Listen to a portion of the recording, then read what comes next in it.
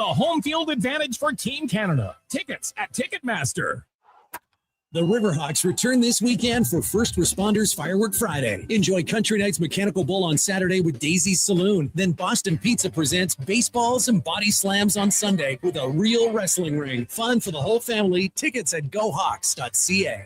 At Fountain Tire, success is a team effort. They're committed to their team members and their customers. And that means treating your vehicle like it's their own and finding solutions that suit your needs. Because whatever the road brings ahead, they're on it with you. Visit FountainTire.com today. Wendy's 99-cent. DJ Luther has it.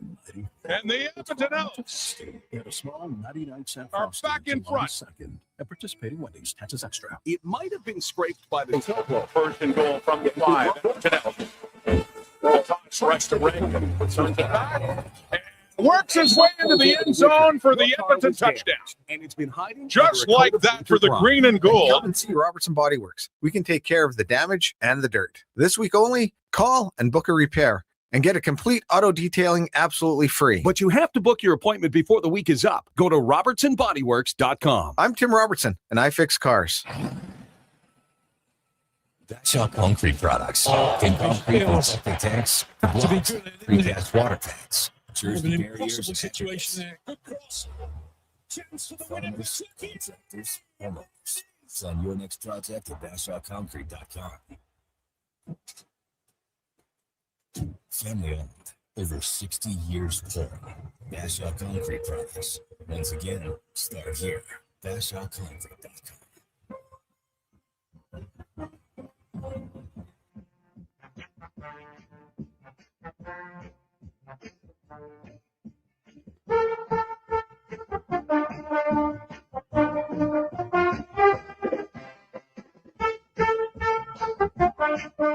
The Jason Gregor Show. First and goal from the 5. Edmonton Oilers. Toss right to Reagan. Turns it back. And works his way into the end zone for the Edmonton touchdown. Just like that for the green and gold. On Sports 1440. 56 seconds. Touchdown. DJ Luther has it. And the Edmonton Oilers are back in front. Presented by PlayAlberta.ca, Alberta's only regulated online gambling website. English skills had to be good there, didn't it? Kind of an impossible situation there. Good cross. Chance for the winner for Turkey.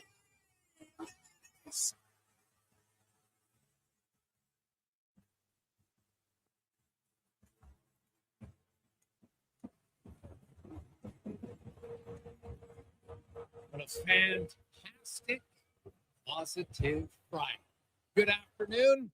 How are you? Welcome to the Jason Gregor Show. Sports 1440, sports1440.ca, YouTube, Facebook, X, Instagram, Twitch. Thanks as always for listening, watching the show. It's always brought to you by PlayAlberta.ca, where tonight, Lotto Max, $40 million and 40 prizes of $100,000. Get your tickets at PlayAlberta.ca. We got lots and lots to discuss. Hockey, NHL Draft tonight. Elks 3-0, baby. Break up the Elks. They're on fire. Talk a little CFL. We'll also talk the European version of football. Of course, we like to call it soccer, but the World Cup continues. Canada, we know they're playing on Sunday against South Africa, and we will find out all the other matchups. Well, might take a little bit later on tonight, but we'll get them all in. We'll see who's playing who. Turkey, big win over the USA for them. Unfortunately, a little too late for them, but still huge goal. Huge goal late. We'll run that down. The Toronto Blue Jays, big weekend set for them. They're actually maybe going to get some help offensively. Although anytime you have to rely on a youngster, maybe that's a sign of how bad things are going. So we'll get to that. We got more trades in the National Hockey League. This has been an unbelievable week, basically since last Friday in the National Hockey League for trades. Over 20 actual NHL players, not draft picks, actual NHLers, ranging from young players like Owen Zellweger, traded today to Buffalo, to top-end guys, Darren Radish, Alex Tuck, Brady Tkachuk. Go down the list, man. It's been awesome. And will it continue? Will Darnell Nurse be on the move this weekend? Philadelphia, Pittsburgh, Boston.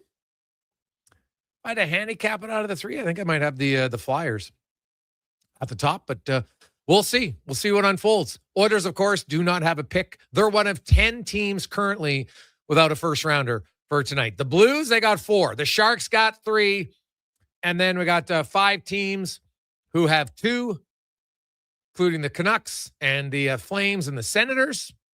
Canadian teams with 2 picks. And we'll see what happens.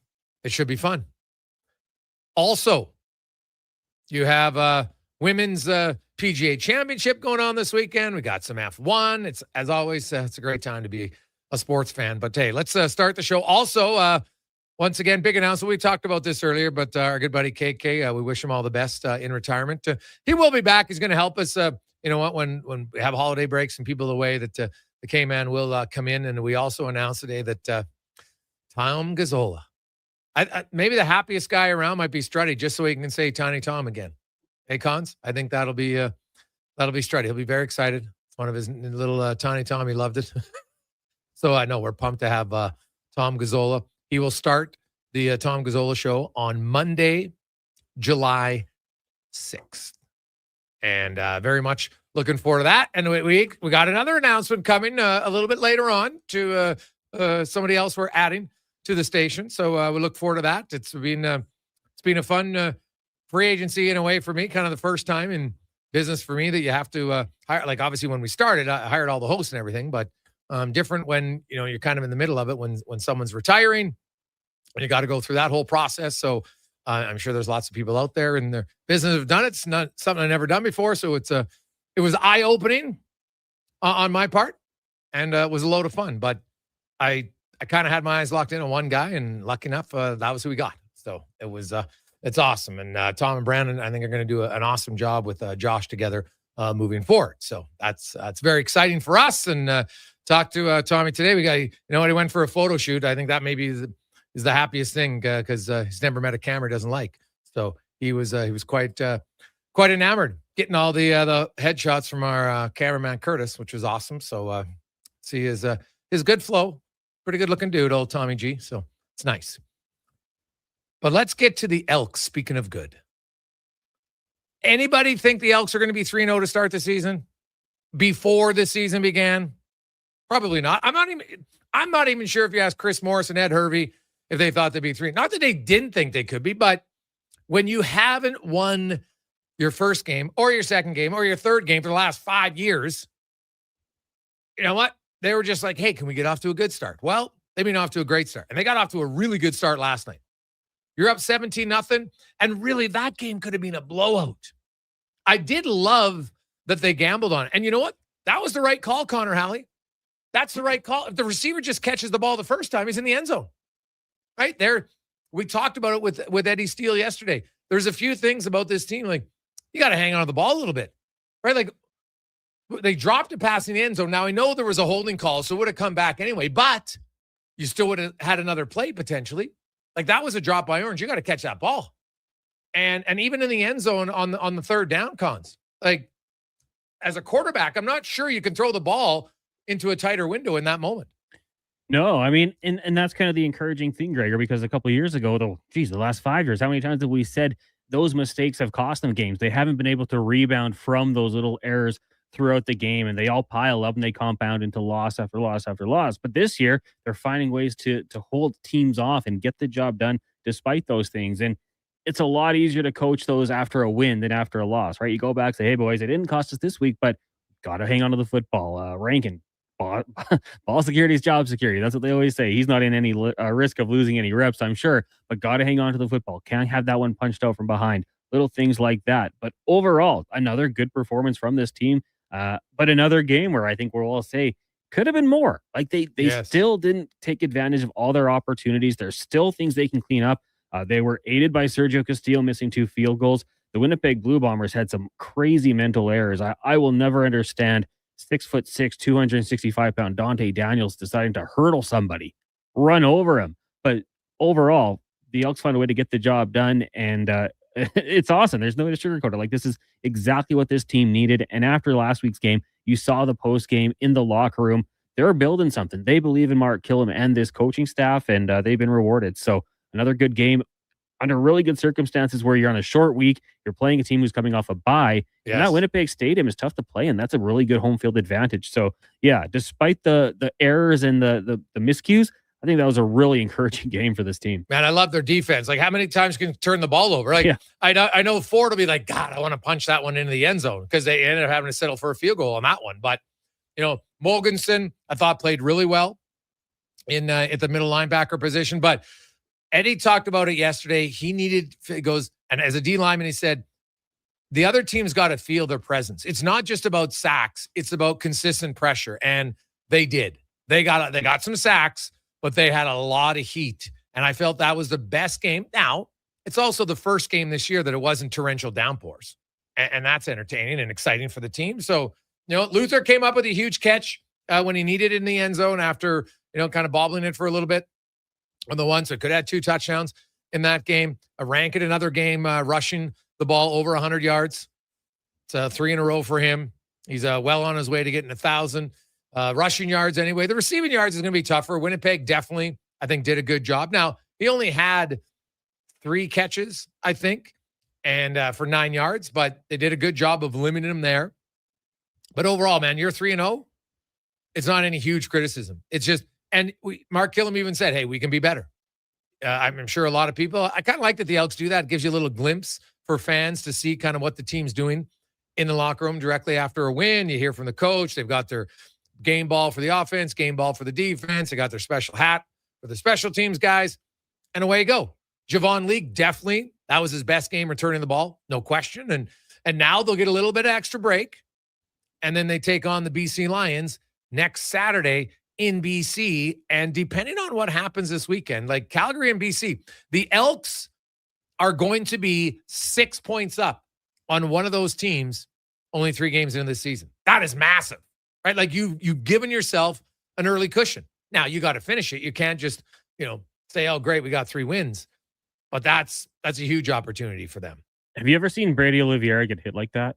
God, that was Jordan Williams popped him. Oh my gosh. That was a monster. I think that's why I got the game ball, right? Yeah, like that was huge. You don't see hits like that in football very often. Such a swing and field position, obviously. Oh, massive. They're going down, they're going to score. And Oliveira's been best back the last couple of years, I'd say. Top 2 at the very least. Mm-hmm. Led the league in rushing 2 consecutive seasons. And he's a little bowling ball. Like, he's not a 6'3" Jerome Messam. He's low to the ground. I don't think I've ever seen him been depleted like that. Yeah, that was a monster hit. And because it's true, because we were at the event for KK last night, and Winnipeg was driving. I'm like, oh, geez, they might score here. And then I look around. I'm like, what? How did Edmonton get the ball? And so then you watch the replay, and I was like, wow, that is a hit. And you know what? It's good. So there we go.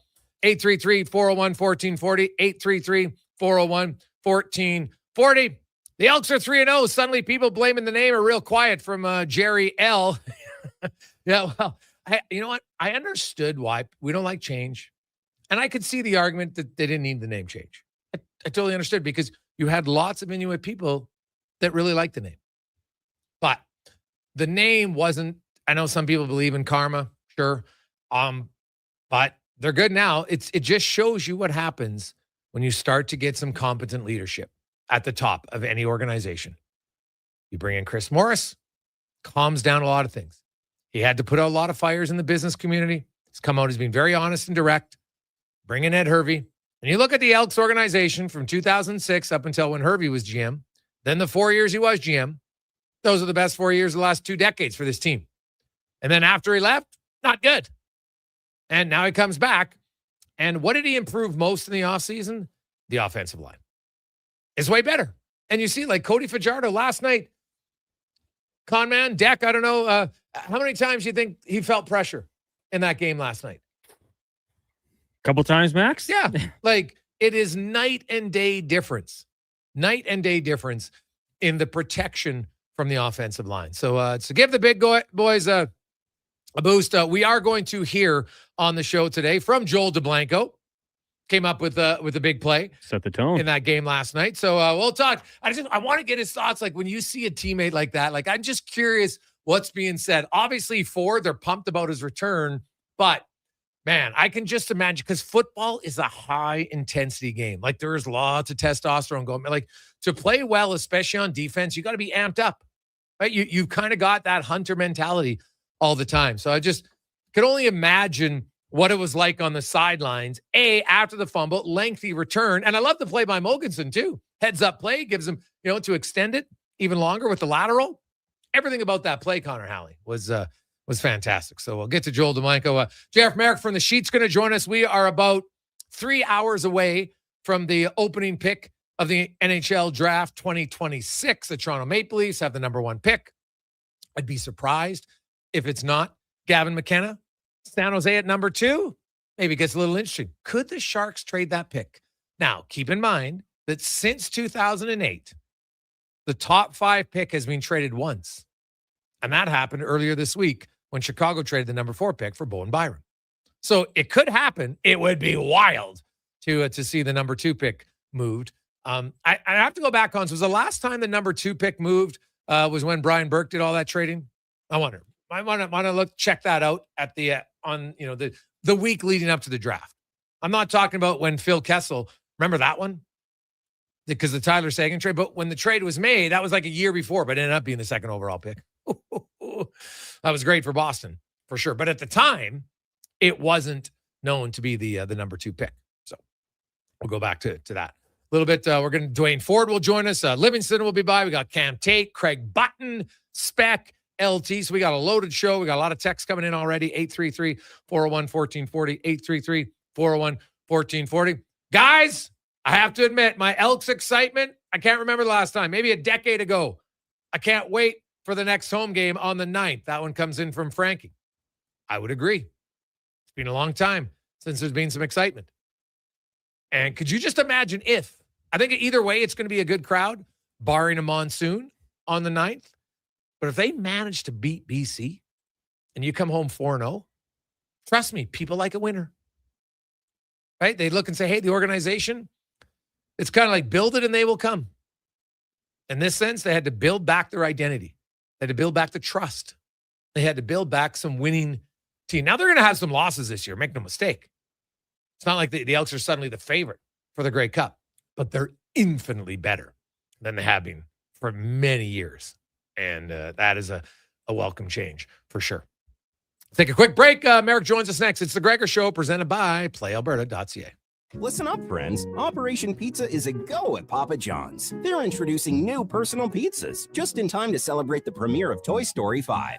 These adventure-sized pies come in new exciting flavors like Sheriff's Roundup, Space Ranger-oni, and Reach for the Pie. Or take your personal pizza to infinity and beyond by creating your own flavor just for you. Order 2 or more with Papa Pairings and get yours for only $9.99 each. New personal pizzas are ready for takeoff. See Disney and Pixar's Toy Story 5 in theaters June 19th. Wondering what you can afford? Let Go Auto do the math with our free car loan calculator. No pressure, no awkward convos, just quick answers on your budget and payments. Bad credit, no credit? We got you. Text CHECK to 780-777-7777. That's CHECK to 780-all-7.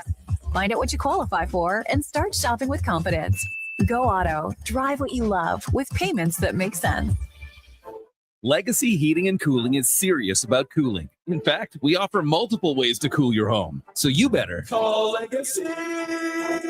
Call Legacy. If you're looking for traditional air conditioning, we got you. Call Legacy. Call Legacy. Or ask us about a heat pump to help you heat and cool. Call Legacy. Call Legacy. Cool with AC or cool with a heat pump. Cool your home with Legacy Heating and Cooling. Diamond Ice Sports and Entertainment is an innovative market leader across Western Canada. Properties include the Spruce Grove Saints, the Junior Prospects Hockey League, Silent Rides Charter Company, the Hockey Super League, and the newly launched Female Super League. Silent Ice also owns the Western Hockey League Seattle Thunderbirds and operates the Morinville AAA Arena, the Silent Ice Center. A new state-of-the-art entertainment facility in Nisku features 2 sheets of ice, a 1,600-seat arena, as well as Summit Restaurant. Learn more at silentice.com. Sleep is for the off-season. What off-season? Sports 1440 is live, loud, and locked 24/7. Oilers, Elks, Riverhawks, Stingers, Oil Kings. We've got your picks. Edmonton is home for sports. Is Sports 1440.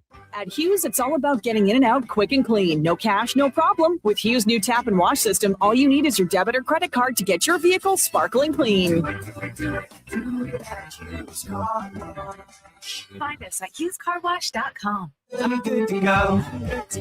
With Mortgages to Go, you'll be good to go. MortgagesToGo.ca says yes when the banks say no. That's why Alberta has trusted Mortgages to Go for over 23 years. If you need cash and have equity in your home, you're approved instantly, guaranteed. Call 1-888-888-5998. That's 1-888-888-5998. With Mortgages to Go, you'll say, I'm good to go.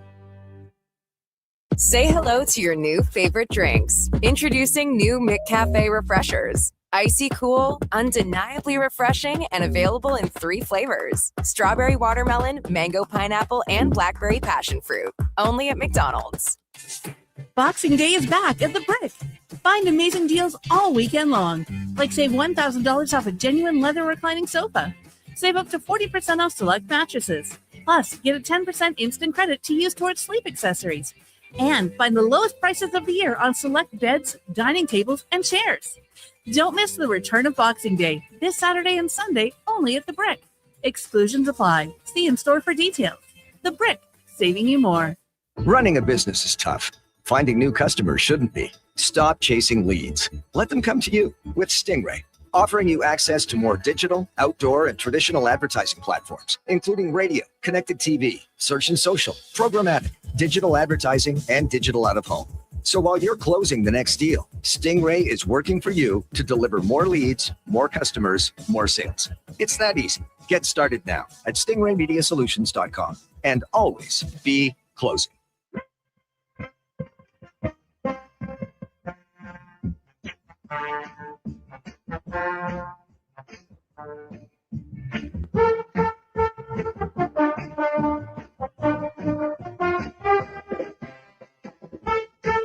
Portions of this hour brought to you by Mortgages to Go. Need cash and have equity in your home? Mortgages to Go has you covered. When the bank says no, they say yes, and they've been doing it in Alberta for over 23 years. Call 1-888-888-5998 or visit mortgagestogo.ca.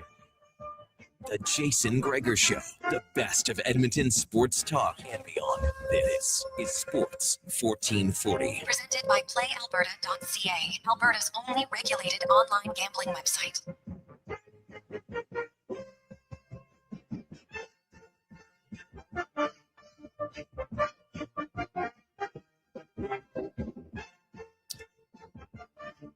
$220. How are you? It's Positive Friday. Elks fans, you got to be positive, baby. Your team is 3-0 for the first time since 2017. And considering basically you started 0-3, 0-7, 0-9, 0-3, 0-3 for the last 5 years, this is a welcome change for an organization that desperately needed some positivity. So they earned it. They'll have the weekend off, and then they'll get set to battle the BC Lions next Saturday. The Elks' next home game, of course, is the 9th. Also, hey, if you're looking for fun, go tonight, because sadly tomorrow it might get rained out. Riverhawks, sick diamond, unbelievable Friday night baseball in the River Valley is awesome. So hopefully take some time, check out the Riverhawks tonight. Also, the NHL Draft. And man, if this week is anything, what is going to happen at the draft weekend leading up to free agency? How many more trades can we have? Hopefully a few. We'll see. Do we get a top 10 pick traded tonight? We've already had one. Well, actually, I have 9 traded multiple times and number 4. So we'll see. To discuss all of that and more, we go around the NHL, brought to you by McDonald's. And hey, you're having some you got the kids this weekend. You know what? You're like, I don't know what to do. Reward them. Get the app, McDonald's. $1 cones. Order it, pick it up, boom. Show up with cones, automatically you're a good mom, good dad. It's a no-brainer. So good. Only at McDonald says we are joined by the host of The Sheet and also my co-host on the PFO Rundown, Jeff. Merrick joins us. Jeff, my man, how you doing? Hey, buddy, how are you? I'm in our downtown Toronto studios. What do you think? Oh, I was just going to say, I like nice, the eh? It's classy. I know. Amal Delich and Nick Caroli putting it all together here. Everything's coming together nicely. Looking good. Looking good. Wow. So Emil's now like an interior designer. Pretty much, I'm gonna have him do my my house up in Stouffville here after he's done here on Spadina. Hey, one thing I wanted to start off with: congratulations, Tom Gazzola. Yeah. Hey, that's massive, buddy. Congratulations. That's fantastic. Great news. Yeah, no, we're excited to have Tommy to the team starting on the great. Of July. Should be loads of fun, and we have another announcement coming up in a few weeks. We'll have another edition as well. That'll be good. Yeah. Nice. Congratulations. There's been lots of additions and subtractions here this week. Jeff, you've covered the league a long time. I've covered the league. I think we're both over 25 years covering the league now. And I don't ever remember this many trades a week leading up to the draft ever. And just draft picks, actual NHL players from top line forwards, top pair defensemen. We've seen everything. It's been unreal. And it's not going to end, right? We still have what's going to happen to Larkin? What's going to happen with Zach Werenski? What's going to happen with Jason Robertson? It's not like we're just dealing with bottom pairing guys or, up and down AHL, NHL players here where they kind of move in the third or fourth round and a couple of teams switch spots. These are heavyweight impact your lineup, change your franchise for the next 10 seasons type moves. And I'm with you, Griggs. I haven't seen action like this leading up into a draft and maybe forever. This has been the most, as far as volume and impact and rumor as well, because again, Robertson's out there. I don't think we've ever seen anything like this. Nothing like this. What do you make of Jason Robertson? Because, I know, and they're all, geez, now it's the millionaire tax. It's no longer. But first of all, that isn't having to be approved. I know they put it in, but people think they're going to argue it. But either way, it's not coming until 2028. Yes. And even if it was instilled, it's still equivalent to $13.5 million on the tax compared to what it would be in Florida or Vegas or anywhere else. But I was looking up all the other places, man. There's lots of places that have 9% tax or higher. Right? Yeah. Lots of them. So I think it comes down to here. Jason Robertson, he wants good for Seattle to take the swings, but they got to build their team into a competitor before they're going to get big free agents. Yeah. So a couple of things here. I don't think that this is an indication of a trend. First of all, we might get there, but Jason Robertson isn't part of any trend of players refusing to go to Seattle. Look, he wasn't going to extend in St. Louis. They made a massive offer. I believe it was 3 firsts, 15, 16, and 29. That's massive. Not interested. There is at least one other team that made a similar, if not identical offer to what the Seattle Kraken made to Jason Robertson. And that was a no-fly zone either. So it's not as if he's specifically, Jason Robertson here, it's not as if he's specifically saying no to Seattle. Right now he's saying no to everybody. And Griggs, whenever I'm asked, okay, well, where does he want to go? Where does he want to go? I keep saying the same thing. He wants to go to Dallas. Yeah. He wants to stay where he's at, but he wants to do it on his terms and at his number. His number is 14. The Dallas Stars number is 12. Sure, you can mess with bonuses to try to make it more palatable for Jason Robertson, but it seems as if right now both sides, Griggs, have really dug in their heels. There were a lot, I'll tell you, there were a lot of people around the Dallas Stars last night that went to bed angry. I believe the owner was one of them, and I can imagine there's a level of frustration with Jim Nill as well. So today the sun came up, and so far it's been quiet. So we'll see what happens as we get closer and closer to the draft. The Seattle Kraken will select 7th overall. I'm one of those people, Greg, that doesn't think that we're going to see Jason Botterill get up there and make any type of announcement. Okay, interesting.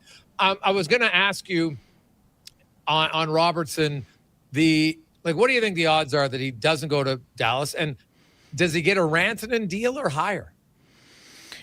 Both sides are dug in. No one's budging. Initially, the Dallas Stars didn't want to come close to the Rantanen deal. Rantanen for them, that was the bar, and everybody else was going to be underneath it. And that included Jason Robertson. And listen, you and I talked about this, going back to last summer. This is the way it's going to be. This is going to be the bar. You're not going to get more than Rantanen. I'm actually surprised that the Dallas Stars have come up as much as they have. Because, you know, on the table at the beginning of the season, like if Jason Robertson wanted the Thomas Harley deal, it would have been done. Simple. Yeah. No problem. Over. But his value based on two things. One, the goals, and two, the salary cap going up, up, and up, have Jason Robertson and his camp stuck on the number 14. He doesn't want to come down. Dallas doesn't want to come up from 12. He's saying no to extending with other teams. So this is a spot that Jim Nill has now found himself in. Yeah. So, but here's the thing, like, how many other teams do you think would offer Robertson 14 mil? Seattle obviously has. Yeah. I think that, and you and I have talked about this on Rundown, the St. Louis Blues, I think, are poised to do some really big things here. I also think the Chicago Blackhawks, where there is pressure now, more so, because let's not forget, like, since they started their rebuild, there have been teams, whether it's Anaheim, whether it's Montreal, whether it's San Jose, there are teams that have lapped them in terms of the rebuild. So ownership there wants to start to see a return on investment and wants to see a much more competitive team and wants to see some wins. So Chicago comes to mind for me as well. I'm sure they'd love someone to play next to Connor Bedard and fill the net and win some games, et cetera, et cetera. So I don't think that there's a ton, to be honest with you, but I think that there are some teams that might just say, you know what, this pill goes down sideways. $14 million is a lot, but we're still willing to swallow it. And that's where it comes out for me, is I look at Jason Robertson, and I understand you have the number in your head. I look like over the last 4 years, top 10 guy in scoring. But then if you take out that 23 season and then you go the last 3 years, which matters more because it's more recent, now it drops down to 19th or 20th, right? Last year, drops down further. So what is he moving forward? Like, he's only 27, right? Like, that's the advantage. But some people are worried about his boots. I'm not sure it's that big of a deal. But, like, where do you come out on it? Like, is this the peak? Like, is Robertson a 45-goal guy? Can he get higher? Is there any concerns for you on a long-term deal? There is, and the one thing that we've seen is, and not so much for like another 3 years, maybe 4, but poor skaters in their 20s tend to decline quickly in their 30s. Yes. And we've seen it before. And that is why, specifically with Dallas, it's interesting, Jason, specifically with Dallas, because, you know, after Jamie Benn, you know, the Dallas Stars internally said, because Jamie Benn's, he's not a burner, he's not Pavel Bure, we know that. Internally, there was the feeling that we're not going to invest that much money in a player who isn't a great skater into their 30s. And yet, here we are with Jason Robertson, and we're talking about an 8-year deal with, you know, with someone whose accent is on shooting, it's not on skating whatsoever. So can you make the argument that Dallas is doing the thing that they said internally they were not going to do again? I suppose so, but then you keep coming back to the same thing. Goals are expensive, man. Like, however you feel about how he scores the goals and what kind of shot he has and what's the score of the game when he scores these goals, goals are expensive and you always have to pay for them. And that's the dilemma for the Dallas Stars here right now. They've made the mistake before, paying players into the 30s who aren't great skaters. That's why, to be honest with you, I'm kind of surprised that it's gotten this far and the number's gotten this high. Yeah, it is. It's kind of wild. Now, Darnell Nurse, another guy who's asked for a trade. Philly, Pittsburgh, Boston's my understanding are the teams on the list. And as we get through the weekend and, you know, teams kind of, you know, they move around. We've seen lots of trades. So there's obviously some guys that maybe you were thinking you could get. Now they're gone. Do you think Darnell Nurse gets moved before Canada Day? You know what? There's a part of me that thinks that Darnell Nurse is coming back. And there's a question about how will he play under Mike Babcock? Because Babcock is the wild card here.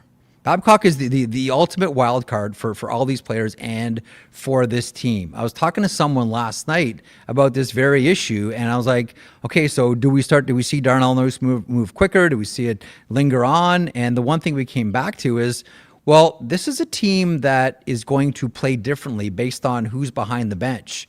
So who's necessarily saying that he's going to get moved? Like, I've been of the opinion that nope, he's going to get moved. They've made the decision, made the request and everything. It's not as if his buddies are leaving too. I wonder if the wild card here is, does Edmonton wait and have a wait and see approach and see how Darnell Nurse plays under Mike Babcock? That's what I wonder about. Now, having said that, push comes to shove. Before that, I still think he does get moved. I don't know that it happens this weekend. I'm more of a into July kind of guy with Darnell Nurse, and I do wonder whether that list gets expanded at all. Yes. I mean, if Darnell Nurse wants to move quickly, may have to expand that list. There's probably a couple of teams in California that would be very interested in the services of Darnell Nurse right now. Thank you very much. So I would wonder if, the Oilers go to Darnell and say, like, look here, like, if you want to go quickly, if you want to get this over with, you're going to have to expand your list, because right now it's too narrow to do fast. Yeah. No, does that make sense to you? Oh, it totally does. And, because the truth is, like, next summer, he has a 10-team no-trade list. That's it, right? So it expands massively. So, and by then, who knows?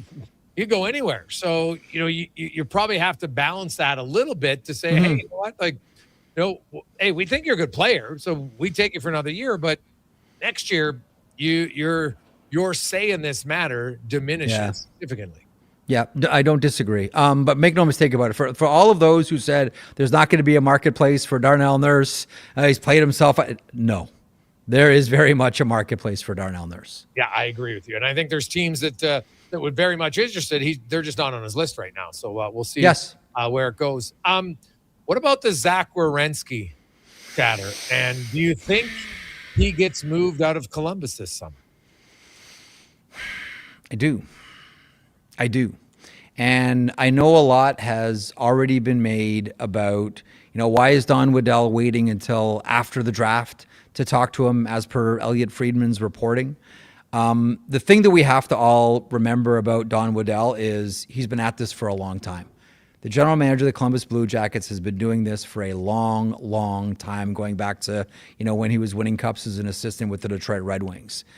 I would have to think that by now, even before talking with Zach Werenski, that Don Waddell knows exactly what he can get from who in the marketplace should Zach Werenski say, I'm not going to re-sign when my contract is up. We've seen it consistently from a lot of players, the Dylan Larkin trade requests, Brady Tkachuk, et cetera. We'll see it from Connor Hellebuck. And the ask there, by the way, I'm told this afternoon, is massive right now. And it should be. Yes. And absolutely it should be. But, what's my sort of gut feeling on, does Werenski stay or does Werenski go? Based on what we've seen from a lot of his teammates with the United States gold medal team at the Olympics, push to shove. It's been a challenge, a real challenge in Columbus. Columbus is going to have to take a defenseman back, at least one defenseman back in any trade. But I think that Columbus is probably bracing themselves for a trade with Zach Werenski. Yeah, man, that'd be a massive difference maker for a team to get him. Holy cow! Yeah, well, listen, the market will be massive. I'm gonna guess that you're Don Waddell here, and you look at your division, and it's probably jump ball. Right? Like outside of the Carolina Hurricanes, that division is jump ball. You get a player or players for Werenski, all of a sudden, as long as you don't trade Werenski within the division, unlike what Ottawa did with Brady Tkachuk, and now here's another team competing for a playoff spot. So I'm guessing if they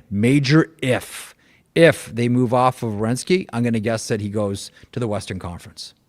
Jeff Merrick joins us, host of The Sheet on Daily Faceoff, as well as my co-host on the DFO Rundown podcast.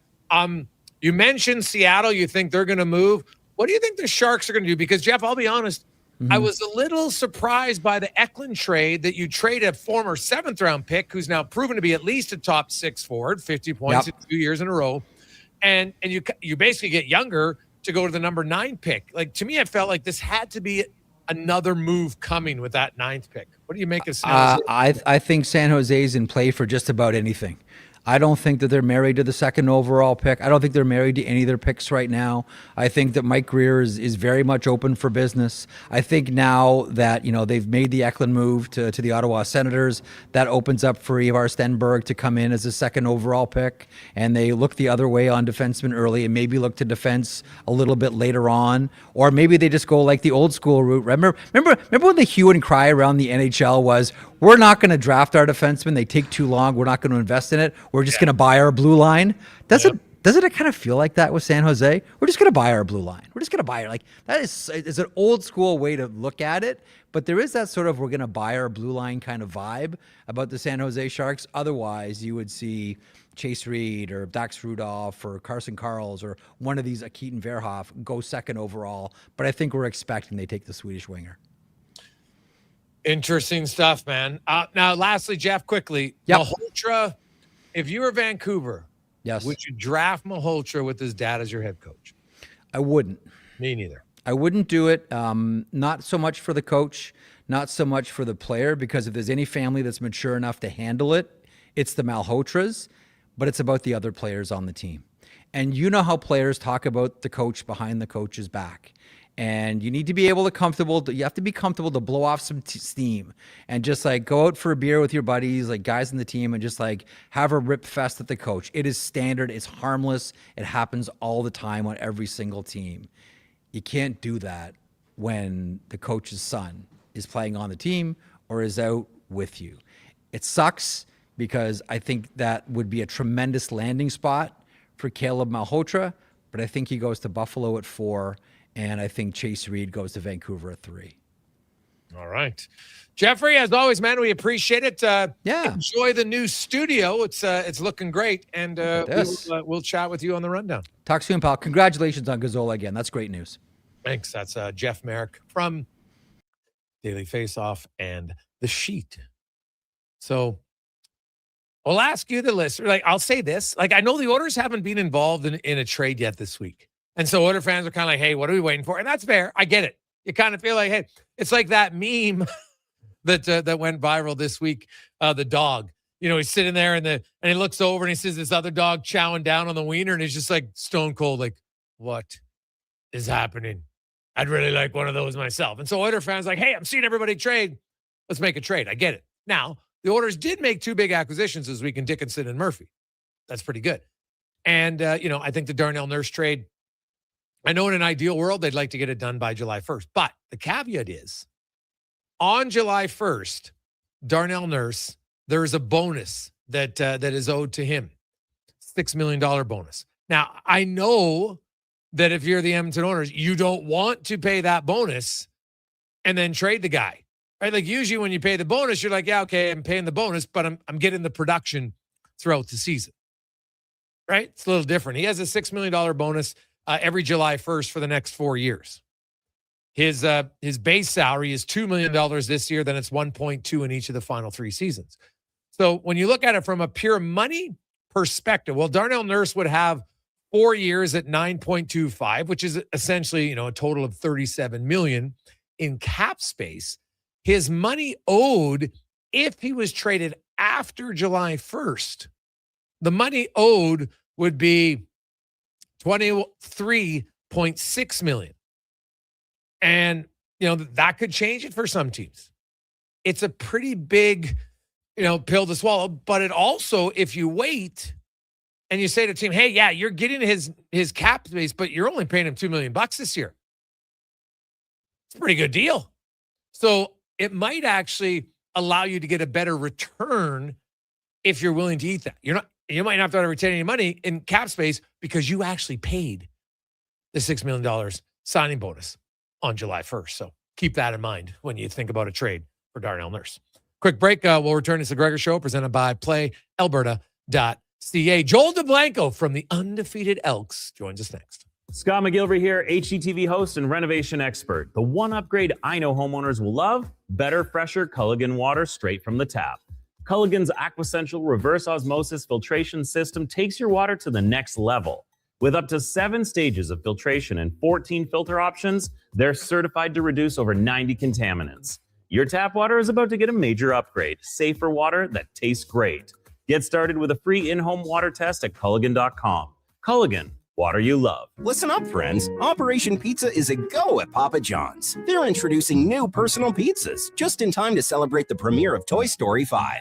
These adventure-sized pies come in new exciting flavors like Sheriff's Roundup, Space Ranger-oni, and Reach for the Pie. Or take your personal pizza to infinity and beyond by creating your own flavor just for you. Order 2 or more with Papa pairings and get yours for only $9.99 each. New personal pizzas are ready for takeoff. See Disney and Pixar's Toy Story 5 in theaters June 19th. With Play Alberta, backing the home team goes beyond the bets. That's because your picks have provincial impact. Play Alberta is the only app in the province that puts all revenue directly back into supporting programs and services that Albertans rely on every day. By investing in the General Revenue Fund, every play, bet, and buy made on Play Alberta helps make a difference across the province. Visit playalberta.ca/Gregor to learn more. That's playalberta.ca/Gregor. Must be 18 plus to play. If you gamble, use your game sense. At Fountain Tire, success is a team effort. They're committed to their team members and their customers. And that means treating your vehicle like it's their own and finding solutions that suit your needs. Because whatever the road brings ahead, they're on it with you. Visit FountainTire.com today. Are you a skilled laborer? All Star Construction wants to talk to you. A heavy equipment operator with track hoe or backhoe experience? All Star Construction wants to talk to you, too. With work in and around Edmonton for local land developers, All Star Construction offers year-round employment. Whether it's power, gas, or telecom, developers rely on All Star Construction to get the job done. So if you're a skilled laborer or a heavy equipment operator with track hoe or backhoe experience searching for work, search All Star Construction on Indeed. Hey, hon, I'm getting expressions and images to frame my hockey card collection in the man cave. Perfect. I'll come with you and bring our wedding photos. For sports memorabilia and family treasures, think Expressions and Images, your local custom framer since 91. You name it, we frame it. There's still time to book your tournament at the Ranch Golf and Country Club. As one of Alberta's top tourney courses, the Ranch makes hosting fun and easy for any group or business. No matter how unique or unusual, they'll accommodate your vision for an event no one will soon forget. Start planning your tournament today at their beautifully landscaped course on the outskirts of West Edmonton. On-site event coordinators are here to help, but hurry, availability is limited and booking fast. Visit theranchgolf.com. Our new McCafe crafted sodas just drinks or something more? Like Sprite Berry Bliss, Creamy Strawberry Coke, and Orange Dream. All swirled with fizzy flavor and topped with silky cold foam. Only at McDonald's. At participating McDonald's restaurants in Canada.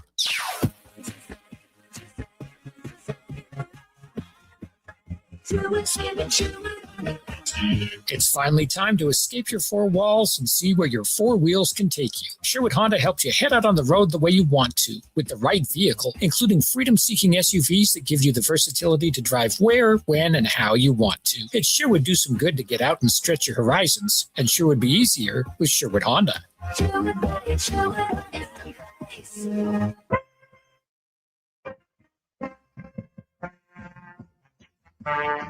Portions of this hour brought to you by the Druid Irish Pub, Edmonton's favorite soccer home. The Druid Irish Pub is back in the Ice District across from Rogers Place. Watch all the games with 650 Heineken only at the Druid Irish Pub.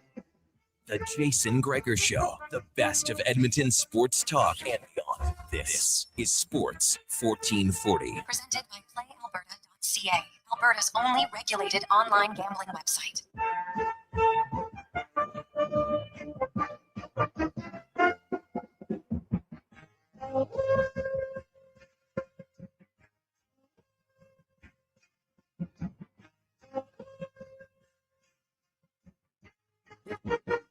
.247 as we continue on Pause of Friday, Sports 1440, sports1440.ca, YouTube, Facebook, X, and Instagram. Thanks, as always, for making us part of your way home on Friday. It's the NHL Draft. Tonight, we got the World Cup elimination rounds beginning on Sunday. The CFL continues in week 4. The Elks, though, they're sitting back a few days off as they celebrate a perfect start. Record-wise, I know the players will tell you, hey, it's not perfect yet, but hey, when you're 3-0, you're not complaining, right? You're challenging yourself to get better, but you sure aren't complaining as we get to our Elks Report, brought to you by Legacy Heating and Cooling, where the rates never change, no overtime charges. That's how you build a legacy at legacyheating.ca. And we're joined by a gentleman who had 6 tackles, a sack, and a fumble return last night in their 23-18 victory. Elks linebacker Joel Delanco joins us. Joel, welcome to the show, my man. How you doing? I'm doing great. Thanks for having me, Jason. Hey, I appreciate you coming on again. Man, when you're 3-0, life is better. I'm sure the aches and pains from a game, 2 games in 5 days are a lot less when you're 3-0. Can you talk about just like the mental bonus of being 3-0 for a team right now? Yeah, no, it's exciting. It feels really good to close those games out, and especially going in the crunch time and being able to close games out. We put a huge emphasis on that in the off season. So seeing that work come to fruition, it's been awesome, really exciting, and just happy and excited for the next opportunity to go 1-0. So let's kind of break down that game, and can you walk us through the hit and how when your teammates, Williams on that hit? Hey, Oliver's a pretty stocky dude, man. You don't see a guy get hit like that very often. Kind of take me through that and just how excited, because I know it, to be a football defensive player, like you got to play with high energy and high emotion all the time. And we just don't see hits like that very often. Can you take us through what it was like afterwards amongst the defensive players after seeing that? Well, it happened so fast. I don't even think any of us realized until we got off onto the sidelines and saw actually what happened. And so we're like, holy cow, you absolutely folded him. So it was awesome. We were hyping him up, dapping him up and everything. And so that was a heck of a play. And for it to just pop out into Brock's hands there and him able to run it down and pitch it to T Ford. I mean, what a heads up play. Yeah, well, the whole play, man. I'm sure Ford's like, God, I was so close. I want to get in the end zone at that point because defensive guys love getting in there. You don't get many opportunities. No. You guys created a lot of turnovers, right? And you've done that this year. You're 3-0, and not a surprise. You're 3-0 in the takeaway category as well. Joel, how big of a focus has it been for the defense this year to create turnovers, which was something that didn't happen a lot of last year? Yeah, no, I think, there's a lot of factors in creating turnovers, but we've put a huge emphasis, especially on, looking for opportunities to punch a ball out and in training camp and everything like that. So seeing a lot of fumbles on the ground, and credit to the coaching staff for, making it a point of emphasis. Every practice it's graded and we evaluate it. And and it's something that's celebrated with guys on the team. And so, it's really cool seeing it, show up in games. And obviously when, later in the season, we started seeing more picks and stuff like that last year as we started getting more comfortable with the defense and everything. But you're seeing a lot more opportunities for that here too. Joel Delanco joins us, a linebacker for the green and gold. And the Elks put out a video in the room, and you see just, how excited it was for the team, and your coach, obviously very proud of you to get a win on a short week, and just the belief in your team, Joel. Right now, you're a young guy. Obviously last year, you're in the league. You're super excited. Don't get me wrong, but everybody's competitive. Now you look, and where did the belief begin this year? Because it wasn't like you needed a win. I sense you had it beforehand. Where did it start this year? Well, it started last year. When we started winning games, and we're kept getting better and better and better. And we're like, you know what? We're a really good team, and we just got to continue to put this together. We were hyped by the end of the year. Obviously, we're upset that we didn't make the playoffs, but we were really excited for what we were building, and we knew that we could be really good, a really good team. And obviously, it's only 3 games in. We have a lot of season left to play. We're not going to get too high on ourselves. But we're playing good ball. We can get a lot better. We leave a lot of, there's obviously plays that are left out there, and we can continue to get better. But, like I said before, just our ability to close games out, that's what we take pride in. And that's what we've worked so hard for. So I'd say that belief started last season. And, having the same guys and working with, similar people on the defensive side of the ball, adding some weapons. For us, we're able to play fast because we know each other and we're comfortable playing with each other. We communicate really well. And so, we just have continued this from last year, and we know we can win. It's just a matter of closing games out and playing good, sound, complementary football. The continuity matters in pro sports for certain. The secondary, all returns, linebacking core, all four of you, and you needed all four, unfortunately, with Nick getting injured again. And Brock comes in and obviously makes a huge play in his first game. And the D-line, you've gotten a lot more pressure. Malik Carney, I had him on earlier, and he was telling me he's quite a chef. Like, he loves cooking. Do you know that he's a big cook, and has he invited you over yet for one of his meals? You know, I don't know if we've gotten to the chef conversation, but I'm gonna be poking and prodding at him to get an invite. You know, sometimes it's a little weird to ask, like, hey, can I come over? You want to cook me a meal? But I have no shame in it. I think that's the way to go. Well, I can tell you when I asked him what of his hobbies was, like, he got more excited talking about food and the Food Network than I think he might have talked about Saks. No joke. Like, he's been cooking since he's a young guy, and he's got some go-to meals that he really likes. And he's mentioned it. Yeah, I've had a few guys now, but I know that football guys like to eat. And when you have a guy who likes to cook, it seems like it's a perfect, that's like a perfect teammate bonding situation. Absolutely. And that's funny because everybody's got those topics, right? Like, mine is like hunting, right? Like, I probably will light up talking about hunting more than talking about football. And I just love it, right? And so that's funny that Scoops is cooking. So I'm gonna have to ask him about it. I could see it for sure. Now I want to ask you that your GM Ed Hervey went out and really revamped the offensive line, brought in some new guys, and some bigger guys. And I know the defense goes up against the offense, and D-line more so, but you as the linebacker, you see him a lot. What have you noticed in practice and in game, the biggest difference you see from that improved offensive line? Those guys are really good. It's hard to kind of, they have made us better, and especially during training camp and everything like that. And there's moments where we would see some stuff that the O-line's doing, and the response from our coaches and the players would be like, these guys are really good. And they're doing some special stuff. So it just raised the level of play for us. And, we had a good group last year, but, if you ever came to practice, it'd be a little bit more one-sided with the defense getting after it a little bit more. And it's not necessarily like that now. So it makes things more interesting for us and a little more competitive. Though I like just completely dominating the offense in practice, and it still happens at times. But yeah. Joel, what do you do on your days off now? Well, I'm on baby duty now. Just getting an opportunity with the family, spend time with the little guy. It's weird going on away trips, and so this little extra time we're going around and, getting some food and just spending time with one another, getting stuff done around the house. So just, yeah. How old's your little guy?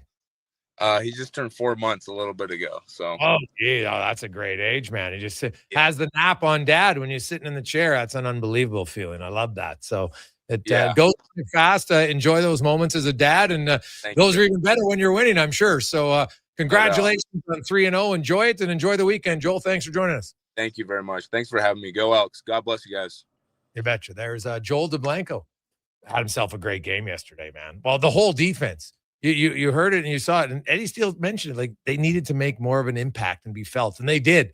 Forced fumbles, big hits, sacks. It was easily, I thought, Connor, their best defense. And they've had good defensive games, but that was easily their most notable, impactful defensive game. Yeah, I thought so. Getting the stops when they need to, game-changing plays by their big-name players. Like, towards the end of the game, Malik Carney had a huge rush. Obviously, it didn't go result in a sack, but just kind of stepping up when you need to. And I thought they looked great. And I tell you, Delanco, you can just see the growth in his game, Gregor. Like, you could see it last year. He was fast, but maybe just a step behind, right? But he's a rangy linebacker. He's moving around out there, and he looks huge. That's the guy you sent off the bus first. So, yeah, it's cool to see, and I expect big things from him going out through the rest of the season and the rest of his CFL career because the progression's been fantastic. Yeah. Jason Gregor, Connor Halley with you, Sports 1440, sports1440.ca. Coming up, we got lots more hockey talk. Of course, the draft tonight. Now, the Edmonton Oilers probably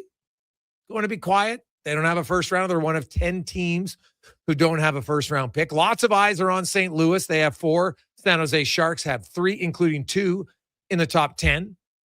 Then you got Vancouver has 2, Calgary has 2, Ottawa has 2, Buffalo has 2, and who am I missing? One other team has 2 picks. Anyway, I know that there's 5 teams combined to have 17 of the 32 picks currently in the first round. So those teams will definitely have a say in what is going to happen tonight, which is awesome. So take a quick break. Let's get to the con man and a Sports 1440 update brought to you by Fountain Tire.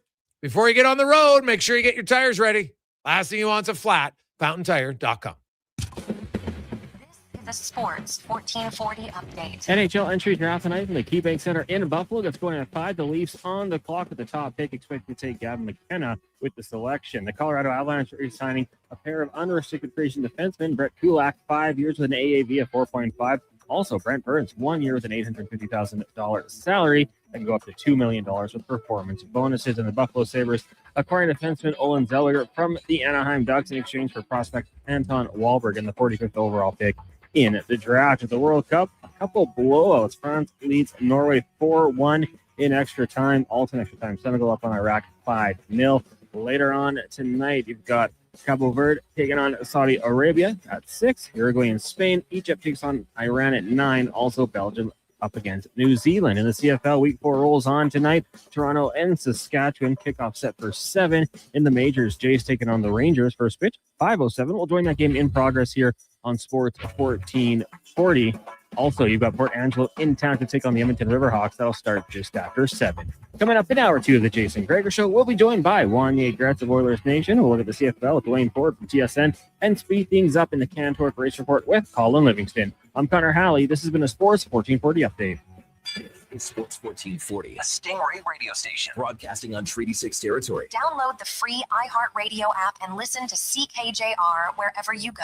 Listen up, friends. Operation Pizza is a go at Papa John's. They're introducing new personal pizzas just in time to celebrate the premiere of Toy Story 5. These adventure-sized pies come in new exciting flavors like Sheriff's Roundup, Space Rangeroni, and Reach for the Pie. Or take your personal pizza to infinity and beyond by creating your own flavor just for you. Order 2 or more with Papa Pairings and get yours for only $9.99 each. New personal pizzas are ready for takeoff. See Disney and Pixar's Toy Story 5 in theaters June 19th. Got a car you're ready to part with? Find out what it's worth. Fast, easy, and totally free at Go Auto. We're talking top dollar trade-ins, whether it's a little worn or still rocking that new car smell. Just a few clicks, and boom, you've got your value. Text value to 780-777-7777 to start. That's value to 780 all sevens. Why guess what it's worth? Let Go Auto show you the money. And here comes Action Electrical service team sprinting onto the scene. These are your first responders for any electrical emergency. That's right. With their fleet of service vans and specialized gear, they assess, they service, and maintain electrical lighting and automation systems. They're all about rapid response. Quick diagnostics and repairs to restore power and safety fast. Hire the Action Electrical team to bring home a win for your project. Visit actionelectrical.net. Summit Restaurant, located in the heart of the Silent Ice Center and just minutes from South Edmonton Common. Summit is your destination for exceptional house-made pizza, delicious entrees, and expertly crafted cocktails. Experience the perfect blend of flavor and ambiance in a modern setting. Join us for a straightforward yet elevated dining experience where our commitment to quality speaks to every bite and sip. Make Summit Restaurant your next night on the town. Expand your brand with Fusion Promo Marketing. Fusion is your trusted partner for all things branded merch and apparel. Thousands of products perfect for businesses, sports teams, and corporate events. Fusion with a Z. Promomarketing.ca. Everything is going to be okay. If your debt has you feeling like you're in a free fall, you have options. I'm Dan McDicken, a licensed insolvency trustee with Faber. Becoming debt-free is possible, and a personal bankruptcy or consumer proposal will get you there. Schedule your free Faber Focus session at faber.ca today. You'll learn how a consumer proposal allows you to eliminate your debt by paying a percentage of the amount owed without interest. At Faber, we'll tackle your debt. Novo Blinds is your home ice advantage for window coverings. Edmonton's own custom manufacturer with over 300 5-star reviews from homeowners, builders, and commercial contractors. Book a free in-home consultation at novoblinds.ca. Wendy's 99-cent Frosty is back, and Frosty farmers couldn't be happier. Made with Canadian dairy, they grow up cool, creamy, and mighty thick. It's farm to Frosty. Get a small 99-cent Frosty until August 2nd. At participating Wendy's, taxes extra.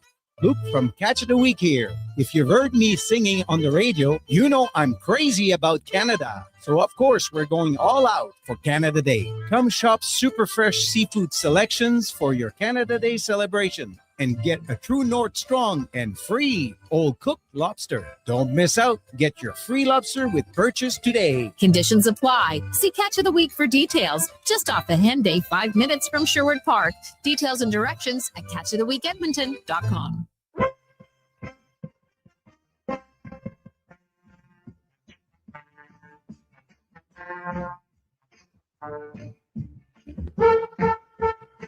Portions of this hour brought to you by CanTorque. We offer sale, rental, repair, and calibration of hydraulic, pneumatic, and battery-powered torque wrenches, stud tensioners, and flange maintenance equipment. Order today at CanTorque.com. The Jason Gregor Show, the best of Edmonton sports talk and beyond. This is Sports 1440. Presented by PlayAlberta.ca, Alberta's only regulated online gambling website.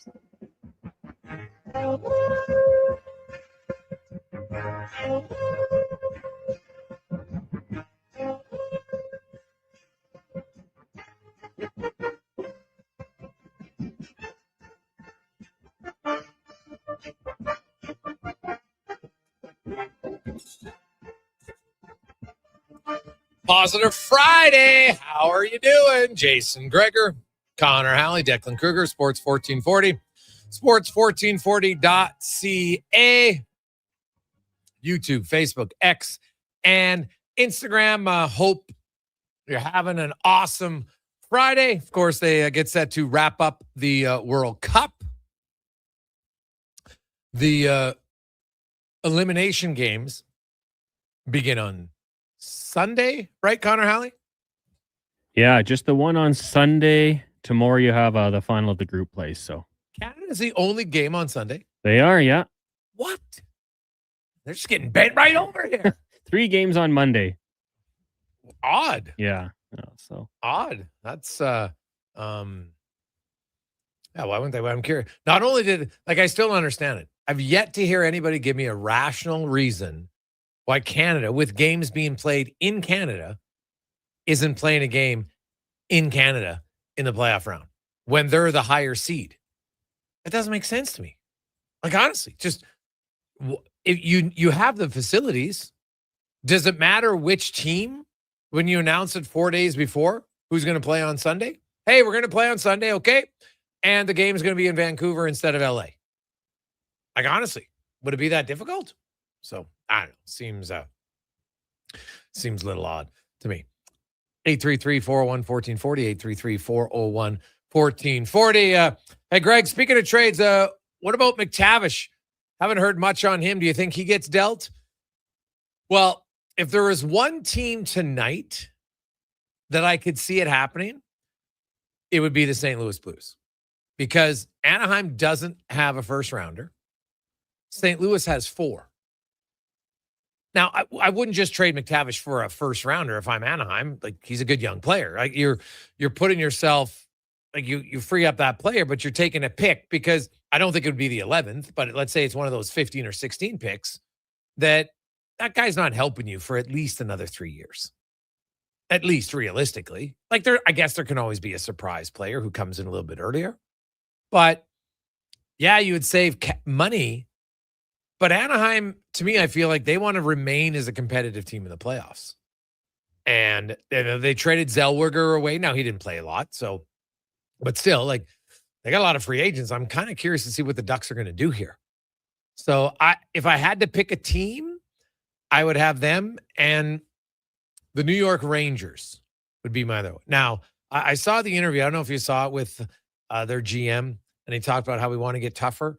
So then I put out a tweet that just said, what AAV are the Rangers going to give AJ Greer? And man, Ranger fans were just like, oh my God, it's going to be $4 million. Like, they're not necessarily happy, but they're just like, and people were laughing. You're like, because honestly, if you look at a physical player who's a free agent, it's AJ Greer. Now, he had a career year last year, 17 goals. But when you have a career year and you're a free agent, usually you get to cash in. It's just kind of how it works. Some teams just, you get, oh my God, this is what he's capable of. This is what he can finally do. And you're just like, eugh. So I'll be curious to see what AJ Greer gets. But I could see a McTavish to the Rangers, but the Blues, if I had to pick, the Blues would be my first pick on that. As we welcome to the show, Wanye Gretz. What are you celebrating? What's on your shirt? Oh, 20 years of Ood Noodle. 20 years? Can you believe that? 2006. Yeah, that's when it started up. God, I didn't know that. Time marches on. Was that the first location on White Ave? White Ave. Yeah. Sunny. 06. Yeah. Okay. And so they went that location, then the one on the west end on 170th. That's right. And then Jasper Avenue. Yes, Jasper Ave. Okay. Now there's 18 proud Oodle Noodles. All right. Oof. Are they is pizza still digging potholes? That might have been, honestly, when I think back, we've had a lot of sponsors over here. The Oodle Noodle commercial blaming pizza for potholes might have been the funniest commercial I've ever heard. The Pizza's Mean campaign. Yes. Yes. And I do remember talking to Teresa and Eddie at Papa John's, and they laughed. They thought it was quite funny. Right? And they're pizza people. They were just like, obviously it's not true, but that's what made it funny. Those were the days when our Oodle Noodle marketing meetings were held at the Pint at 1 a.m. We were like, you know what we should do? This would be so funny if we just blame pizza for all the problems and then we promote the noodles. Oh, I like it. That's good. Okay. Been a crazy week in the National Hockey League, man. I love it. People say like, oh, how do you guys do hockey all summer long? Like, because there's so much drama and so much stuff going on that you don't actually need hockey to follow this crazy sport and team of ours. How was the last week? I thought you did a really good job at the press conference. Right? Oh, thanks. Yeah, I thought you did a good job. And the internet, which is rarely in union on any topic, everyone agreed you did a good job. Well, there you go. You know, hey, one day it happens. That's good. It's good. And we can agree for one day, but then we'll disagree the other days. That makes it more fun for Sports Talk Radio. And we'll see what the Oilers. I know we got a lot of texts coming in already about, hey, well, the Oilers going to do something. I'm sitting here waiting, and that's fair. But keep in mind, when you look at a lot of the trades that occurred so far this week, outside of the Brady Tkachuk trade, and even the Brady Tkachuk trade, like there's 3 first-rounders involved. The Oilers don't have 3 first-rounders, right? So any of the trades that involve the first-round pick, it's really hard to say, well, why isn't Edmonton in? Well, because they don't have a first-rounder, right? So, that's just the reality of it. But most of the teams were non-playoff teams, right? So they're trying to improve. The playoff teams, like, yes, Florida got Tkachuk, but guess what? Florida didn't make the playoffs. Right now, we all assume they're going to be a good team this year, but outside of like Buffalo, there really hasn't been a playoff team making any sort of significant moves just yet. Will we see it in free agency? I don't know. Radish and Tuck have already been signed and traded, so that takes off 2 of the big ones. The Rasmus Anderson deal with Vegas, I've heard from multiple sources that it's they've got a deal, and they'll nothing signed, but kind of like a verbal agreement. They're just waiting. Something to do with the you can go over the cap by 10% when the new calendar year starts, and then there's LTIR and Alex Pietrangelo. I know there's that rumor he's returning. He's not returning. So somebody, I don't know where they thought that from. Andy Strickland's like, I never said he was returning. He said he's feeling better, but feeling better is great to live a life. Not necessarily playing the National Hockey League, 2 different things. Like you can walk around, maybe play with your kids, doesn't mean you can compete, even if you're capable of it, with certain body issues in the NHL. But, tonight, 10 teams don't have a first rounder. Most of them were playoff teams last year. Chicago is obviously the exception because they just traded their first rounder to Buffalo for Bo and Byram. So I'm not, I can never rule out, a Darnell Nurse trade. He's the one guy we know is on the market. a very limited team list right now. And I don't see a team trading a first for Nurse just yet. Maybe, but if you're Edmonton, yeah, you take the first, but you've got to probably get some salary back, I would think, in a trade. But then there's the July 1st bonus, and that might change. Maybe a team just say, hey, we'll make a trade, but we're going to wait till July 2nd, because now, even though his cap hit is 9.25, his money owed this coming season would be $2 million, and then it would be $7.2 million each of the final 3 years. And for some teams and some owners, that might be just, an ability to sweeten the pot, shall we say. So it's a $7 million signing bonus? 6 this year. 6. Yeah, because the cap hit is 9.25. He made more money in actual salary the first few years, right? So Edmonton's already paid more. His actual dollars owed is $8 million this starting July 1st. Then it's 7.2, 7.2, 7.2, right? It's a $6 million bonus each of the last 4 years. And then $2 million in base salary this coming season and $1.2 million each of the final 3 years. And lots of contracts are that way. It's not like you have the exact same money owed each year. And for some teams, that could be a difference, but it's also one where you got to convince Daryl Cates to be like, man, we got to eat $6 million just to trade the guy, right? Because that's really what it would be doing. You're giving him the signing bonus, and then you say goodbye. Craig Button said last week, cost of business, when he was talking about the contracts the Leafs were handing out. And it kind of has been rattling around in my head. Like, I wonder what those conversations are like with Mr. Cates. You're like, hey, you know what? We're going to have to pay $6 million if we waited a week before trading him. Like, is it a cost of business, or do you think that like paying Coach Knobloch 3 years to not coach, holding on for another week for $6 million for Nurse, like, do those stack up in your mind as an NHL owner, or are you like, it's a cost of business? That's a great question. I'm not a billionaire, so I would think that it's a little bit of the cost of business. And when you're in a win now mode, if you feel that, okay, I got to pay, and Knobloch, my understanding was around just under $3 million a year. So you'd look and say, okay, I got to pay that guy. He's not coaching. Okay. Now it might only be for 1 year because Chris, I've talked to him. He told me himself he's going to take a year off, but then he'd like to get back into it. Now, who knows if in December or January, if somebody gets fired and all of a sudden he's been sitting, relaxing, if all of a sudden the itch, you scratch it a little bit more. Ask anybody out there who's retired. You love it, but sometimes it's a little bit harder. So you get out of the coaching thing. And like Chris was telling me when I talked to him that basically hockey has been part of his annual life every year since the age of 6, whether it was playing, right? Then he went to university, he was playing, then he got into coaching. It's never not been part of his life.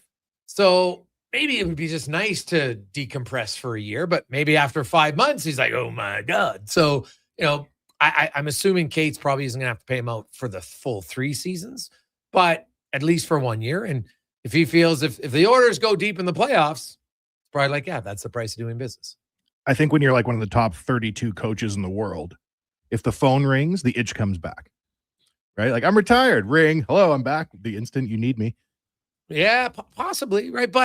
Or if you make a deal with your wife to say, hey, you know what, we're going to make some plans, we're going to do these things, so I got to stick with that. Right, that might be it too. But it is true because there is only 32 jobs. Well, 31 for him. He's not going to get the Edmonton job. You never know. Well, I don't know, unless all of a sudden Cates is Steinbrenner and he's bringing back Billy Martin on numerous occasions, right? So now there's 31 jobs. So there is, I'm sure if all of a sudden a job became open in January and someone calls you, and if you're Chris Knobloch, you definitely take the call. And then you have to weigh, like, am I confident I'm going to get another call? Where are you at? Right? Like, thankfully for him, he's in the situation that he knows he's got guaranteed money for 3 years. So that probably gives you a little bit less risk. But at the same time, if you love coaching, I would assume eventually, like, I got to get back coaching. And he's not an old guy by any stretch, right? And Knobloch being a very calm guy, he's probably wonderful around the house, but you never know. Maybe after 5 months of being retired, getting back to your job saves your marriage. Maybe your wife's like, hey, you know what, Mr. Retirement, I think you'd be great behind an NHL bench. May save the day, Gregor. Maybe. We'll see. 833-401-1440, 833-401-1440. We got a few texts coming in. Hey, guys. First of all, great hire in getting Tom pumped for that. I've always been a big fan of his. Appreciate that, Nick. And second of all, do you think the Oilers would have a surprise trade? Everybody's talking about Darnell Nurse. What about someone else? Well, let's look at the roster. Like, there's certain guys, McDavid, Bouchard, Hyman, Draisaitl, no. Ekholm, I wouldn't think so. Jake Wallman has a no movement clause that kicks in on July 1st. So I guess there's a chance there. Guys like Stastny, sure. I wouldn't rule out some players, right? Like, hey, somebody comes calling you, you're going to listen on almost any player, well, excluding a few, of course, on this team right now. But like, do I see another trade? I'd say low chance, not impossible, but I'd say fairly low because I don't think they're going to trade Colton Dach. And I think they like him. Young guy. They just signed Murphy and Dickinson, so no. Ekholm and Bouchard, no. So that would leave Ty Emberson. Ty Emberson's pretty good value for what he brings you, right? Third pairing guy. He had good numbers 5-on-5 last year for your team. On a team that wasn't great 5-on-5, Ty Emberson's numbers were pretty good 5-on-5. So, and like last year was his first full season on one team, start to finish. I do think there's something about getting a little bit more comfortable in the league as a defenseman because of that. So, yeah, Szymanski. Ike Howard, I guess, maybe would be a guy only because it's not proven yet, but I'll be one. I would like to see what Howard can do. When you score 24, when you're a half a goal per game guy in the American League, I think some people don't recognize how rare that is for a young player. That league is hard for 20 and 21-year-olds. It's tough. And for him and not to mention, he scored at that pace despite being up and down a few times in the NHL. And so you get up to the NHL, it's exciting, then you come down. Are you a little disappointed? Are you excited? Depends how each guy's going to react differently. So I'm a little bullish on, I'd like to see Howard first on an organization that doesn't have a lot of natural shooters on the wing. Any player's tradable. But there's part of me that looks and says, hey, this could be a pretty good value player for us for the next few seasons. Maybe we should give him a shot first. So that's where I'd come out on that. I love it. Quick break. When we return, we got Dwayne Ford joining us. We got Craig Button coming up later, Speck, Al Mitchell, and a lot of texts on trade possibilities. We got a lot of people saying, hey, Anaheim, San Jose for Nurse. Right now, neither one of those teams are on his trade list. So I want to point that out. Right now, it's Pittsburgh, Philly, Boston. Now, that can change, but as of right now today, that's what his list is. Does he expand his list? Maybe. Do those teams try to, I don't know, would you give him, if you're Stan Bowman and one of those teams is interested, would you give him permission to talk to Darnell Nurse? Maybe to say, hey, man, let's have a conversation with you and find out. Maybe they wouldn't. It all depends. That varies from player to player, to situation to situation. And I would think if you're the Oilers, now that's also in a division. Maybe Darnell Nurse doesn't want to play against his buddies 4 times a year. It's possible, right? Maybe his wife, my understanding is she's from out east, so maybe a little bit closer to home. I understand it. So there's lots of factors that go into it. But right now, Darnell Nurse's trade list is those 3 teams in the East, is my understanding. So quick break. We'll return to Gregor Show presented by PlayAlberta.ca. Legacy Heating and Cooling is serious about cooling. In fact, we offer multiple ways to cool your home. So you better call Legacy. Call Legacy. If you're looking for traditional air conditioning, we got you. Call Legacy. Call Legacy. Or ask us about a heat pump to help you heat and cool. Call Legacy. Call Legacy. Cool with AC or cool with a heat pump. Cool your home with Legacy Heating and Cooling. Albertans love to debate the best way to enjoy summer sports. No. Playing on the field is the best, man. No way. Watching from the sidelines, way more relaxing. You're both crazy. Checking out the game from the bro zone is where it's at. But there's one thing every sports fan agrees on. Wilhauk Beef Jerky. Wherever you catch the action, load up on Alberta's best beef jerky. Wilhauk Beef Jerky. Because you can't have summer fun with salad. Only available in Leduc. CanTorque has turned 25. That's right, 25 years of building tools so good, they practically torque themselves. Hard work and innovation equals problem solved. See our latest designs at CanTorque.com. You don't just need property services, you need problems handled. HireGood provides cleanup, debris removal, site monitoring, and safety attendance across Edmonton. We reduce issues on your property, keep spaces safe, and take pressure off your team. We resolve real problems for businesses while creating real impact, because our team is built on second chances, and they show up every day ready to prove it. Visit hiregood.ca or call and mention Jason Gregor for a first-time discount. HireGood. Stable jobs create stable lives. Come for Canada's largest trade shows, the biggest names in entertainment, exhilarating sporting events, and more. And stay for the experience at the Edmonton Expo Centre. Looking for the perfect place to host your next big event? From trade shows to galas, meetings, and concerts, the Edmonton Expo Centre has the space, event expertise, and service to make your next event unforgettable. With over 522,000 square feet of flexible event space, in-house catering, and operational expertise, they bring your biggest vision to life. Learn more at EdmontonExpoCenter.com today. Say hello to your new favorite drinks. Introducing new McCafe Refreshers. Icy cool, undeniably refreshing, and available in 3 flavors. Strawberry watermelon, mango pineapple, and blackberry passion fruit. Only at McDonald's. I've got some good news if you've been thinking about a heavy-duty truck. The 2026 Ram 2500 Black Express is now at St. Albert Dodge. You've got 20-inch black aluminum wheels, black Mopar side steps, body color, bumpers and grille, and a sport performance hood. Available in all the colors for $68,990. Plus, new this year, Ram's best-in-class 10-year powertrain warranty. Now's the time. Head up the trail and see how easy it is to do business at St. Albert Dodge. Bashaw Concrete products. From concrete and septic tanks to blocks, precast water pads, jersey barriers, and aggregates. Farmers, contractors, homeowners. Plan your next project at BashawConcrete.com. Family owned, over 60 years pouring. Bashaw Concrete products. Once again, start here. BashawConcrete.com. You've got better things to do than wait for an oil change. Jiffy Lube gets you in and out fast. No appointment necessary. All you have to do is roll into a location near you, and we'll take care of the rest. Every full synthetic oil change at Jiffy Lube is warranty approved and comes with a 20-point visual inspection, making sure you get back on the road safely. Find your neighborhood Jiffy Lube today. Visit jiffylubeservice.ca. Legacy Heating and Cooling is serious about cooling. In fact, we offer multiple ways to cool your home. So you better Call Legacy. Call Legacy. If you're looking for traditional air conditioning, we got you. Call Legacy. Call Legacy. Or ask us about a heat pump to help you heat and cool. Call Legacy.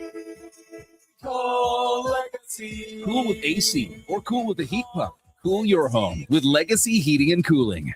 Shoulder pain. It can make even the simplest things like reaching up, lifting a bag, brushing your teeth, or sleeping frustrating. Rotator cuff strains, impingement, arthritis, they're some of the most common issues we treat every day. I'm Grant Fedoruk, and at Leading Edge Physio, our team brings postgraduate training, evidence-based technology, and just the right amount of humor and humility to help you feel better. Because we never forget the most important part, the gratitude we feel for every patient who allows us the opportunity to care for them. Because life shouldn't hurt. When it does, leadingedgephysio.com.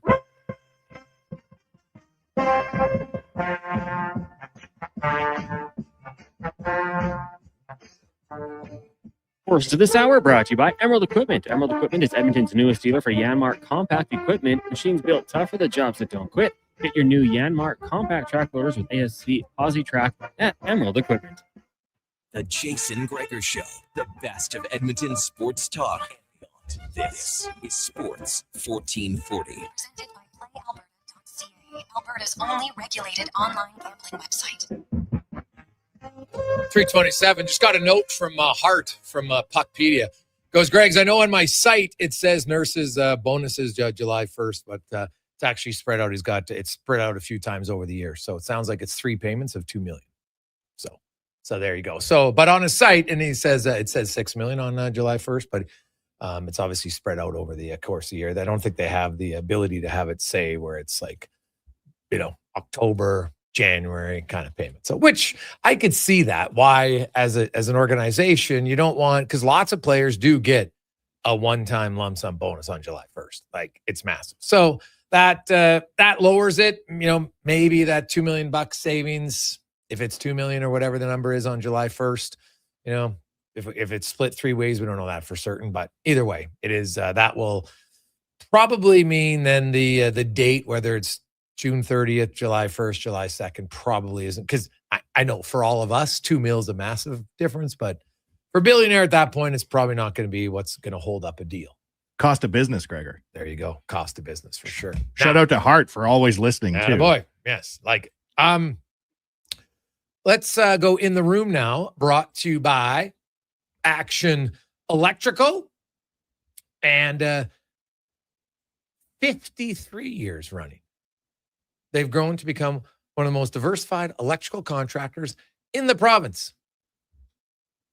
Can help all your problems when it comes to electrical, including solar on your home or business. ActionElectrical.net. As we are joined now by, my opinion, one of the best analysts is going right now on the CFL on TSN. Dwayne Ford joins us once again. Dwayne, welcome to the show, my man. How you doing? I'm great. Thank you for having me. Hey, I appreciate it. So, Dwayne, we were joking earlier in the show to say, okay, hands up. Anybody who thought the Elks were going to be 3-0 and nobody put their hands up. After all the slow starts they've had, but full marks. Like in some of those games, they probably should have been up even more. But what has, as you watch and break down and analyze their game, let's start on the defensive side. Is it just as simple to say their whole secondary's got more experience now, their linebacking core is back, and they've added Carney? Like, what have you liked most or seen the biggest difference from their defense this year compared to last? Yeah, one of the things that really stood out to me last night, and last night was the first opportunity for me to see them in person this year. But I think one of the things that stood out was just their ability to get pressure on the quarterback at some key times. When you think about the way the game unfolded last night, it certainly seemed like Edmonton had a veteran quarterback in Zach Collaros under some duress for a lot of the game. They kind of set the tone early. Joel Delanco had the sack on what I think was the first play of the game, certainly the first offensive series for Winnipeg. And it seemed to set the tone a little bit in that ball game. Whereas, by contrast, I thought Edmonton did a pretty good job of protecting Cody Fajardo. And when you add up those, whether incompletions due to pressure or even yardage loss due to sacks over the course of a game, it's something that makes a difference.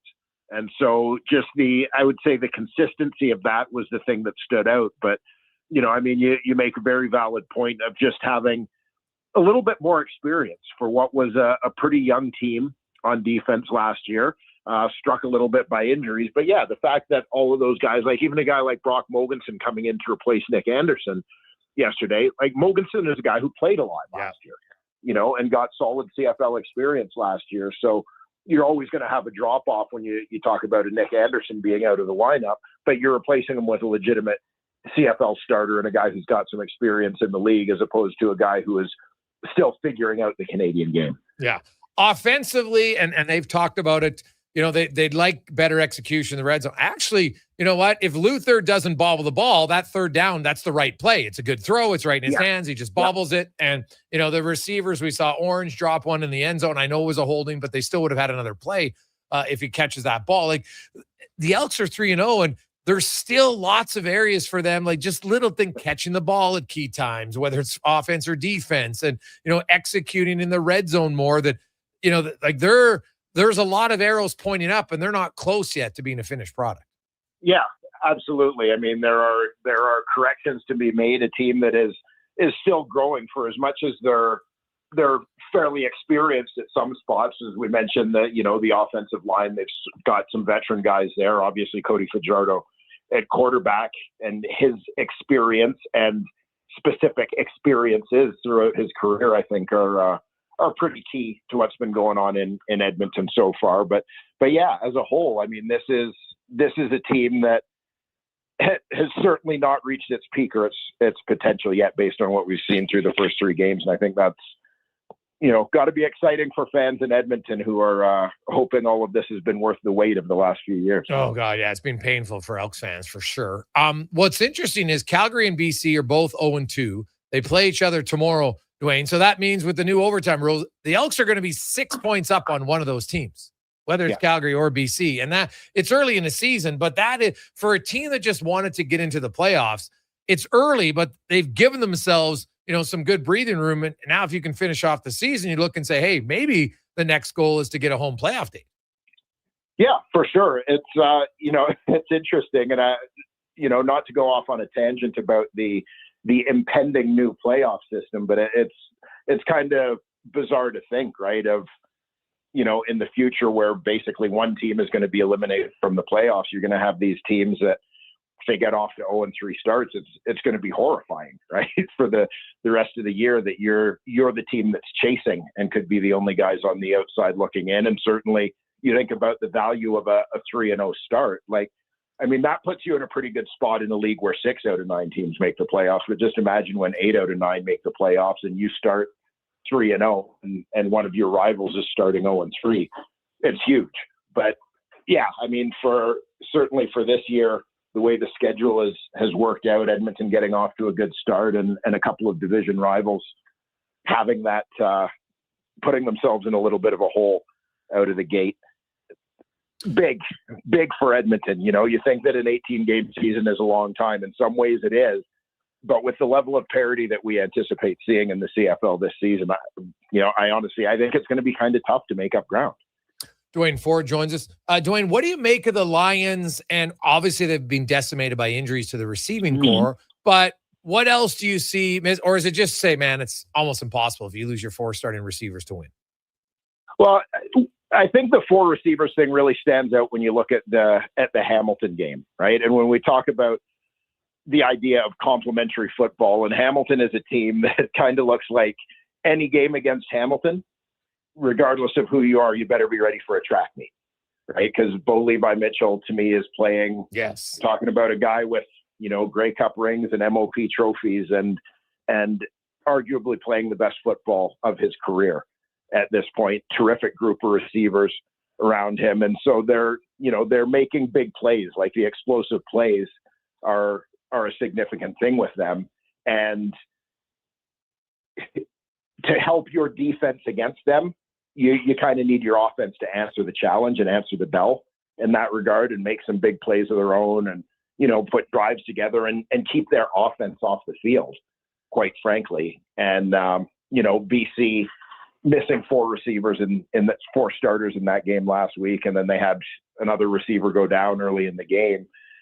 That's a pretty tough uphill battle given the opponent. But then the other piece of that is obviously their defense needs to get some stops, right? And they have struggled a little bit to do that in the early going. I think they've got some people still kind of figuring out their roles there, and they're a little bit nicked up on that side of the ball as well.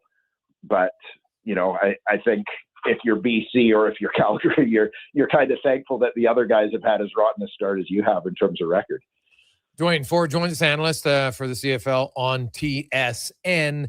And you look at Rankin's start to the season, Dwayne, as a guy who used to carry the rock yourself, I'm sure you can appreciate his ability. And, 3 consecutive games, 100 plus yards rushing.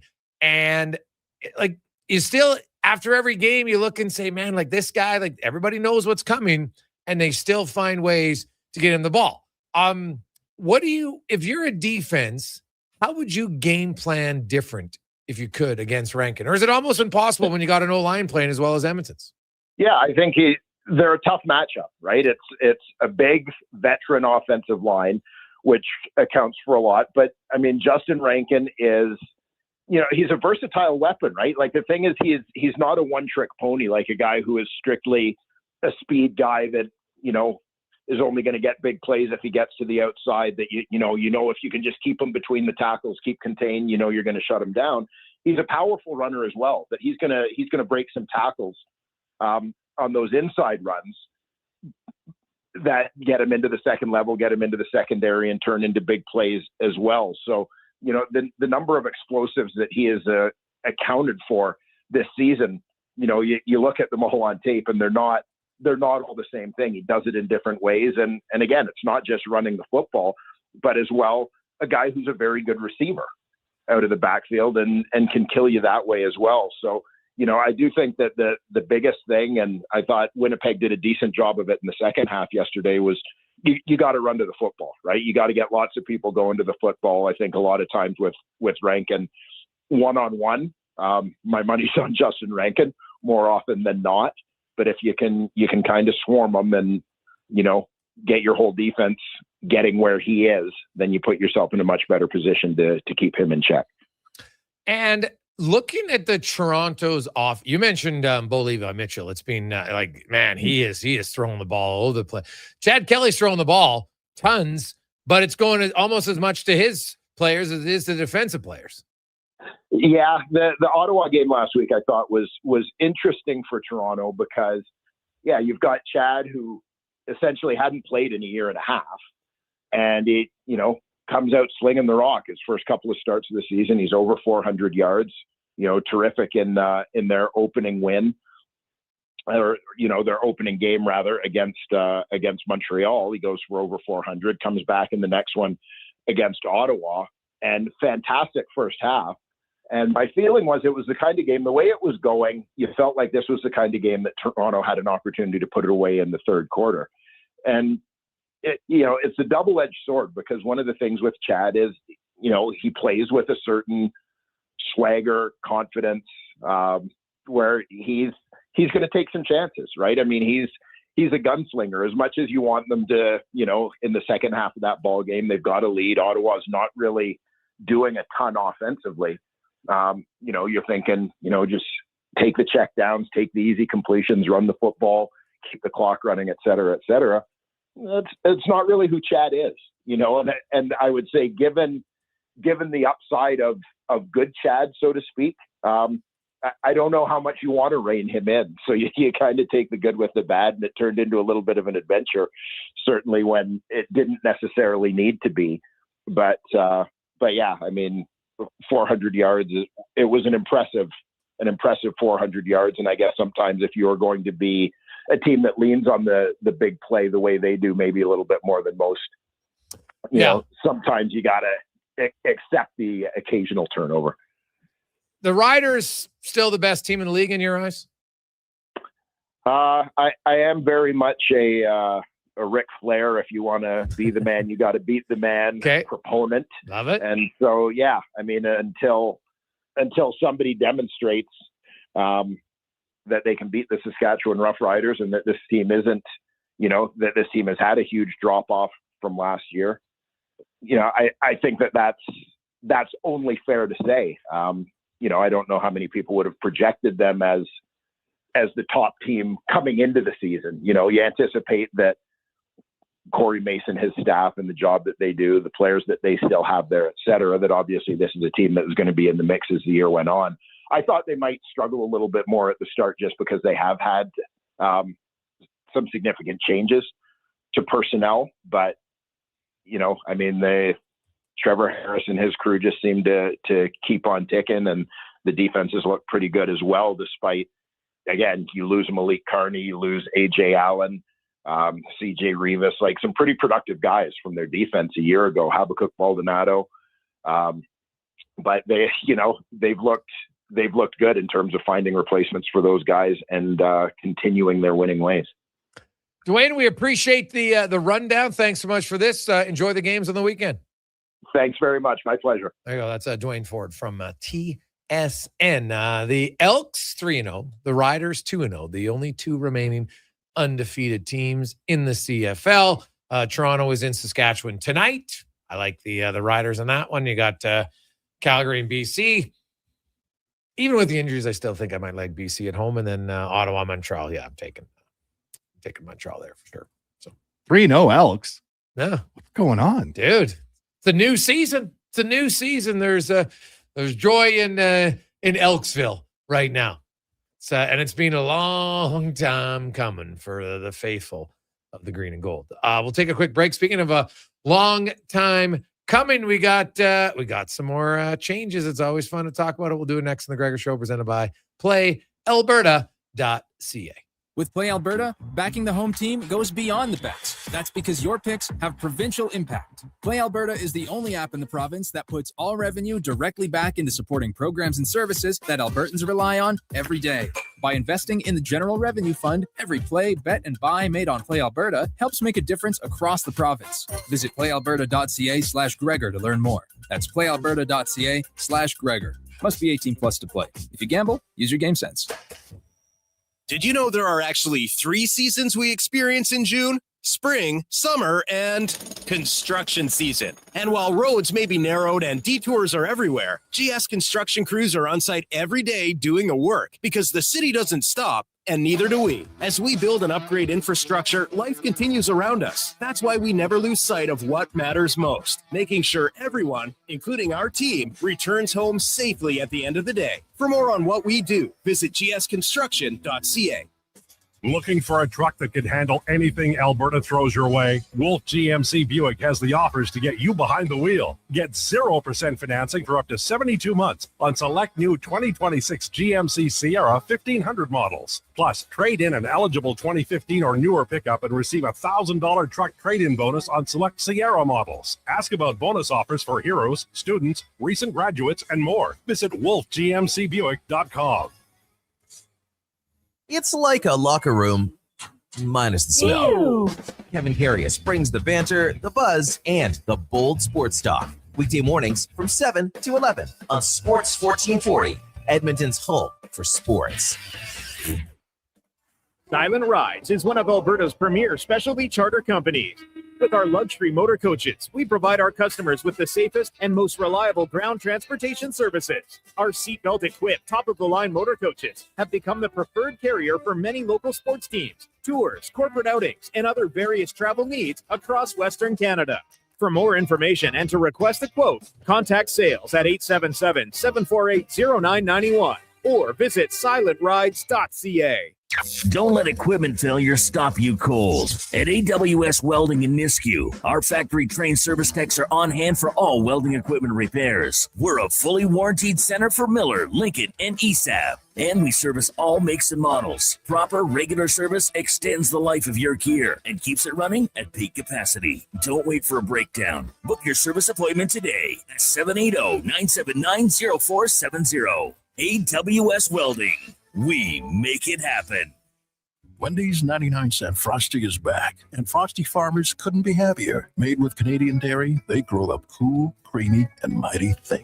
It's farm to Frosty. Get a small 99-cent Frosty until August 2nd. At participating Wendy's, taxes extra. It might have been scraped by the snowblower, dented while door crashing, or crunched at the company Christmas party. At some point over the winter, your car was damaged, and it's been hiding under a coat of winter grime. Then come and see Robertson Bodyworks. We can take care of the damage and the dirt. This week only, call and book a repair and get a complete auto detailing absolutely free. But you have to book your appointment before the week is up. Go to robertsonbodyworks.com. I'm Tim Robertson, and I fix cars. Whether you're a craft beer connoisseur or more of a wine aficionado, there's always something new to discover at Sherbrooke Liquor, a unique, family-owned, independent liquor store. The selection, incredible. The non-alcohol section is also very impressive. Sherbrooke Liquor, expert, knowledgeable staff with a passion for unique finds. More than just a liquor store, we're a community. Alberta's best, the one and only Sherbrooke Liquor. Wine, spirits, and oodles of beer. Visit SherbrookeLiquor.com.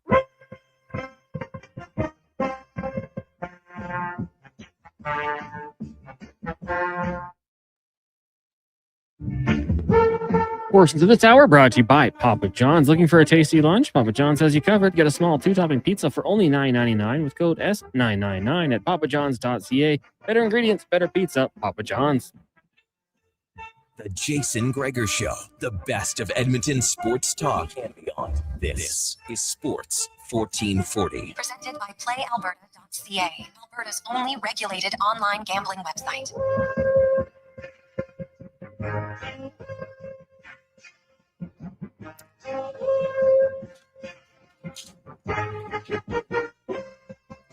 .347, we continue on. Positive Friday. Jason Gregor, Wanye Gretz, Connor Halley with you. Gregor Show is always brought to you by PlayAlberta.ca. Lotto Max tonight, $40 million and 4 prizes of $100K. So get your tickets, PlayAlberta.ca. Time now to go racing in the CanTorque Racing Report, brought to you by CanTorque. Made in Canada, made for Canada, where extreme isn't theoretical. Find your solution at CanTorque.com as Colin Livingston joins us from across the country. And I think he's got a special guest with him as well. CL, how you doing? Well, aside from somebody phoning in my room here just as we go live, I'm doing okay. Great to be back in Nova Scotia. It's been a few years since we got to race out here, and the weather's holding for the time being. It doesn't look so good for the weekend, but that's part of what we signed up for. Well, rumor has it that they were calling you to fine you for that shirt, but I'm not sure if that's true or not. We'll see. But Alex Tagliani, I see on the line. Tags, how you doing, man? How are you guys? Hey, we're doing really well. I want to get guys both your thoughts. Obviously, you have different roles. One's a driver, one's the spotter.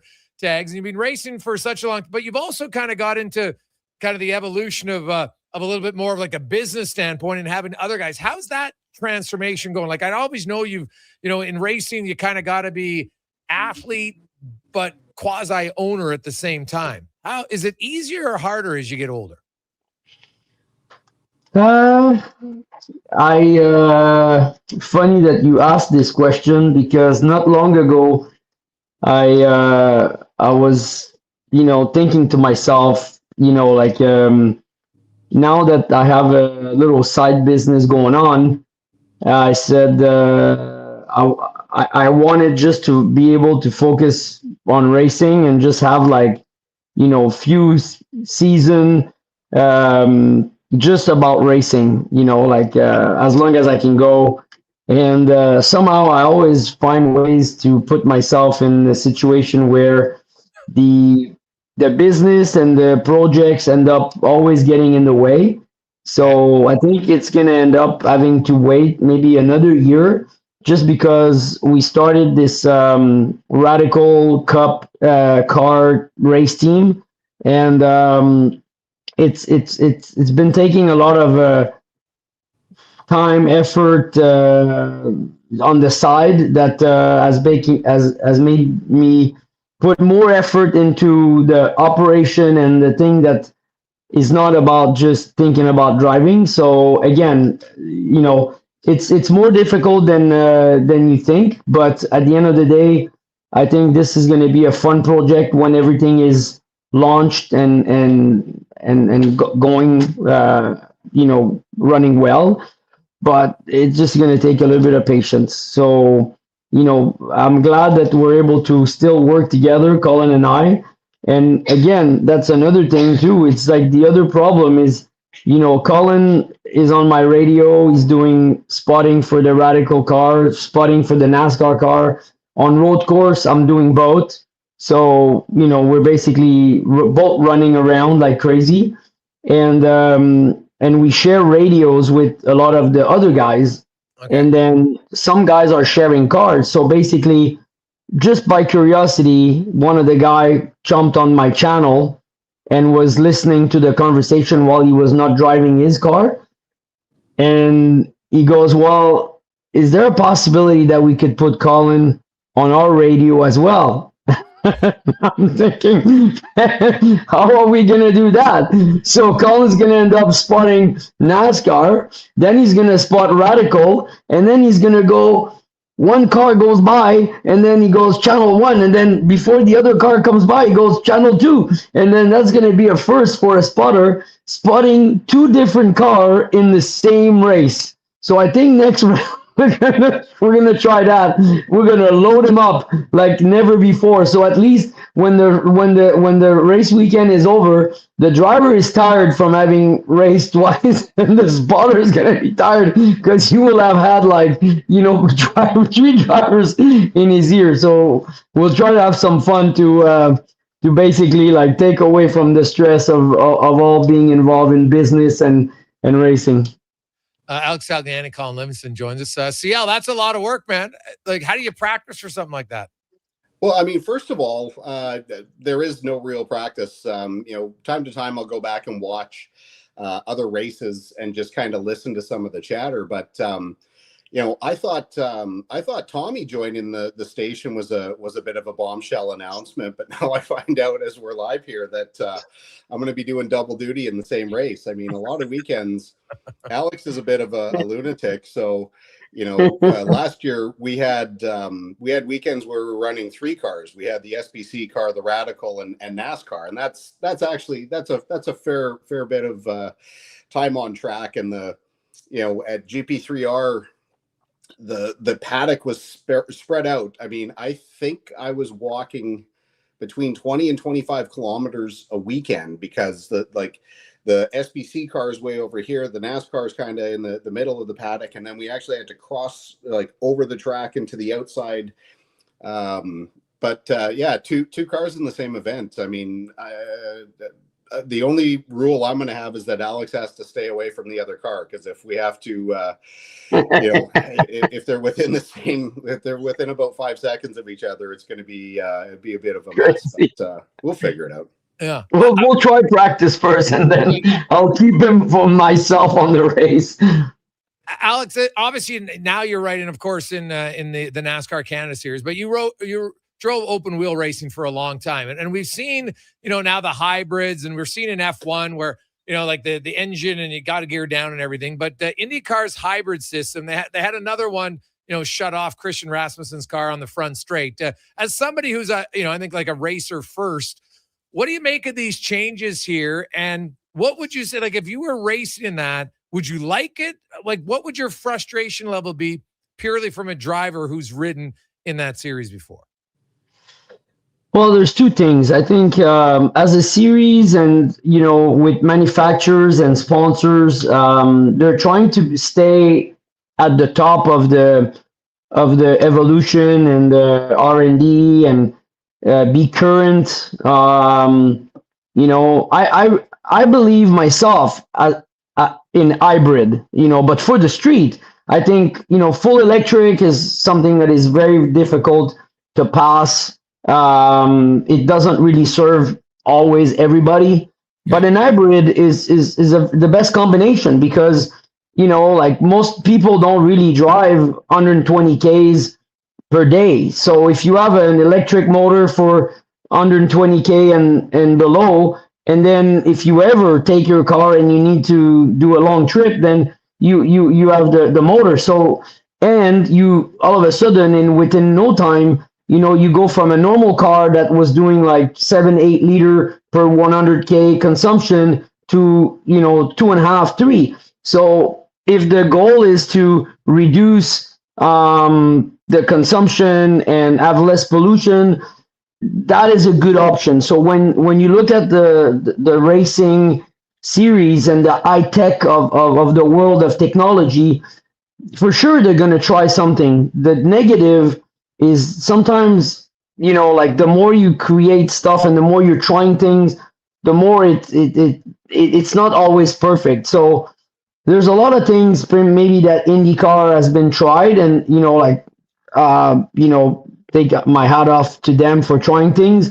But sometimes the more simple things ends up allowing the better racing as well. So it's a tough question to answer because they're trying their best to really stay and contribute to the evolution and to make the engine manufacturer do something.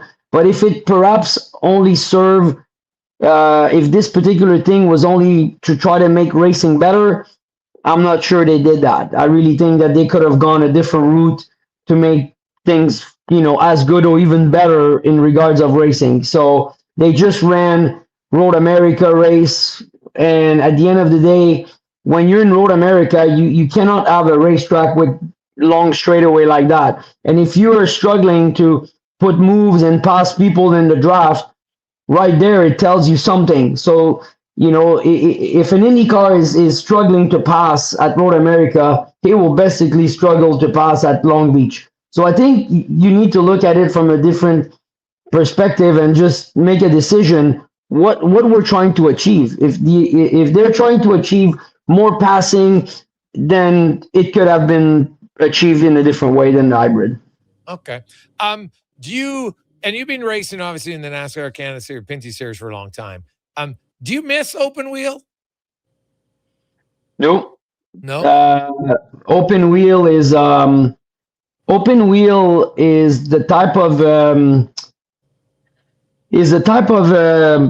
a sport that is unique in itself. So, first of all, there's a shelf life as a driver to race open wheel, and it requires a lot of dedication, a lot of effort, a lot of training to keep yourself extremely fit. The cars are tough to drive, so the fitness is at the the top of the importance in the whole puzzle. And there's a higher risk as well. So at some point, you're pushing yourself, the stress level, the risk, the everything goes so far. And then at some point when you get to have done what you think you wanted to achieve in the lifetime that you had dedicated to open wheel, when it's time to walk away from open wheel, and you do other type of racing, you're kind of happy, so for me, I'm happy that I walk away with all my my body in one piece. I'm happy that I achieved what I wanted to achieve. Yeah, there's things that I probably left unachieved, but sometimes it is what it is. It's the machine, the team, the car, whatever it is. But I left everything on the table in every team that I drove, and I'm happy. But I'm also happy that I'm able to keep driving in other things that don't have the same type of demand, effort, stress, and risks. Yeah, well, I definitely see your point in that it's not as risky in the car. There's obviously still risks in any racing for sure, but on the open wheel, you're definitely more vulnerable if there's crashes or something like that. We've seen that for sure. Quickly, you guys mentioned the weather this weekend doesn't necessarily look great. Racing in the rain, from a driver's perspective, I know we talked to Colin a few weeks ago. It was raining so much, like you could, as a spotter, you can barely see things. So, how much you have tons of racing experience, Alex? So maybe it's a little bit easier for you. But when you go in the rain and it becomes heavy, like you guys basically though can't race in anything, right? Because of the grip on your tires. Like if it's even a little bit wet, you just simply can't do it, right? Well, on road course we do, but on oval, like this weekend, since we are in Riverside, then no. I mean, oval racing, we don't race in the wet. It's very simple to explain. Even if you put rain tires on a road course, at some point the spray is going to go down, because when you decelerate from a long straightaway in a braking zone, obviously the spray gets less, and you can see, like it goes very thick, and the visibility is very bad when you're, in the straightaway. But then when everybody's on the brakes, all of a sudden you have visibility. On an oval, because it's constant speed, you would be in a spray all the time, and the visibility would be very bad or none. So it would be very dangerous to drive. So we don't. So that's why Colin was mentioning that, it's kind of a iffy weekend. We don't know what's going to happen. There's going to be delays, and we can only run, like if the track is dry. But I hope we're going to run, because this track owes us one. We were here, I don't know what year, but we were, I think first, we were leading the race, and we were lapping P4 in the time, and there was a crash in front of us between the P4 and the P5 car, and took us out from the lead. And that was a year where we kind of dominated pretty much every oval. Like Edmonton that year, I think we won with a lap on everybody. So yeah, this track owes us one, and hopefully we can race. Awesome. Call one last one for you. Looking ahead, of course, because we have the Edmonton International Raceway in Wetaskiwin, July 25th is the race for that. I think it's called the Napa 300, if I'm not mistaken. But from a spotter perspective, let's hope that you guys race. But you're racing on two different tracks, right? You're at the Riverside Speedway tonight, and then next weekend you're back at the Autodrome. How, from a spotter perspective, is there a course that's just naturally easier for you to do your job? Like whether you're closer to it, or you got better sight lines? Is it that noticeable? Yeah, I mean, obviously ovals are kind of perfect for us because we can see everything. The last weekend we did at Chaudière. It gets a little bit strange because the fans, they love to drink and they don't really care. Like, we have a fenced off area at the top of the grandstands, and the people will like crawl over the railings as we're trying to do our job because they want to get another beer. That's a unique one there. Wetaskiwin is fantastic. They built up Ron and Loretta Thiering, built up the luxury suites out of Seacans. So where we stand, I mean, we can pretty much see into Wetaskiwin, the town. I mean, it's perfect, and obviously Wetaskiwin's a short oval at a quarter mile. Riverside here, again, another perfect place for us to work because the banking in the corners. And for people who don't know, banking wasn't invented to give cars more grip. NASCAR figured out that when you have two cars side by side, you can't see the outside car. But if you put them up on banking, then you can actually see the cars. So it obviously it leads to great racing. But yeah, I mean, the frustrating thing is like when we're at Motorsports, a couple of weeks we're going to be racing at Calabogie outside of Ottawa. There's so many trees, and we're required to run analog radios where some series run digital. That, I mean, we could do a whole show on how frustrating it could be for Alex when he's going through turn 5A and 5B at Motorsport, and we're trying to get him on the radio. That he'll very decisively tell us to stay off the radios until we get to a certain point on the racetrack, just because it's just garbage. So like garbage sound on the radio. But yeah, I mean, ovals, obviously, we got no issue with radio communication. We're never more than a few hundred feet away from the car. But yeah, the road courses can be a little bit tricky. Well, hey, Jason, I have an idea for you. Joel. I think you should go and you should start a little contest for the upcoming Edmonton race, that a fan would have the chance to basically be on the radio during the race on our channel and watch the race as he listens. And I'm telling you, that person that wins that, on the Jason McGregor show would be impressed, because your eyes will see actions everywhere and things happen fast. But on the radio, and that's why drivers are very picky with who they want to have as a spotter on the car, is because that's what the spectators see is what the drivers see. Cars everywhere, inside, outside, in the bumper, in front. So you need to look at everything. But when a spotter on the radio kind of like calms the conversation down with the voice volume or tone, it changes the dynamic. So I think a fan that would be able to watch the race from the grandstand and hear the conversation going at the same time would have a blast, because he would not understand how can everybody stay so calm on the radio while it's completely chaos on the track. You know what I mean? Well, buddy, if you guys can set that up, let's do it. I'm all for that. That'd be an awesome experience for one of our fans. I love it. That's great. Let's do it. Okay, awesome. That's fantastic, fellas. I love it. Hey, that's a great way to end Positive Friday edition of the Racing Report, brought to you by CanTorque. Tags and Colin, thanks so much. We'll see you guys in a few weeks, and good luck. Hope we get to race this weekend. Take care. Thanks, man. Awesome. Oh, that's fantastic. Whew.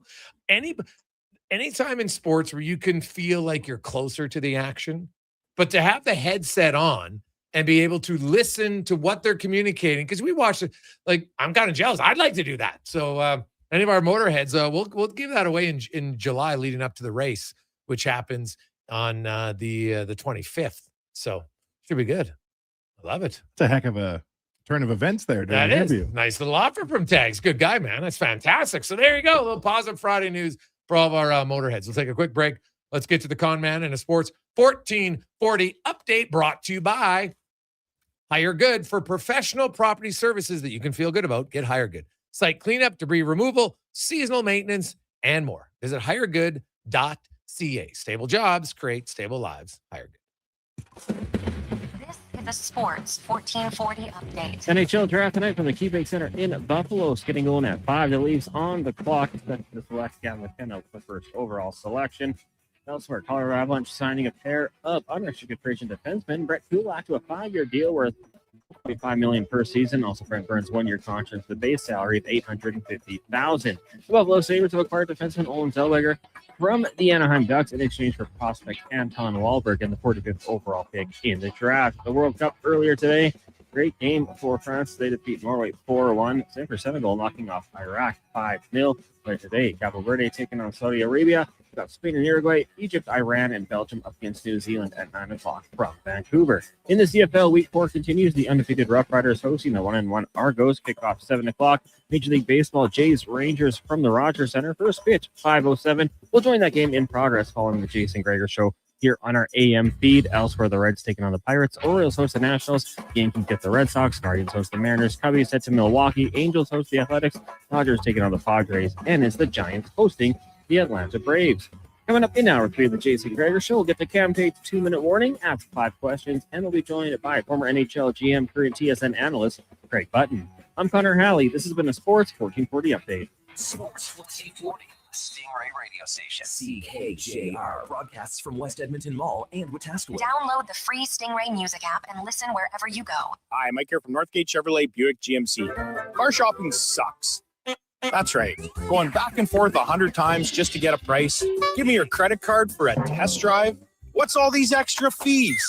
That sounds ridiculous. At Northgate, we do things a little differently. Good deals on new, pre-owned vehicles, good people, and a great selection. Stop in and see us today. 13215 97th Street, or visit us online at northgategm.com. You're in Northgate country. Hey, sports fans, we've got a clear choice for you. At Crystal Glass, we provide customers with the perfect glass for any job. From home to auto and even commercial, installation or repairs, we're your team. Call 310 Glass or visit crystalglass.ca. Crystal Glass. Our new McCafe crafted sodas just drinks or something more.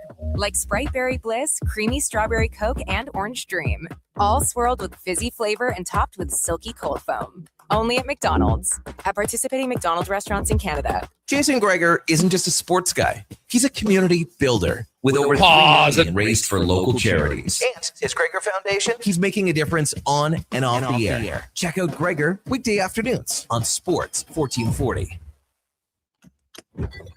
Okay, new strategy. I'll just live in the freezer till October. It's spacious in here.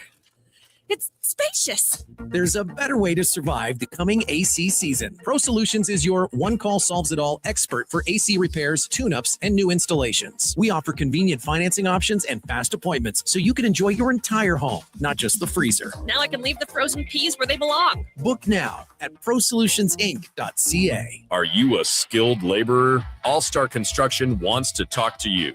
A heavy equipment operator with Traco or backhoe experience? All-Star Construction wants to talk to you, too. With work in and around Edmonton for local land developers, All-Star Construction offers year-round employment. Whether it's power, gas, or telecom, developers rely on All-Star Construction to get the job done. So if you're a skilled laborer or a heavy equipment operator with Traco or backhoe experience searching for work, search All-Star Construction on Indeed.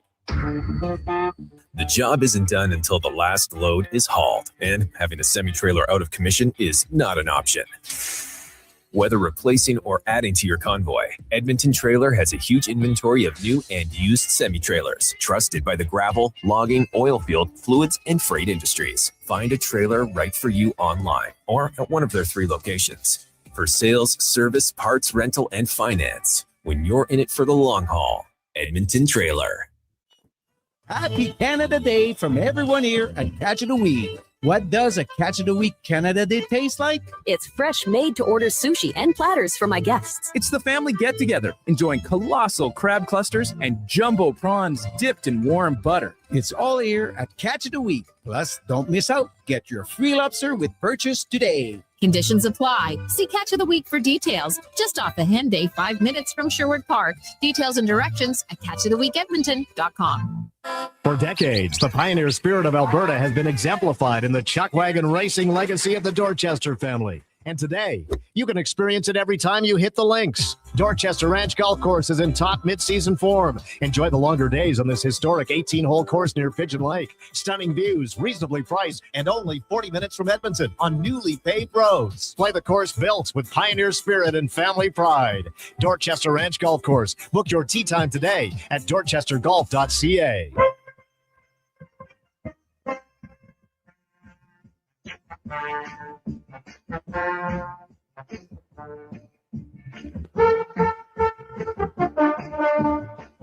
Portions of this hour brought to you by Leading Edge Physio, from weekend warriors to professional athletes, kids playing soccer, to grandparents in the garden, rotator cuff tears and tendonitis to post-surgical knees and hips. We fix your body. Life shouldn't hurt. LeadingEdgePhysio.com.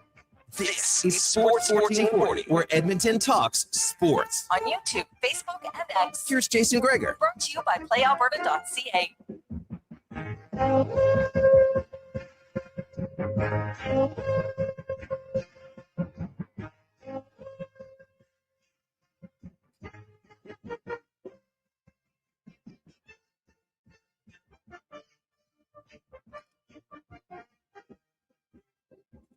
.413. Welcome back, Jason Gregor, Connor Hanley, Sports 1440, sports1440.ca. YouTube, Facebook, X, and Instagram. Wanye Gretz here. Obviously, Declan Kruger. Declan's just grinding it out. He's got a little bit of an illness. He's just grinding it out, counting down the hours, telling you get out of it. He's got, I don't know if he has the black lung, but he's got a little bit of a cold. It's his flu game, like Jordan. No, yeah. Wow, I don't know. He probably wasn't around for that legend, but that was a good game. It was a really good game. We got a lot of text line in 833-414. People are fired up on a positive Friday. I like it. Hey, guys, curious your thoughts on Oilers. Realistically, when you come back on Monday, will the Oilers have made any moves of significance other than making their draft picks? From Dan. Ooh, good question. So, tonight, Saturday, Sunday. Moves of significance. Well, any move that involves somebody adding to the roster to me was significant. Now, obviously, doesn't have to be a superstar, but I'm going to say yes, because I think now that could include a signing. I think the Oilers will make a move this weekend.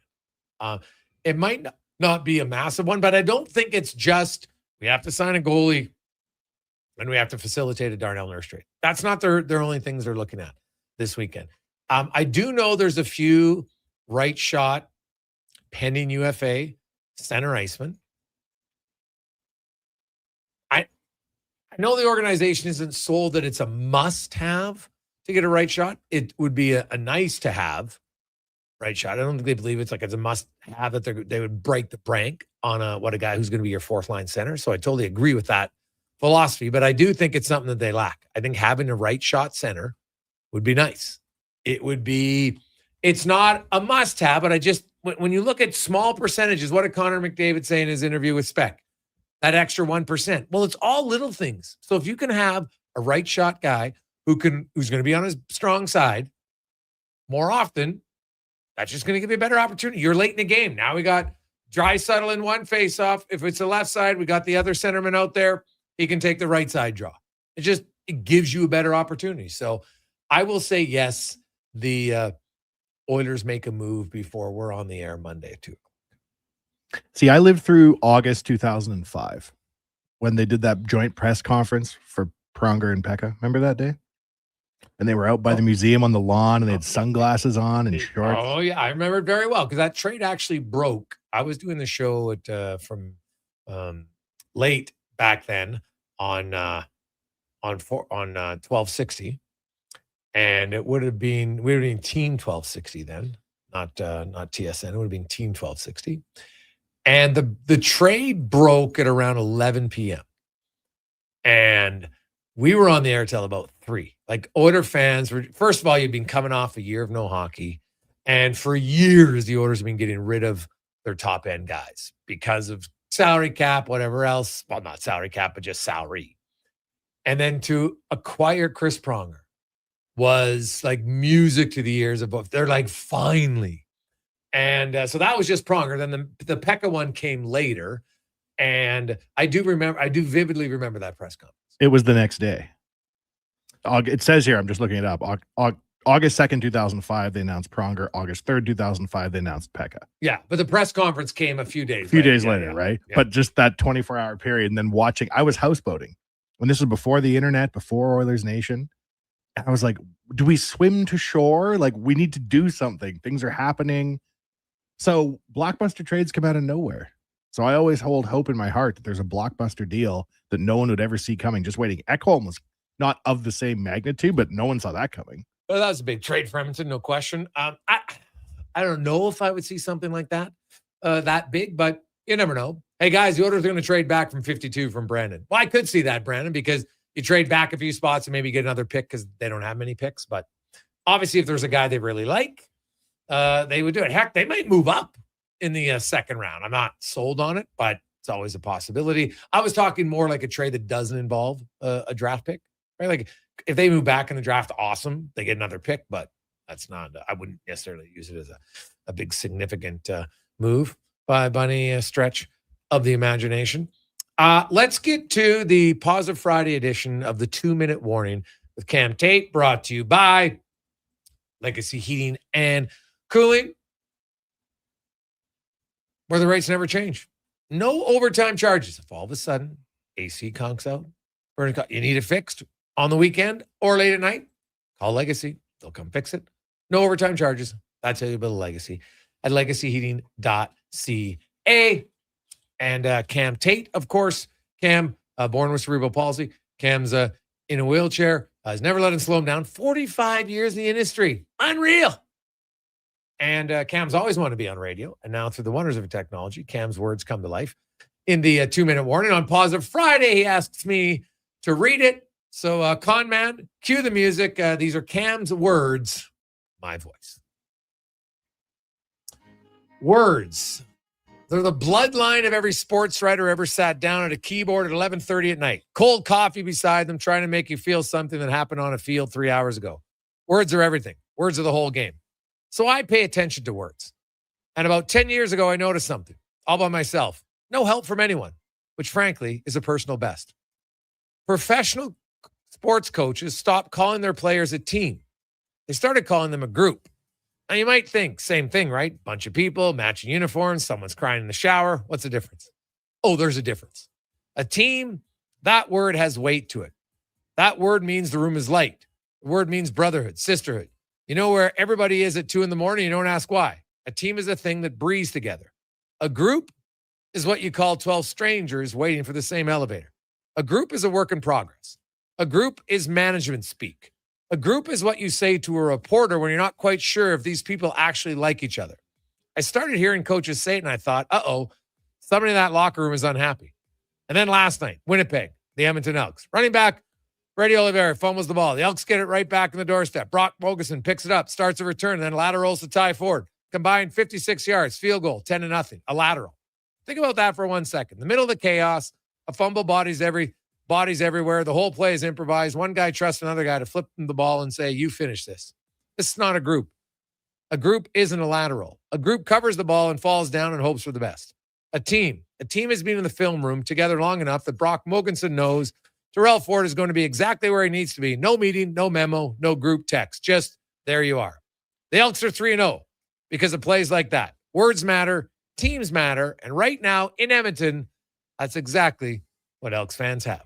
A team. Cam Tate, 2-Minute Warning, Sports 1440. I like that description of a team to a group. Nice. Well, the Elks, if you went to their social media page, and I know Sports 1440 retweeted it, they showed the video in the room afterwards, and they're handing out the game balls, but they're talking about, hey, they're very excited, but they feel, hey, we still got lots to go. Right? They obviously haven't won anything. And there's definitely a cohesiveness. It's something that Chris Morris, from the day he took over, talked about wanting to instill. Ed Hervey, main reason he hired him, because he's instilled it before. Mark Killam, Like, did you see how fired up Killam is? Like, Killam, he's got his fiery nature still, but he's more composed when he uses it, which happens, right? It's like people thought Jason Moss, he's never going to be a good head coach.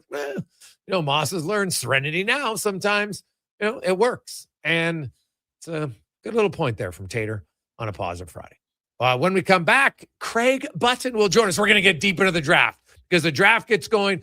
Will we see some trades? What's the Sharks' strategy? I'm still curious about the Eklund trade. There's got to be another domino. Why else would you make it? I don't get it. We'll return on the Gregor Show, presented by PlayAlberta.ca. Need a new ride for road trips, errands, or just life on the go?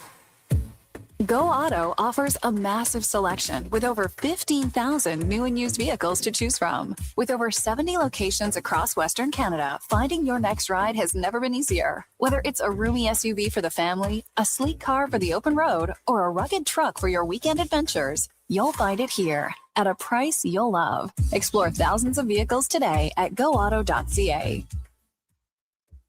Well, get ready for a silly hockey fans. Your partner in power just skated onto the ice. EWEL.ca, the new e-commerce website for electrical wholesalers Edmonton, is ready for the power play 24/7, 365. UL skates to where the puck will be in 5 years. Now that's forward thinking. Killer selection, slamming products from the best brands, and legendary service. Don't sit on the bench. Get your account today at EWEL.ca and win that project. Plug into your partner in power. Get an EWEL.ca account today. You may get up early, but more than likely, the team at GS Construction have already gotten up before you, grabbed a coffee, headed to the site, and started their day. So while Edmonton wakes up, GS crews are already underground, quietly keeping things moving, upgrading, and laying the new underground infrastructure for our growing city. If you're the kind of person who goes to sleep with their steel-toed boots on, GS Construction wants to hear from you. We're looking for a maintenance foreman as well as a building and yard attendant. Visit gsconstruction.ca for more. The perfect place to host your golf tournament or fundraiser, company event, celebration of life, wedding, birthday party, or private party. Cattail Crossing Golf and Winter Club. More than a golf course, a fun, welcoming place with beautiful views, relaxing patios, and a team that truly appreciates each and every guest. Featuring Out of Bounds, Cattail's 5-star kitchen. Some say it's the best clubhouse dining they've ever had. Cattail Crossing Golf and Winter Club. Book your tourney or event today at cattailcrossing.ca. Nissan breaking through the defense. Look at the control. What a move. What a finish. Kicks has done it again. Nissan Kicks is the 2026 Best Buy winner from Consumer Guide Automotive for 5 years in a row. The Score with Nissan event is on, and you can score by financing a 2026 Nissan Kicks S for 0% for 36 months, or get up to $3,000 cash purchase bonus on other Kicks models. Conditions apply. Visit Nissan.ca for details. Visit your local Edmonton and area Nissan dealer for more information. Hey there, it's Brandon Douglas from Sports 1440. I was tired of slow, unreliable internet connections, so I signed up for Starlink. It's fast, reliable even in bad weather, and has made streaming for movie nights and online gaming so much better. The summer doesn't mean a break from watching sports, and I've been streaming all the games seamlessly when at the family farm, despite the remote location. If you're ready for a better internet experience, you can order online in 2 minutes at starlink.com/radio or call 1-888-GO-STARLINK.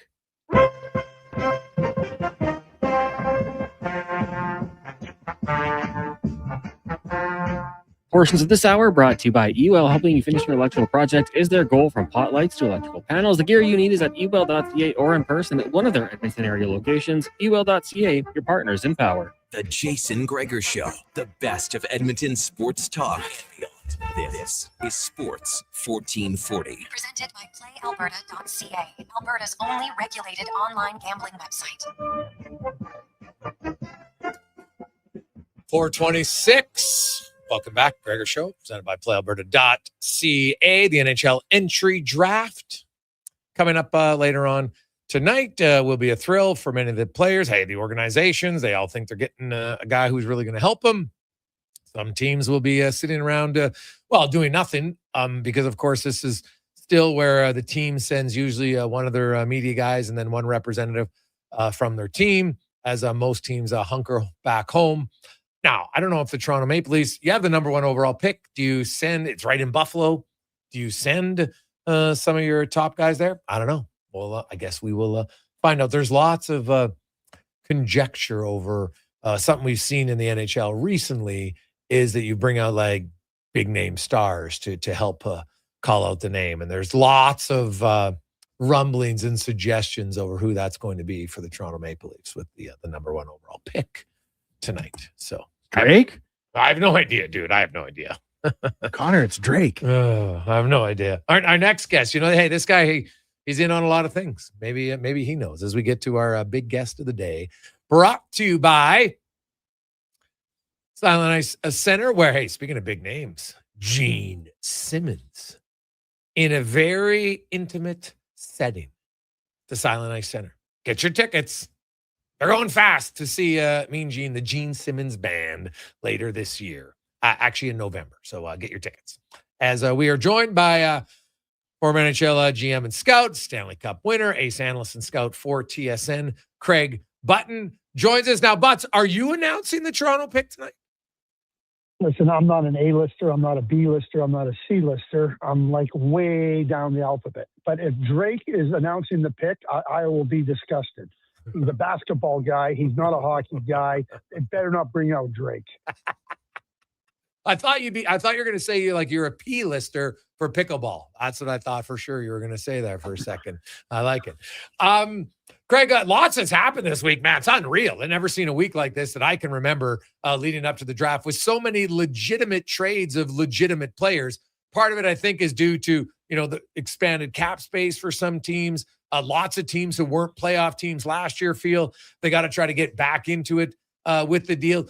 Is there one or two trades that you really liked more than others this week? Well, I think a couple of things that I want to just add to what you just said. We had a flat cap, what I call the COVID cap. And then you come out of it, and then, revenues and the salary cap gets predicted, and everybody knows what they're operating with. I love the fact that the NHL gave teams 3 years of projections and adjusted the cap accordingly. I mean, the NHLPA as well. I think that's terrific. And that gives teams it gives them a lot more ability to look at options, to look at signing players, trading for players. So I think there's the thaw of that that's led to a lot of these moves. So I think that's really significant. And then you just mentioned the pressures that are on organizations to win, to be successful. I mean, it feels like that is as much at the forefront for teams now as anything. Now, I like what Washington did getting Alex Tuch. I really did. They didn't wait for free agency. They went after him, and they got him.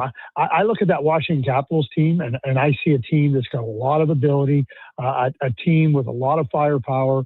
And yes, they got to get an answer on Ovechkin. But if that doesn't convince Ovechkin that I want to be part of a team that might contend, I think that's really significant. I really, really, really like that. I don't know how you can say that what the Florida Panthers did, and it's not just Brady Tkachuk that they got. Like, what does Philadelphia think in trading Garnet Hathaway? Yeah, do you get that one? Because I don't. I thought that was two outstanding moves. Obviously, different levels of players, but AJ Greer going out the door, it seems, by all accounts. So they just go get Garnet Hathaway. I mean, Garnet Hathaway seems to be one of those, blood and guts guys that you need and you want, and who has him now, Florida. It just seemed a little bit odd. I love Bowen Byram. I really do. I think Bowen Byram's a real terrific player. Buffalo, moving him out, they try to I thought they might be balancing with the 4 left shot defensemen. Then they go and trade for Olin Zellweger, so they still have 4 left shot defensemen. It feels like probably salary cap considerations for the Buffalo Sabres, but I think Chicago made a statement too by saying, "Hey, we're not going to sit idly by and just keep drafting young players. We got to get our team into a place where we can be more competitive, and more competitive means having a chance to win more games." Craig Button from TSN joins us. Craig, the Oilers haven't made any moves player-wise this week, but they did announce Mike Babcock officially, also DJ Smith. What do you make of the Oilers coaching hiring? Well, we've all talked about it and everything, so he's in place now. So here's the straight fact. Mike's resume as a head coach is well established. It's well out there. He last coached in 2019. He last won a playoff series in 2013. I am stunned. Let me repeat that. I am stunned that Stan Bowman can say that he's the missing piece for what we're trying to do to compete and win the Stanley Cup. I can't believe he said it. Hey, it's a valid point, man. Now here, there's two ways to look at everything, and sometimes maybe three. I listened to the Oilers leadership group, and they talk about, we need a different type of personality and a coach, and we want someone that's going to be hard on us and all that. And I understand it, but I'm also like, but you guys went to the 2 Stanley Cup finals. Like, I don't think you lost game 7 in 2024 when, oh, by the way, under Chris Knoblauch, you had the best record in the NHL in his 69 games. You're top 5 in goals against, top 5 goals for. Your penalty kill was the greatest in the playoffs up until that point. And you lost in game 7, 2-1. So, like, part of me is like, well, if you feel you need to be pushed more, like, shouldn't you just push yourself? Say, hey, guys, let's be better defensively? That's what it would seem like, Jason. I was really surprised to hear Connor McDavid's comments about the coaching. Like, Chris Knoblauch's won 6 playoff rounds. 6. Yeah. Mike Babcock hasn't won that many in 20 years. Fair point. Yeah. Like, I'll be curious to see kind of, what he brings, because I know a lot of people say, oh, great tactician, but it's not like Toronto's defensive numbers were off the charts great. Now, I know they had a younger team, sure, so that plays part in it. I don't discount that, but it wasn't like they were a great defensive team. Like, I think, honestly, like, DJ Smith might be arguably the more important guy in the group. What do you think? Yeah, and I think you look at coaching not just as one person, as a group that's around them, but you also have to look at the players you have available to. I'd like to ask Mike Babcock, when's the last time you had success with a goaltending situation that is such that it is in Edmonton? When have you ever had success when you could ease some of the burden on your top players up front? And when did you ever have success when you weren't able to go deeper into your blue line? And that has nothing to do with Mike Babcock. See, that's the shocker and the stunner for me from Stan Bowman, because you've heard me say this on this show before. I'll say it again. Connor McDavid at the end of the year said it's an average team. Leon Draisaitl said we've downgraded the team. That's management. Since the end of the 24 Stanley Cup final, 7-game loss, 2-1, as you just pointed out, this team is a lesser team than it was then.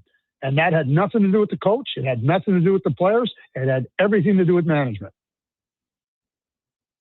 Craig Button from TSN joins us. So we move ahead, Craig, now to the draft. And hey, Dylan Larkin's still out there. Darnell Nurse is a player who wants to get moved. There seems to be lots of rumblings about JJ Peterka. It's been a crazy week in the NHL. Larkin, Nurse, Peterka. How many of those guys do you think get moved this weekend? How about if I go a little bit longer? Prior, right around free agency. Sure. Okay. Fair enough. It's harder. You're having talks like this weekend. Why don't we just use the free agent period? You know what's interesting, Jason? Yeah. And I love Bill Armstrong. I love what they've done in Utah. Not every move you're going to make is perfect. It really isn't. And they traded for JJ Peterka. It was a mistake because they gave up Josh Doan. Yeah. Yeah, that hasn't worked for sure. And I think Elliot Friedman was reporting that he's here in maybe Boston and Peterka, so that's interesting to see. But like that Shane Doan trade was just bigger body. Like, hey, it's funny. Like Adams he obviously had some moves that didn't work, but he also made some really good ones. Like that trade is a home run trade for the Buffalo Sabres, no question about it. So we'll see how it plays out. Now the draft itself, we've already seen for the first time since 2008 that a top 5 pick got traded when you knew it was a top 5 pick. You can't include the Phil Kessel trade because at the time of the trade, no one knew who was going to get, it turned out to be a number 2, but it wasn't a number 2 at the time of the trade. The San Jose Sharks, they own the number 2. The Eklund trade for number 9, from the outside, I'm kind of like, well, he's a young guy who's proven 50-point player twice, who was 7th overall. And now you're just trading him for a guy who's 5 years younger, who's going to take, I don't know how many years to be that guy. So I felt like they made that trade thinking there's got to be another domino here. What do you make of the Sharks tonight? And do you see that? And what did you make of that trade?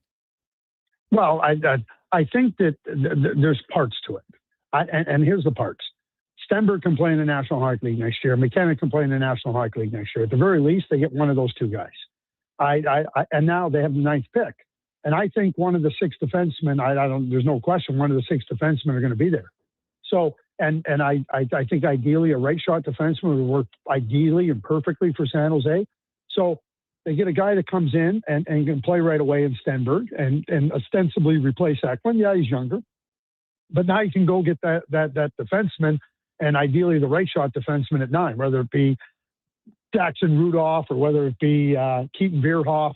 There's a player that I don't think Chase Reed will be there. But if it's not, Smits or Carls or Gustafsson will be there, and I think they'd have to make a choice. So I think that if they're using the picks like to draft, then I think that gave them options, and it gave them an option to draft Stenberg at 2 to come right in and replace thing and then get something else.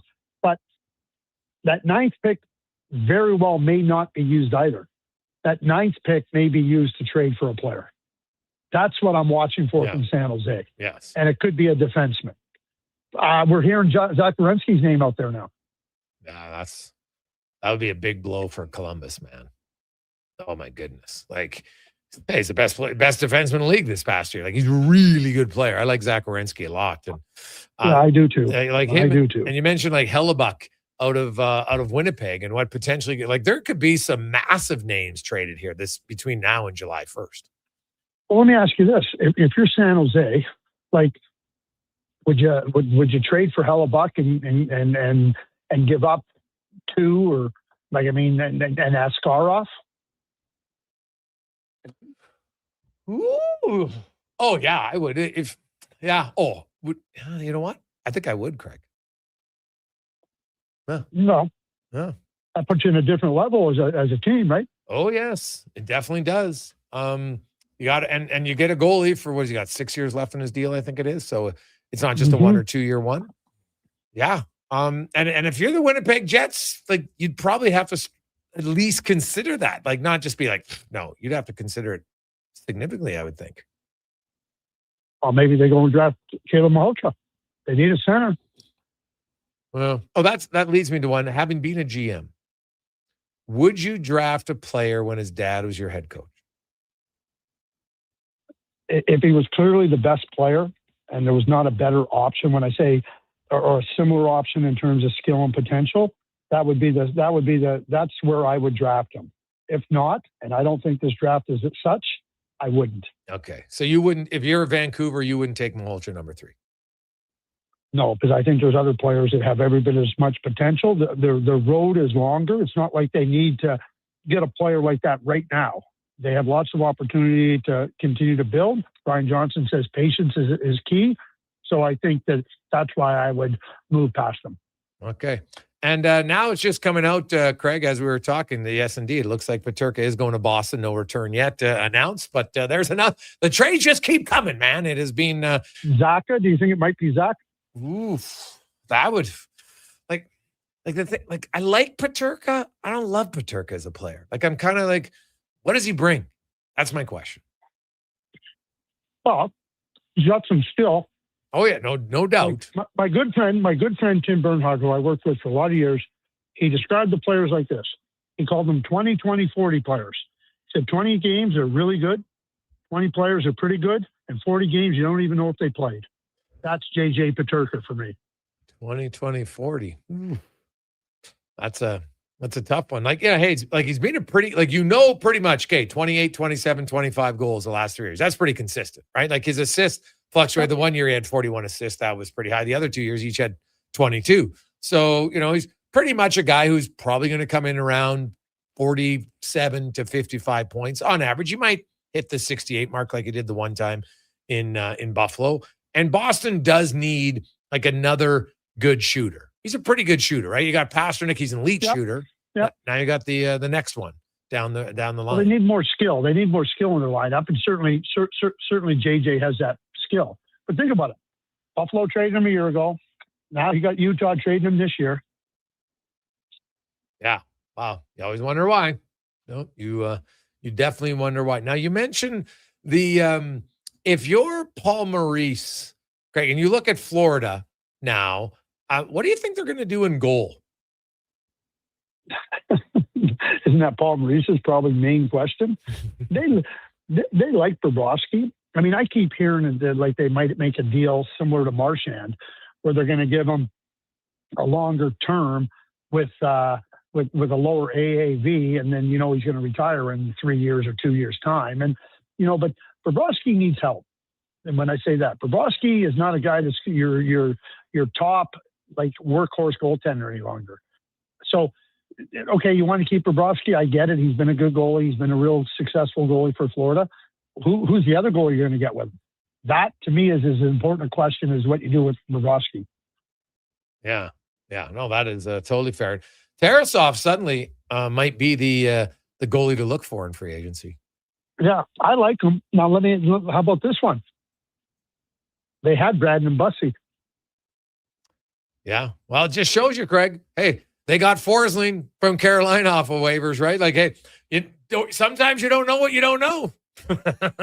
It's so true, isn't it? It's so true, right? And again, you might think that nobody's going to pick him up on waivers. Obviously, Carolina was paying attention, but hey, it worked out both ways. It worked out great for Florida with Forsling. It worked out great with Carolina with Bussey. They both delivered.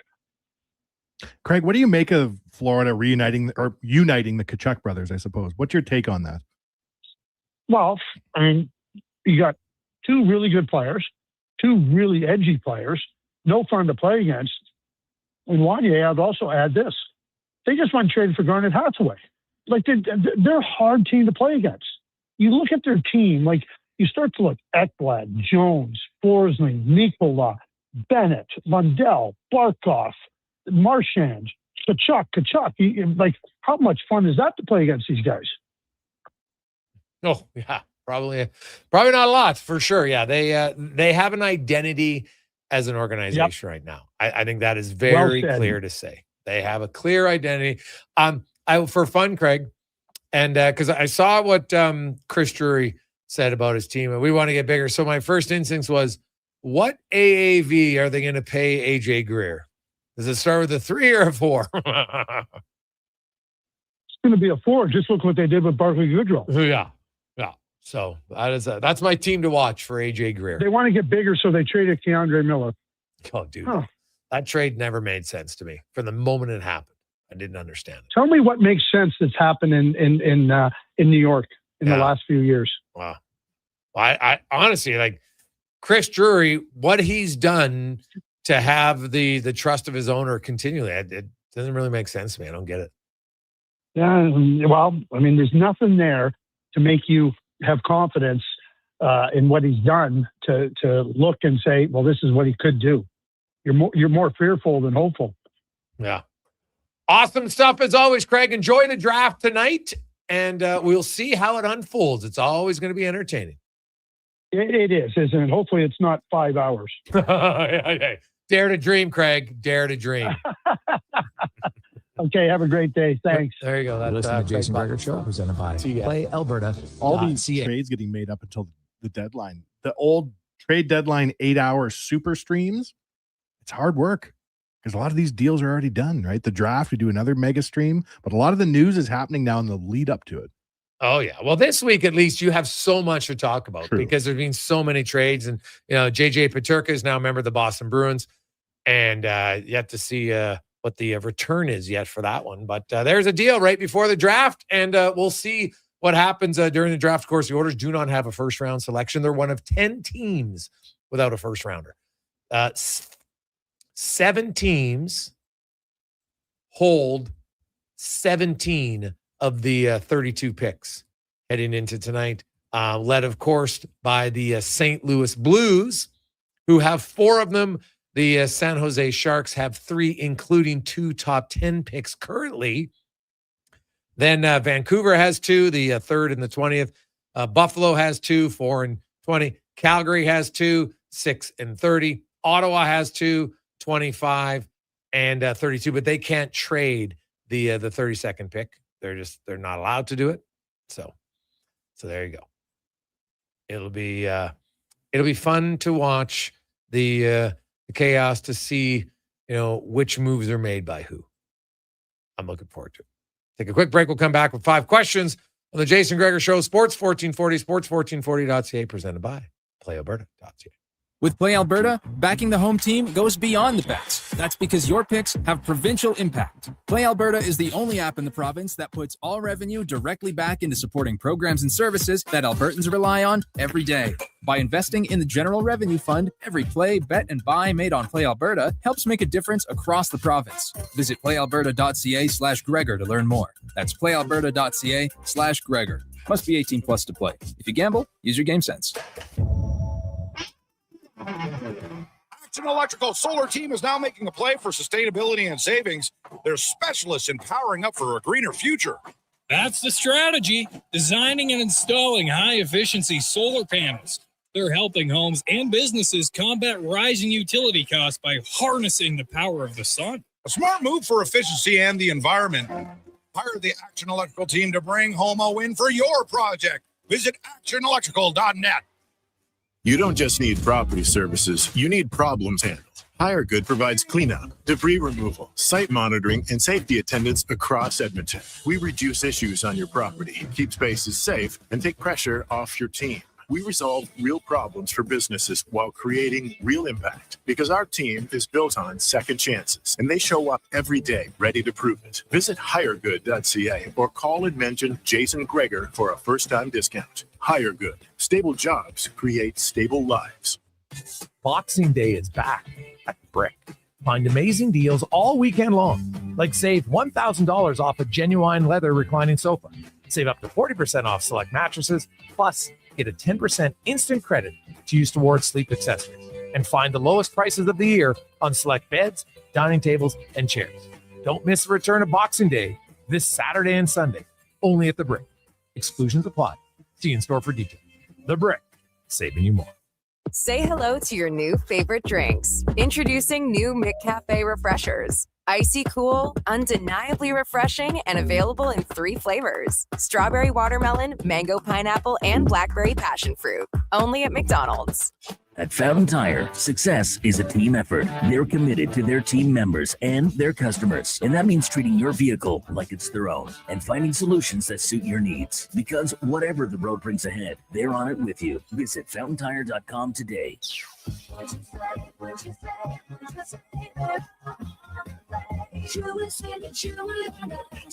It's finally time to escape your 4 walls and see where your 4 wheels can take you. Sherwood Honda helps you head out on the road the way you want to, with the right vehicle, including freedom-seeking SUVs that give you the versatility to drive where, when, and how you want to. It sure would do some good to get out and stretch your horizons, and sure would be easier with Sherwood Honda.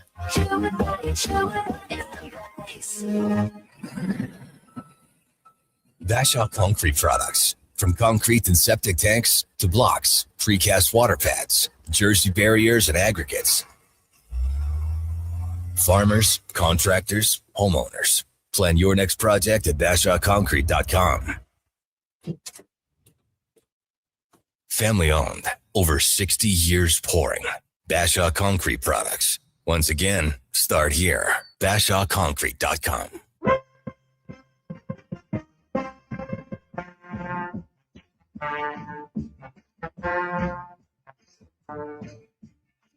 Portions of this hour brought to you by 01 Hockeyology, Edmonton's home for elite hockey development, skating analysis, performance assessments, and year-round training at West Edmonton Mall. Elite hockey development at 01.ca. That's ZERONE.ca. The Jason Gregor Show, the best of Edmonton sports talk and beyond. This is Sports 1440. Presented by PlayAlberta.ca, Alberta's only regulated online gambling website.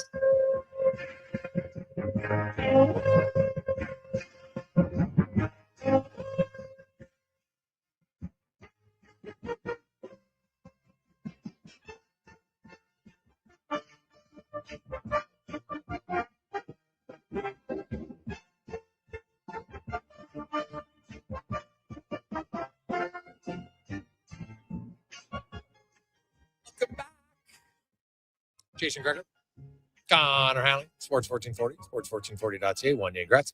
Also along for the ride. It's brought to you by PlayAlberta.ca as it's time now for 5 questions brought to you by The Brick, and man, Boxing Week is here in the summer. So if you're looking for fantastic deals, you can get a TV for $99, 40% off select mattresses, and much more. Check it out this weekend at The Brick and thebrick.com. It's time for 5 questions on the Jason Gregor Show. All right, guys, it might be nothing more than a guess, but when the Oilers eventually do make a selection this weekend, which position do you think they will address? Well, I hope, Connor, that they get a goalie tomorrow. But this is my dream going into every entry draft. I just don't understand why it's so hard for us to stock the cupboard with goaltending prospects. Well, they've picked a few goals. Not many of them worked out. It's tough to do. But what position do you think they need to address? Well, based on how difficult it is, I don't know if I do a goalie every year because there's only so much space in your organization for them. Like your 2 young goalies this year are both going to be in the ECHL now, because Connor Unger's contract. He's out of his entry-level deal, so he doesn't have to go to the ECHL, and same with Tompkins. So I would still take one of those picks as a goalie, but to me, the number one thing I would like them to address is they need to draft someone who plays with bite and an edge. It doesn't like you got a 2nd rounder, a 4th rounder. Like you look at the 4th rounder, obviously you still draft guys with skill, but draft some guys who play robust. That's their calling card, because I still think the organization doesn't have enough. The Oilers have now drafted goalies in 4 straight and 8 of their last 10. There you go. So they're trying. Question number 2 for you. Not hard enough, though. And Oiler fans, I'll give them credit. The ones who said, Wallstead, take Wallstead. And then they traded down and didn't take Wallstead. Minnesota took him. And then the Oilers took Bourgault, who is now in the Ottawa organization. Of those goalies, 2 have played. Can you name them both? One's obvious. Stuart Skinner. Yeah. And who's played for the Oilers? Yes. In the last 10 years, goalie drafted played for the Oilers. What did he play, like 1 game? 2 games. Because Tyler Bunz, was before that. The Euro guy, I can't remember his name. Got to guess one. Koskinen. No, Koskinen. No, Koskinen. Olivier Rodrigue. 2 games a couple of years ago. Question number 2. If you were making the picks, not the teams making the picks, so don't do it from their perspective, what would the top 3 look like in the draft tonight? I'd go McKenna. I think that's consensus. Then Stenberg, and then Malhotra was 3. Okay. Some size. Yeah, McKenna for me. I think I would go Chase Reed number 2 and Stenberg number 3. That'd be good for Vancouver. Avoid that. Well, a tough decision. Question number 3 for you guys. Let's get the official prediction. Canada, South Africa on Sunday. World Cup. What's happening? Well, first of all, Canada is the first ever host to play an away game at the World Cup. Get the hell out of here. Like, come on, it's terrible organizing. Number 2, Canada will win. Canada will win 2-1. Gregor said my number. And I don't want to inflate the score. I don't want to say 3-1 when I only think 2-1. 2-1. Yep. 2-1. Okay. Canada, yep. All right. Connor, what's yours? 2-0. 2-0. Okay. 2-0. One late. Maybe like as South Africa presses, Canada breaks out. Question number 4 for you guys. Apparently, the Jets are listening to offers on Connor Hellebuyck. What do you think it would take? A realistic package, and could the Oilers make it? That's a realistic package. Well, it would be a lot. Like Connor Hellebuyck, still considered one of the best goalies. Obviously, kind of stole the gold medal game for sure. No question. He was unreal. He's the best player on the ice in that game. Now his NHL playoffs haven't been as great. Can't deny that. But still, I would say, there's got to be a goalie going back. Number 1, they're going to want a goalie. They would want either you're getting like a top 10 pick, or you're getting like a legit high-end prospect from a team. And then I think also probably another draft pick, and maybe even a younger like forward defenseman. I think if you got to get Hellebuyck here, like Brady Tkachuk went for 3 first-rounders in a second. I got to think Hellebuyck's going for more than that. It's an incredible haul. Do you think there's anything to be made of the fact that he wants to go play in the States, having won the gold? What I do find interesting is, we'll say on one hand, hockey fans, they're so gritty and tough and everything. And now they're like, well, some of the Canadian guys weren't nice to me because of how I went and supported a president who told their country we're going to invade you and take you over. Like, come on, you got to be a little realistic here. And do you really need to be that? Like, I don't know. Did they have personal attacks on him, or was it on social media? Like, mute your mentions, dude. Like, welcome to the life of lots of people, right? You think everybody's friendly on social media, but why would you care? Why would you care what Joe Schmo 86452 says? So I don't know. I find that a little odd. So I think that is it. Yes. I think it'd be hard for the Oilers to get him. I think all the things he may or may not like about Winnipeg probably exist. Well, no, but he liked Winnipeg. He's been there 11 years. He just signed a long-term deal. I think a lot of this stems from how the reaction of some of the fans. They weren't overly warm to him. And I don't know, because I don't think he was looking for an out. A lot of people thought he was going to leave, and then he signed an extension. And everyone's like, oh, wow. So I don't really think it's about living in Winnipeg. The guy's been there 11 years. Like, it's not like suddenly, hey, wait a sec. It's pretty damn cold here on Portage in Maine. I never felt this before. Like, he's been there 11 years, so he knows. Final question, guys. On this day in 1981, the comedy film Stripes was released, starring John Candy, Bill Murray. In honor of that, give me your top 3 funniest actors of all time. This is a real think piece. There's a lot to choose from. Oh, there is. There's a lot. I'm going to include Dave Chappelle. I don't know if he's an actor per se, but he's so funny at stand-up in some of the movies he's done. Half-Baked was good, yeah. Yeah. I'll put Eddie Murphy in there. Mm-hmm. I think Eddie Murphy is probably the funniest person ever. And then I'll go Will Ferrell, number 3. Ooh, those are some good ones, man. I'm going Robin Williams. God, that guy was funny, witty. Jim Carrey, because of his ability. Like, did you see when he turns his face into the Grinch? Like, that's pretty damn impressive. And I'm going maybe a little bit off the board here, but I'm going Rowan Atkinson, because there's not a guy who could make me laugh without saying anything as much as he could. Mr. Bean, he's hilarious. Rowan Atkinson, like, just, and simple funny. Like, that's what's, I find it's kind of like innocent funny. You can watch it. You can watch it with your kids and never have to be worried about anything. So I will go with Rowan Atkinson. You know what a crazy Mr. Bean fact is for you, Gregor? I'm glad you brought up Rowan Atkinson. How many episodes do you think were made of the Mr. Bean show? 40. 15. What? There was only 15 episodes of Mr. Bean ever made. Really? And then he made 2 movies after that. Like, I thought there were hundreds of seasons of Mr. Bean. Wow, that is shocking to me. What a cultural impact. I mean, those came out, it says, between 1990 and 1995. So it was 15 episodes over 5 years.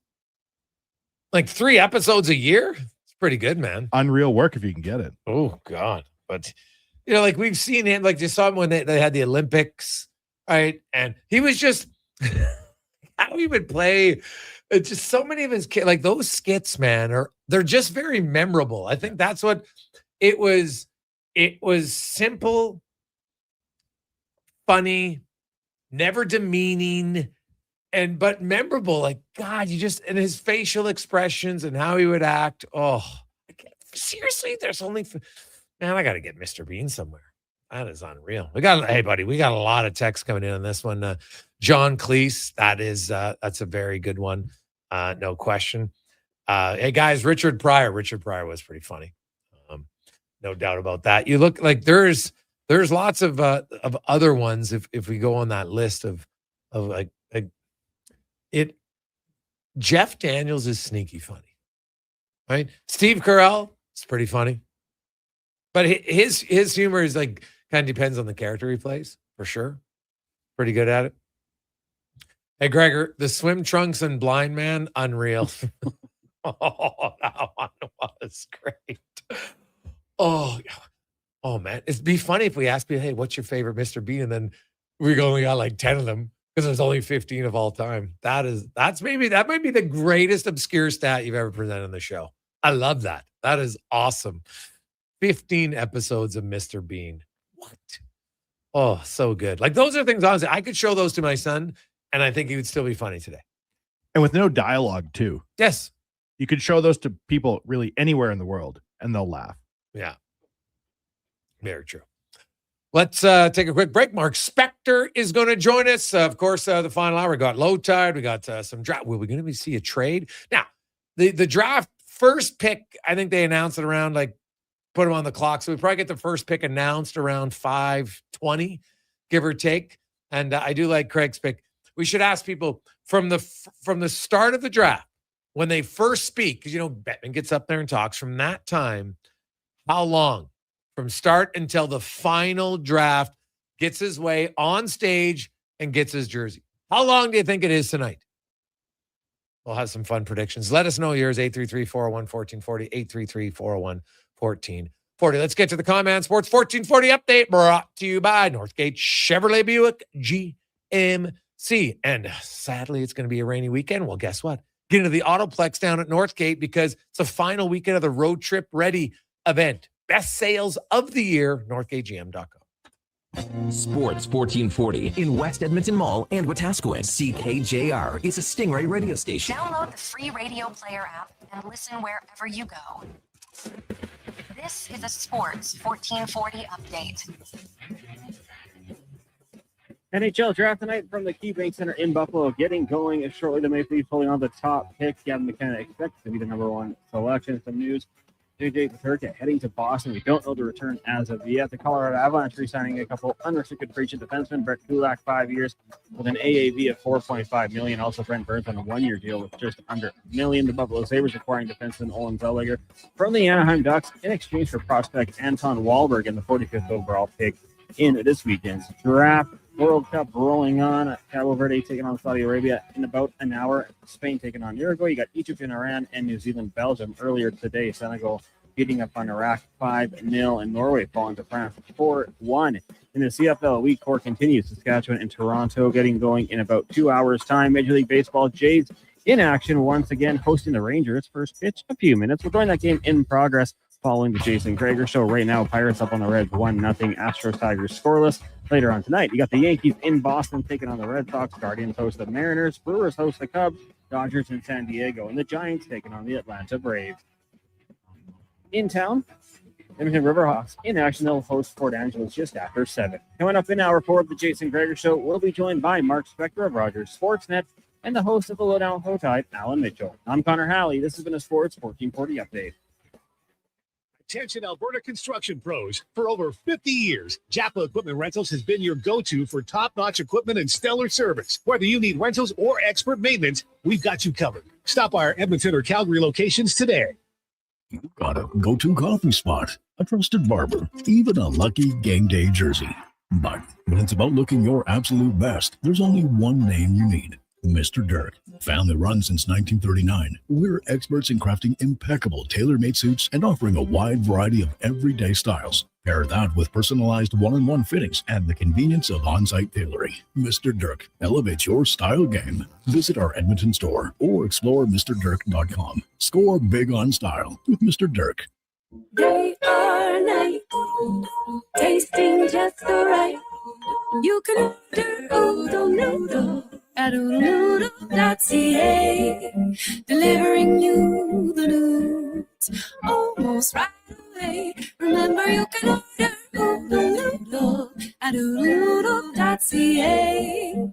So stay on your couch all day and order oodnoodle.ca. Ood Noodle. The longest running basketball show in Canada airs every Saturday morning at 10 on Sports 1440. Hoop City with Paul Sir introduces a new generation of basketball talk, and it's right here on Edmonton's home for sports, Sports 1440. Legacy Heating and Cooling is serious about cooling. In fact, we offer multiple ways to cool your home. So you better call Legacy. Call Legacy. If you're looking for traditional air conditioning, we got you. Call Legacy. Call Legacy. Or ask us about a heat pump to help you heat and cool. Call Legacy. Call Legacy. Cool with AC or cool with a heat pump. Cool your home with Legacy Heating and Cooling. Cheering on Canada, Mexico, Australia, France, England, Brazil, Germany, Spain, and the rest of the world at the Druid Irish Pub. Your World Cup headquarters. Wear your colors, cheer on your team, and enjoy $6.50 Heineken every game. Plus, your chance to win a ton of World Cup merch, including hoodies, jerseys, soccer balls, and more. The Druid Irish Pub, your World Cup headquarters. Bringing Edmonton together, one soccer game at a time. The Druid Irish Pub. Cheer with us in the Mercer Building across from Rogers Place and Ice District. Cattail Crossing Golf and Winter Club. Fun and friendly with morning rates Monday to Thursday. Just $65 for 18 holes with cart. $55 for seniors. Includes a $5 food voucher for dining at Cattail's Out of Bounds restaurant. There's early bird golf Saturday and Sunday. $50 for 9 holes with cart and snack voucher. 9 and dine Fridays after 4. $130 per pair for 9 holes, cart, and a $40 Out of Bounds gift card. Plus, Glow Golf every second Friday and bring your dog golfing on Mondays. Visit cattailcrossing.ca. Alberta, we're wild and tough and beautiful. We agree that good enough isn't good enough. And though everything that matters starts with a home and a family. At Lux, our family has been handcrafting windows and doors for this incredible place for over half a century.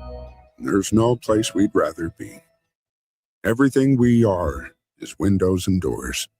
A company born and bred and made in Alberta. Like to score a winning deal at Car West Leduc. Like raising the cup in your hometown on your birthday. Feel it now. Car West Leduc. Experience a vast, uncompromising selection of top-quality used vehicles with no extra fees. Trucks, sedans, vans, SUVs, and more. Backed by family-run service and top dealer ratings on Google. So when the final siren goes, you go home with a deal you'll never forget. Car West Leduc, 6514 Sparrow Drive, Leduc, or at carwestautosales.com.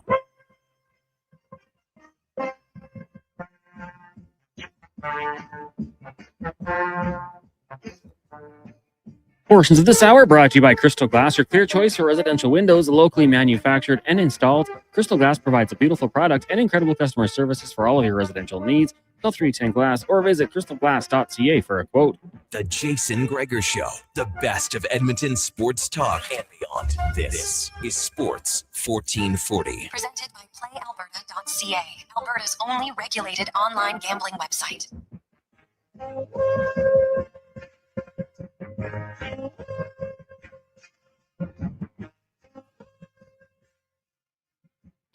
Positive Friday rolls along. It's draft day for the NHL.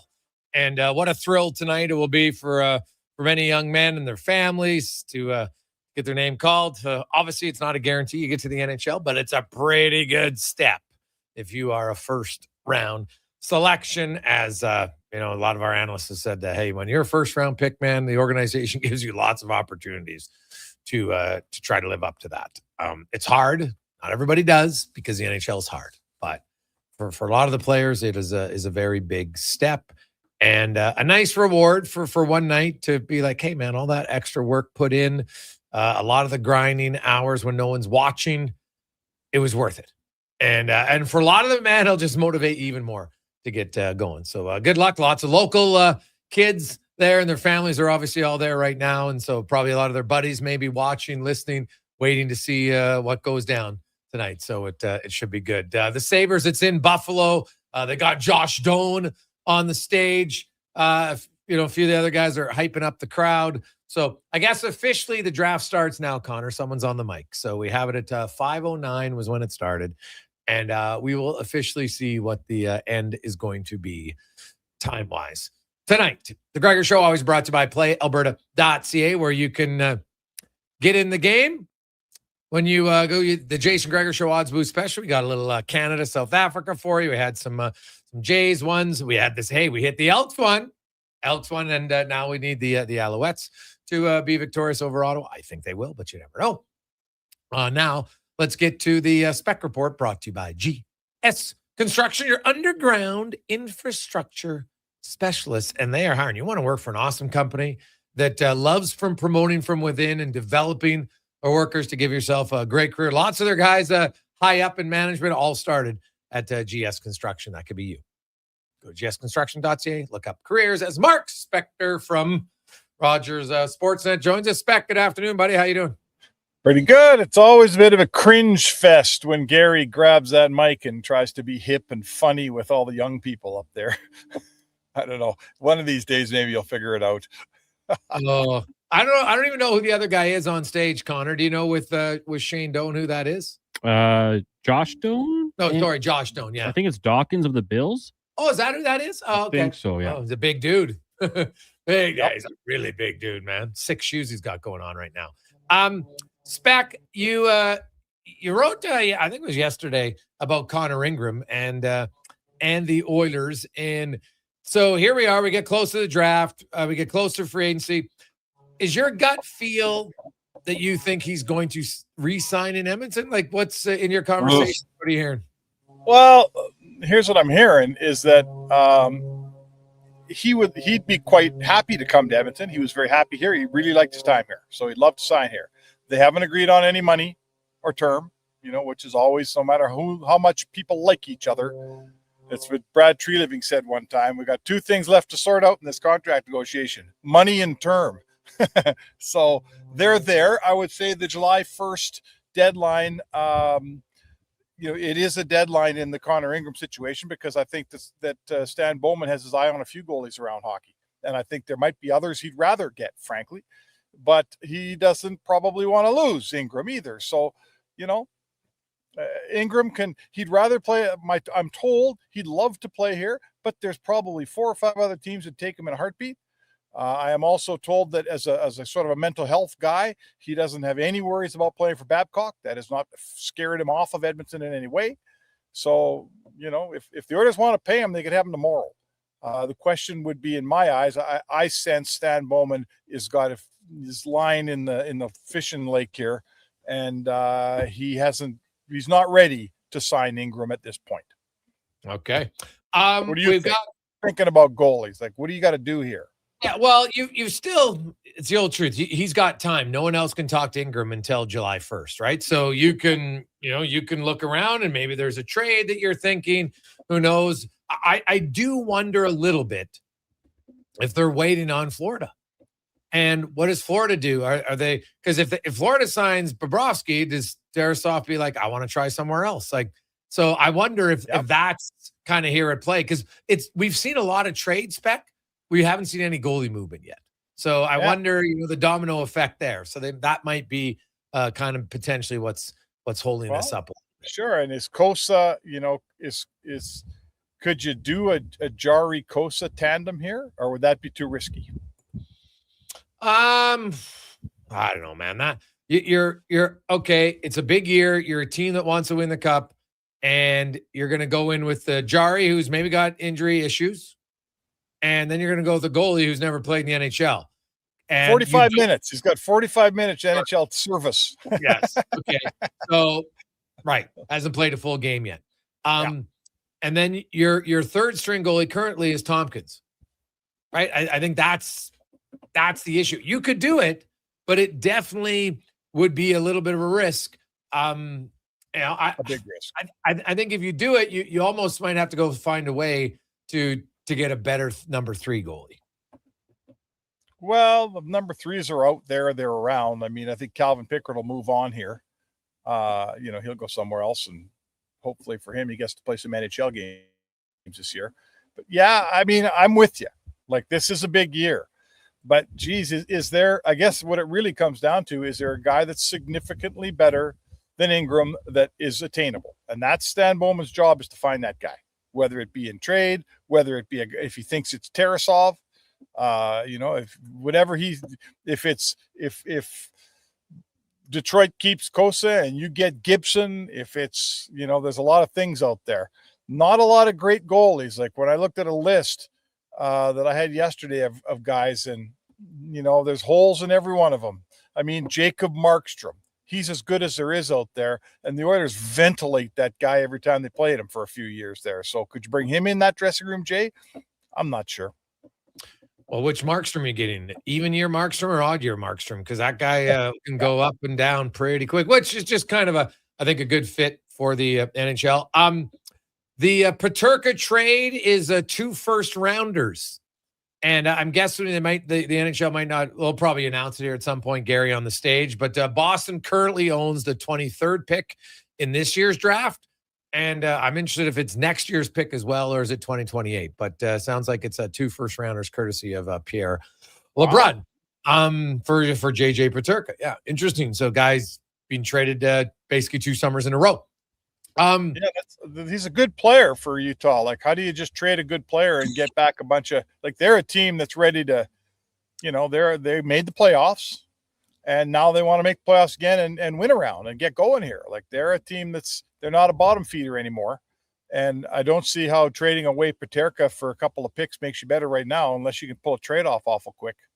Well, I wonder if they look at Peterka and say, you know what, we'll get rid of him and we get some picks and we're going to replace him with Mason Marchment in free agency. Right? A lot of teams talking about Mason Marchment. I think, so I think there's a lot of teams going to try to get him. And just because he adds a different, now the problem with Marchment is he's got some injury issues, but Spec, here's the thing about free agency. There's going to be some guys getting overpaid big time in free agency this year. There always is. Yeah. Always is. Brian Burke used to say it's the time of year when the GMs all get dumb at the same time. And they do. They overpay at free agency. I get it how you top your team up at free agency, but the history of finding franchise players in free agency, oh boy, there's more misses than hits, I would say to you, Jay.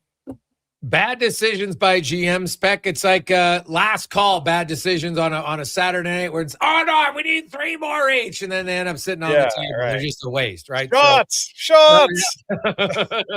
Anybody out there is laughing. They're like, God, I've done that a few times. I made that mistake before. Sometimes I kind of miss it. And the Toronto Maple Leafs had Justin Bieber, who is a legit Maple Leafs fan, came on stage to announce their first pick, and no surprise, Gavin McKenna is the number 1 overall pick. The pride of Yukon is going to Toronto, which no surprise. I think the minute they won this lottery, everybody thought they were going to take Gavin McKenna. Yep. I think it's the right choice based on everything you know now. Now, because that's the thing, no one knows for sure how good these guys are going to be moving forward. It's tough, but I think it's a safe bet. This guy's going to be a good NHLer. How good remains to be seen. Yeah, there will be a ton of pressure. The expectations. I mean, to me, the expectations on the Maple Leafs to be a really good team are unrealistic. I don't think they're good enough. They are a really good team, and I hope that those same too high expectations don't. I'm not going to say crush Gavin McKenna, but going to Toronto as the first overall, man, I'm not sure the pressure gets any higher than that, does it, Jay? I'm not sure it does.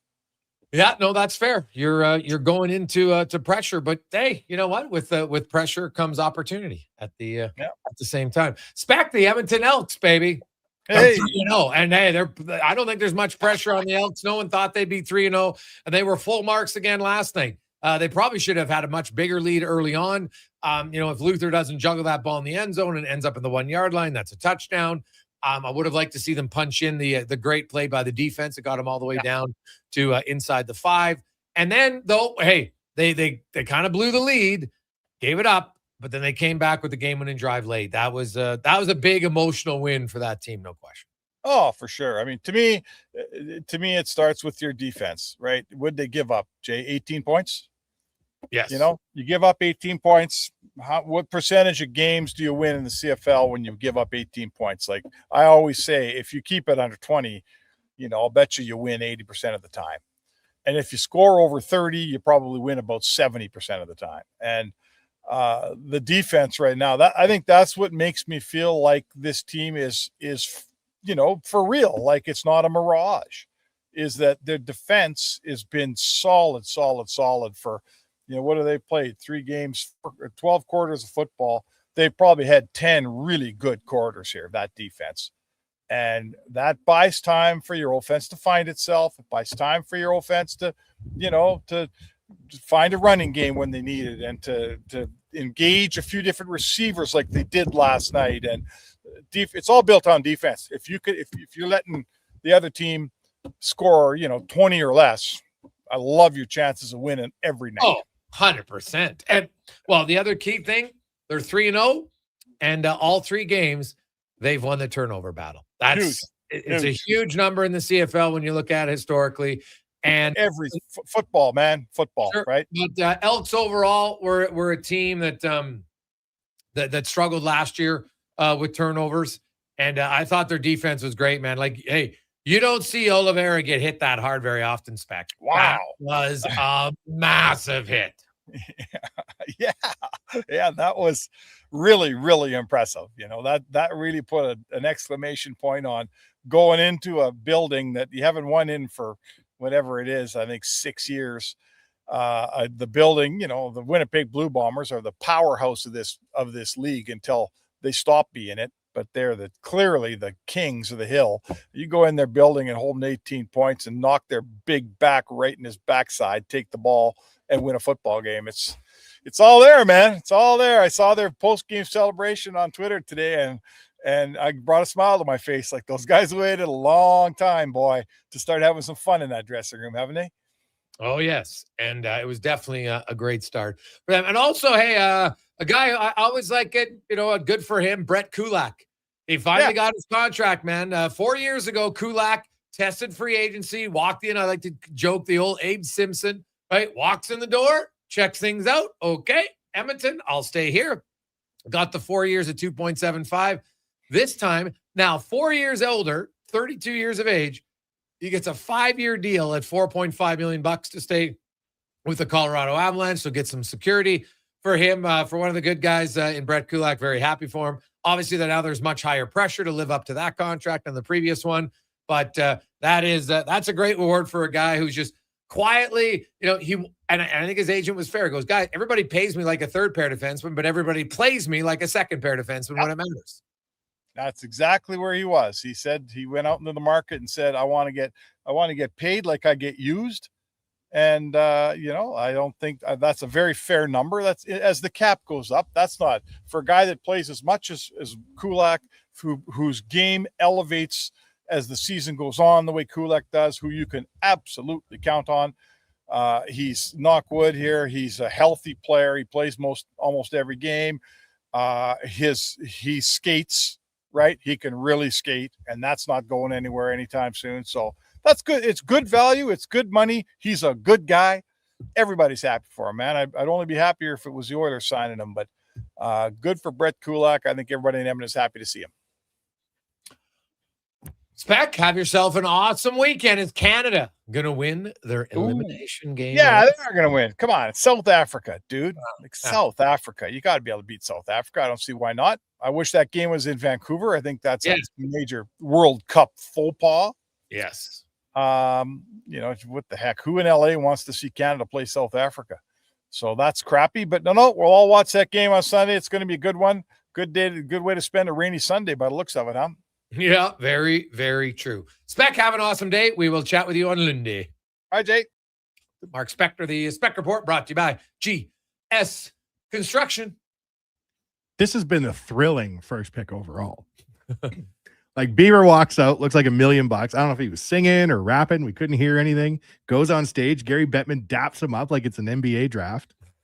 And then he does the interview with Kevin McKenna after on the couch. Yeah. Hilarious. Well, you know what? But Bieber's, you know what?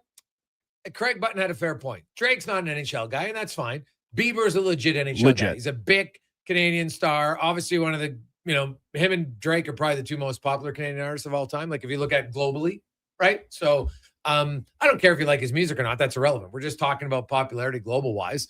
And, you know, at a young age, he's kind of been able to pull himself together a little bit after, because I don't care who you are, man. At that young of an age, to maybe not have great direction and to get all that money, it would be hard not to go sideways a little bit, I would think. Do you think Bieber's going to stick around till the Oil Draft 52nd?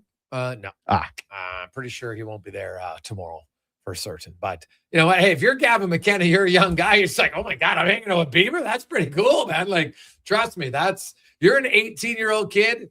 Trust me. Justin Bieber's a big deal. Totally. Right? That's a big deal for sure. We'll come back. Hey, you know who's a huge Bieber fan? Our next guest. It's a Gregor Show presented by PlayAlberta.ca. You've got a go-to coffee spot, a trusted barber, even a lucky game day jersey. But when it's about looking your absolute best, there's only one name you need, Mr. Dirk. Family run since 1939, we're experts in crafting impeccable tailor-made suits and offering a wide variety of everyday styles. Pair that with personalized one-on-one fittings and the convenience of on-site tailoring. Mr. Dirk, elevate your style game. Visit our Edmonton store or explore MrDirk.com. Score big on style with Mr. Dirk. When your project can't afford downtime, call Japa Equipment Rentals. From excavators and wheel loaders to compaction equipment, Japa has the machines you need. Trusted since 1972. Visit JapaEquipment.com or stop our Edmonton or Calgary locations. Mr. Rooter buries evidence in the desert. I didn't mean to do it. I was forced into it. Yeah, forced. But now, no one will ever know. You've done well, Mr. Rooter. You did something awful, but you've covered your tracks. It's done. The last transcript that shows I did a semester of electrician school. Uncover evidence of the proudest plumber, Mr. Rooter. Day or night, tasting just right. You can order Ood Noodle at oodnoodle.ca, delivering you the news almost right away. Remember, you can order Ood Noodle at oodnoodle.ca. So stay on your couch all day and order oodnoodle.ca. Ood Noodle.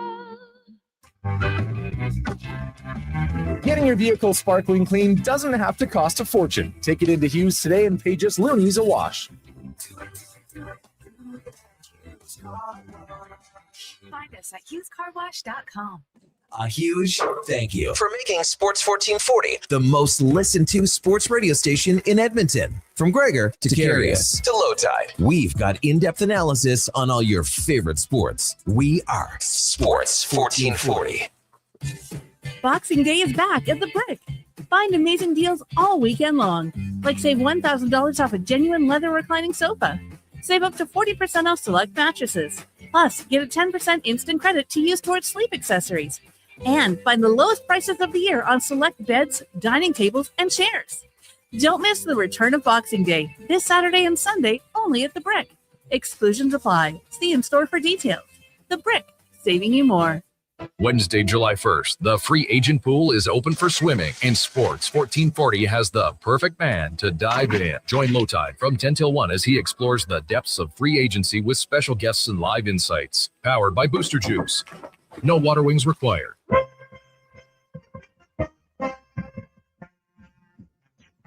Portions of this hour brought to you by Sherbrooke Liquor, the best place for wine, cocktails, and beers from all over the world. Also a variety of excellent non-alcoholic options. See more at SherbrookeLiquor.com. The Jason Gregor Show, the best of Edmonton sports talk and beyond. This is Sports 1440. Presented by PlayAlberta.ca, Alberta's only regulated online gambling website.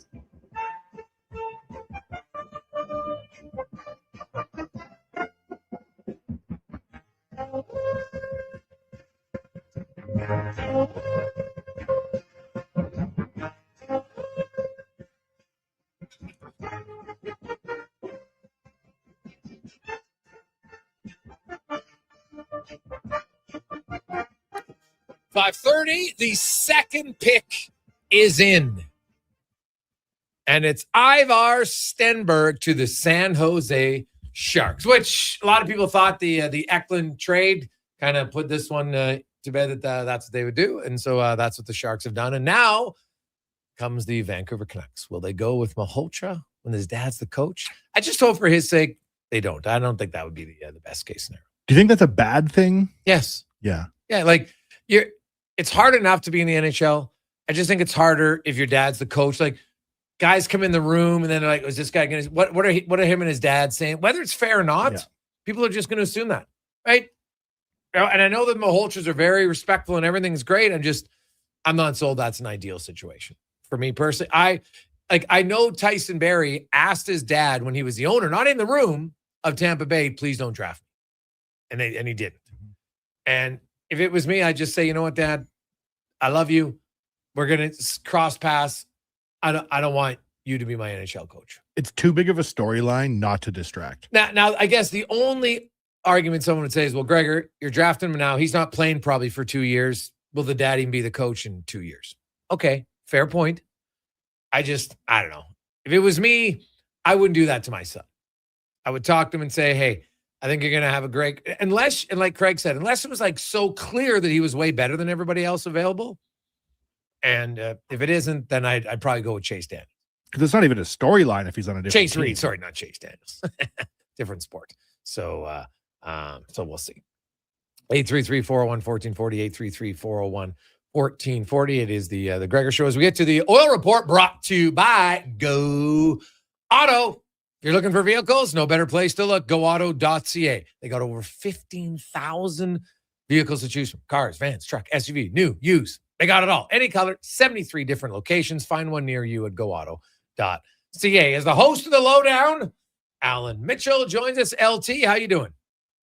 Good. I'm very good. I will say that when I was listening to you guys talk about the Canucks, I think that based on the Canucks' own draft history, picking a player who makes things complicated, uncomfortable, and possibly tragic is exactly what the Canucks will do based on their history. So I think that's a possibility. Why, as you were talking, you said the part about the coach, and I just would, if the scouts and the scouting director think that's the best player, I think you take him.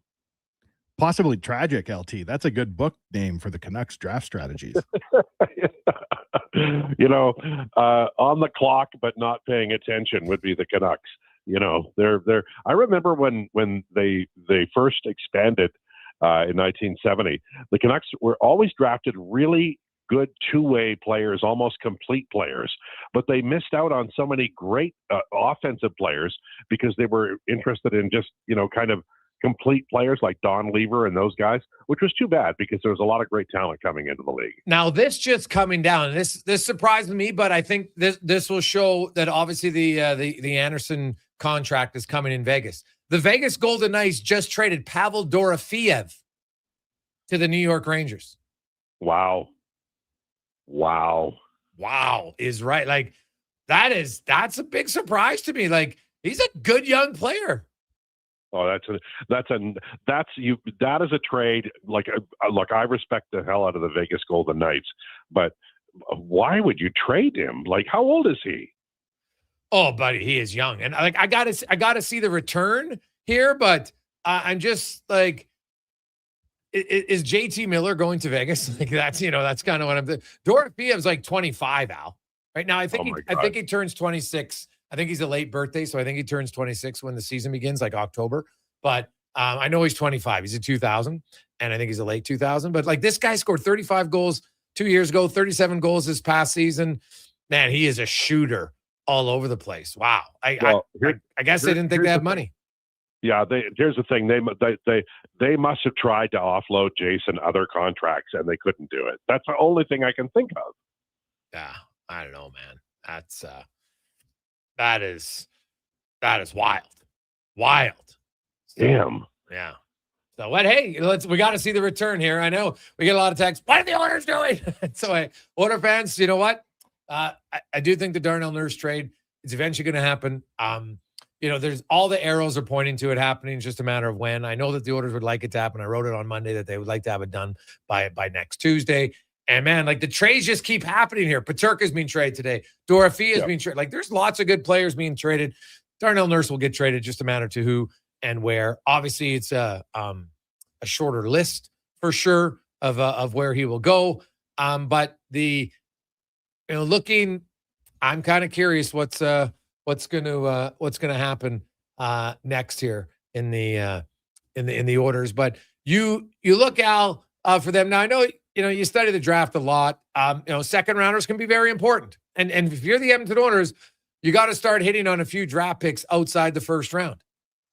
Yeah, you do. And look, they Lafreniere and Lewandowski and Asher, the third round pick, the third pick they had a year ago, the defenseman Asher, I can't remember his last name. Those guys are all good. Like they nailed those picks, and they've got to do it again. And I think that what they've done is they've moved around their scouting department. They have a more analytics, a more European feel. I'll be interested in seeing how this draft goes.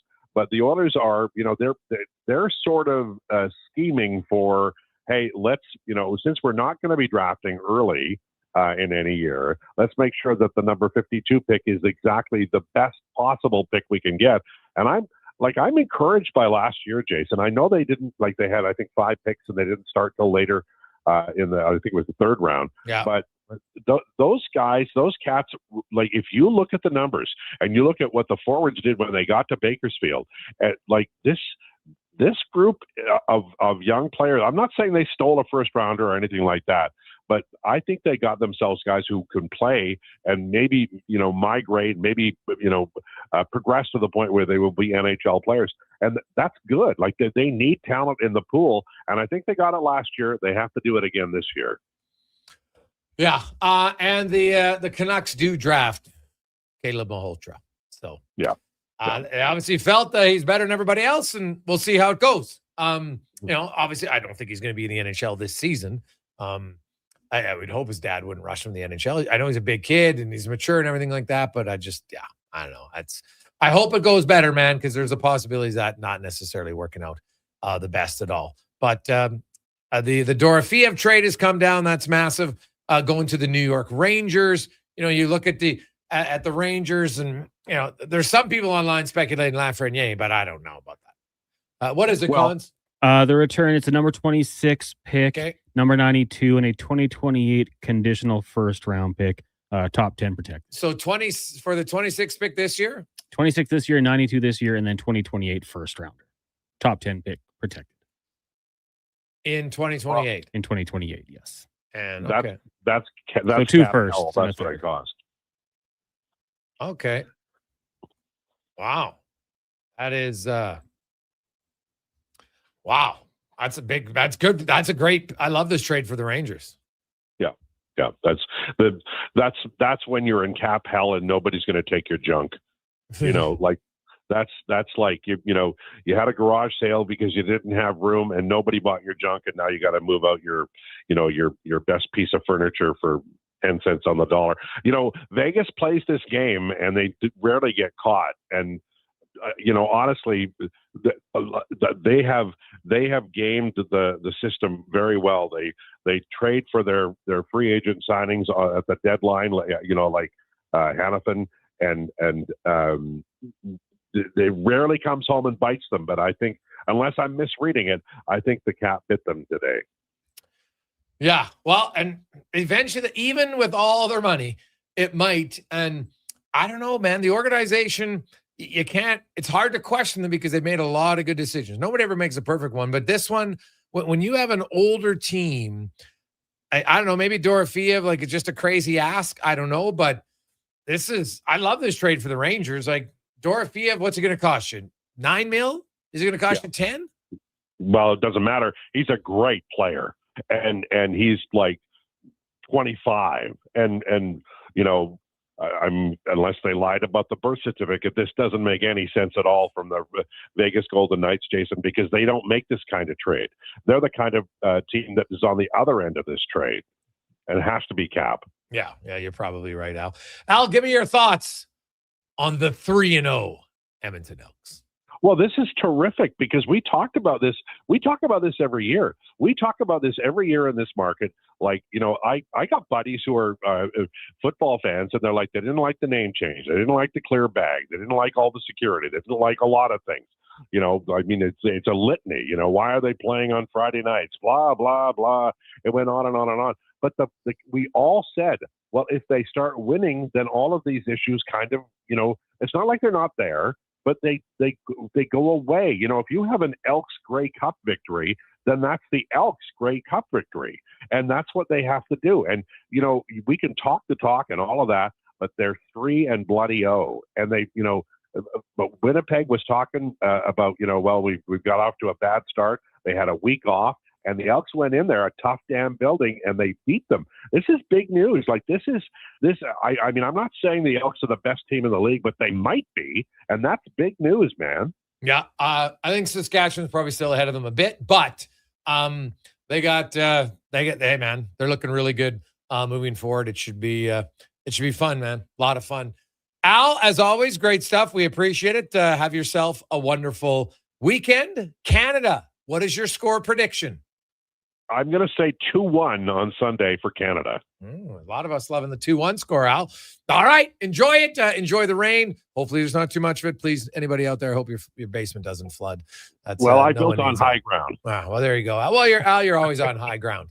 Always on high ground. So, all right, be good, boys. Okay, buddy. There you go. That's Alan Mitchell, a.k.a. Low Tide. Quick break. We'll come back. Wanye's World and more as we wrap up a jam-packed week. Honestly, it's the biggest week ever that I've ever had as far as trades go in the National Hockey League. It's been crazy. More trades today. We'll update you. Dorofeev for 2 first-rounders and a 3rd-round pick. What? That's a good deal for the Rangers, man. I know they're going to have to pay him, but that's a pretty damn good deal. So we'll return on the Gregor Show presented by PlayAlberta.ca. Are new McCafe crafted sodas just drinks or something more? Like Sprite Berry Bliss, Creamy Strawberry Coke, and Orange Dream. All swirled with fizzy flavor and topped with silky cold foam. Only at McDonald's. At participating McDonald's restaurants in Canada.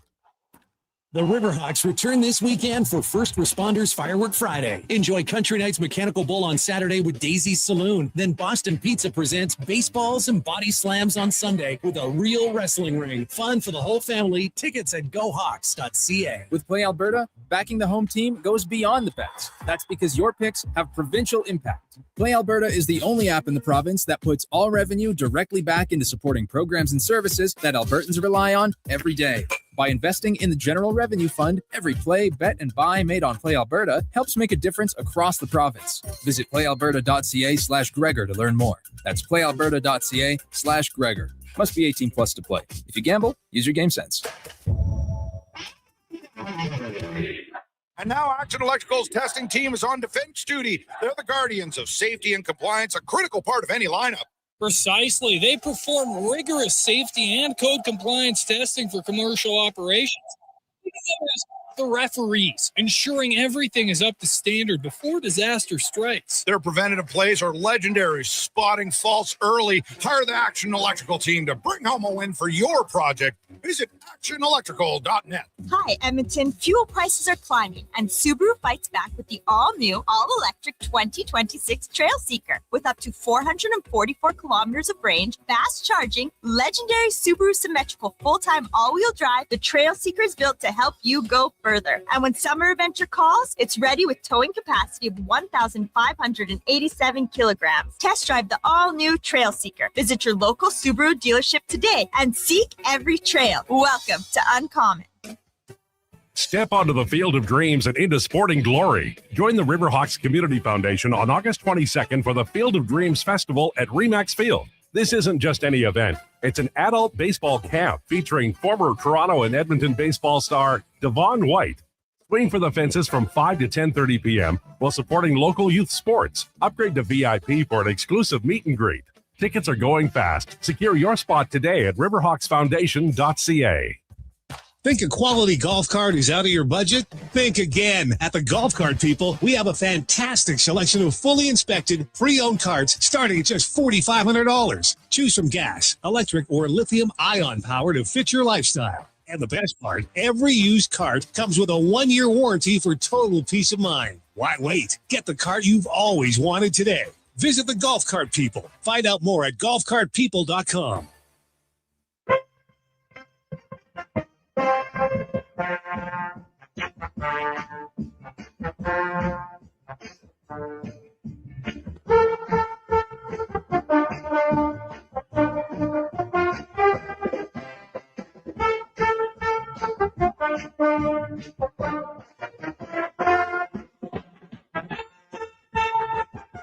First of this hour brought to you by CanTorque, made in Canada, made for Canada, where extreme isn't theoretical. Find your solution at CanTorque.com. The Jason Gregor Show, the best of Edmonton sports talk and beyond. This is Sports 1440. Presented by PlayAlberta.ca, Alberta's only regulated online gambling website.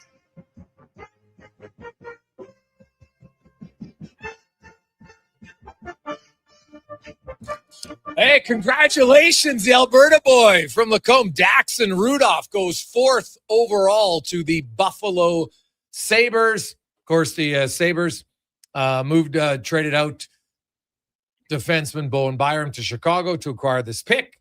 And they get a defenseman. Daxon Rudolph, a really good, young, exciting defenseman. Big guy, 6'2", skates really well, great offense, scored 37 goals. It's a really good player, man.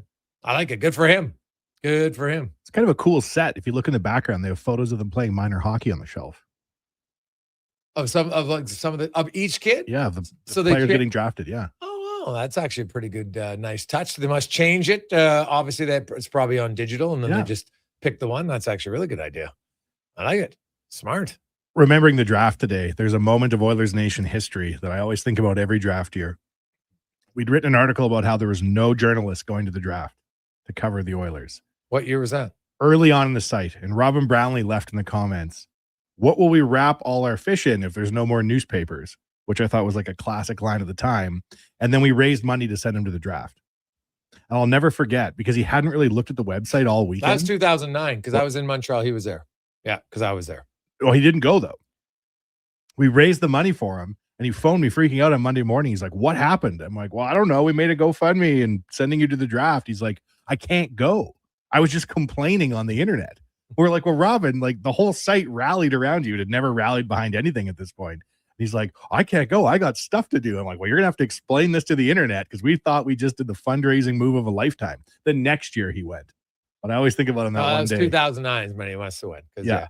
I had a stretch there. I went to the draft. Oh, geez. Well, I think I went to draft for almost every year for about 12 years in a row up until I think COVID ended it.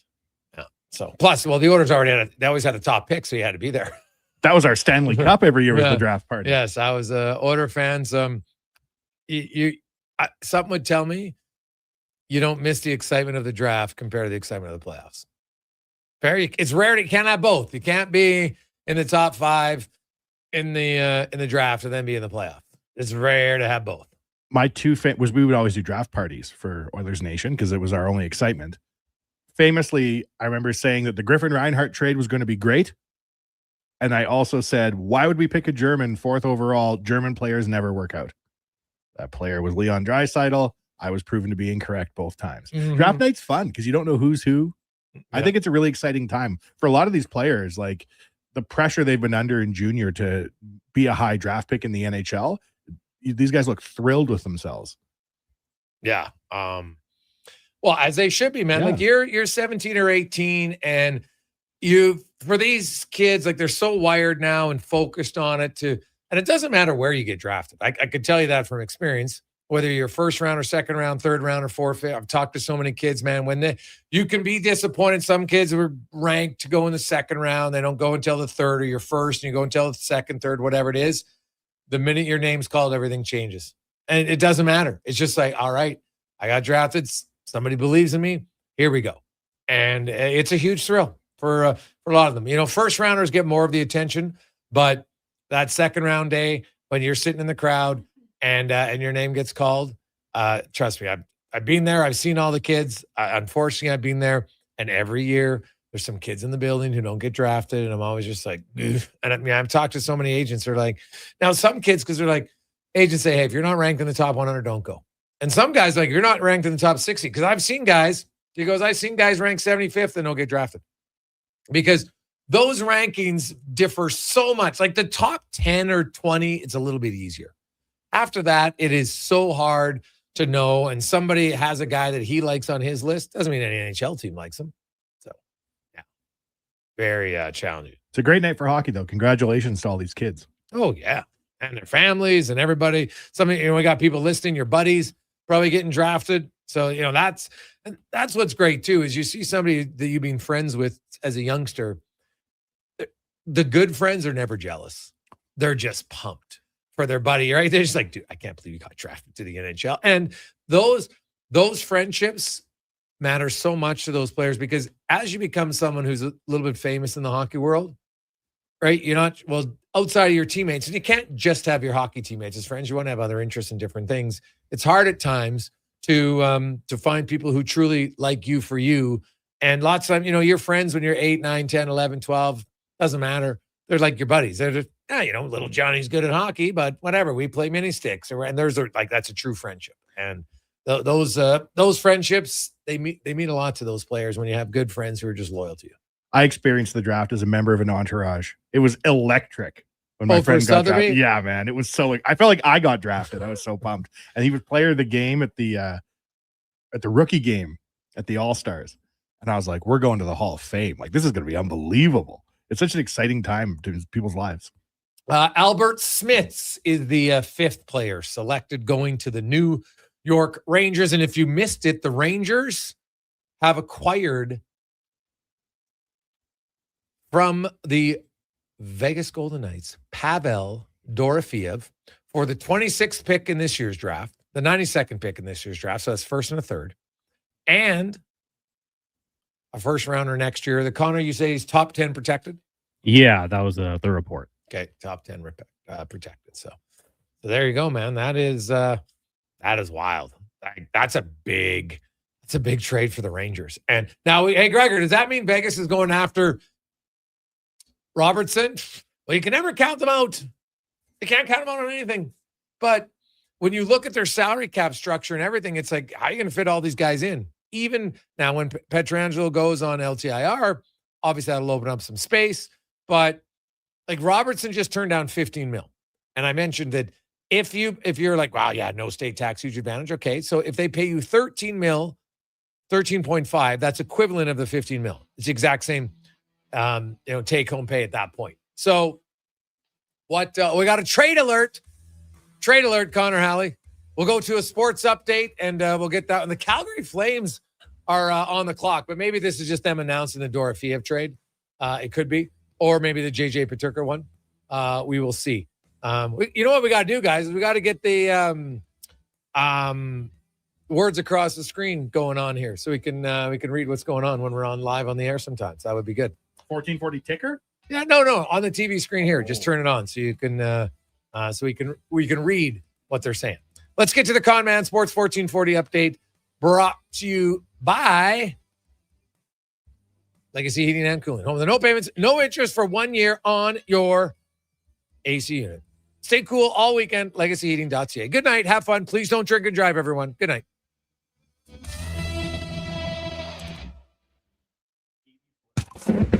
This is the Sports 1440 update.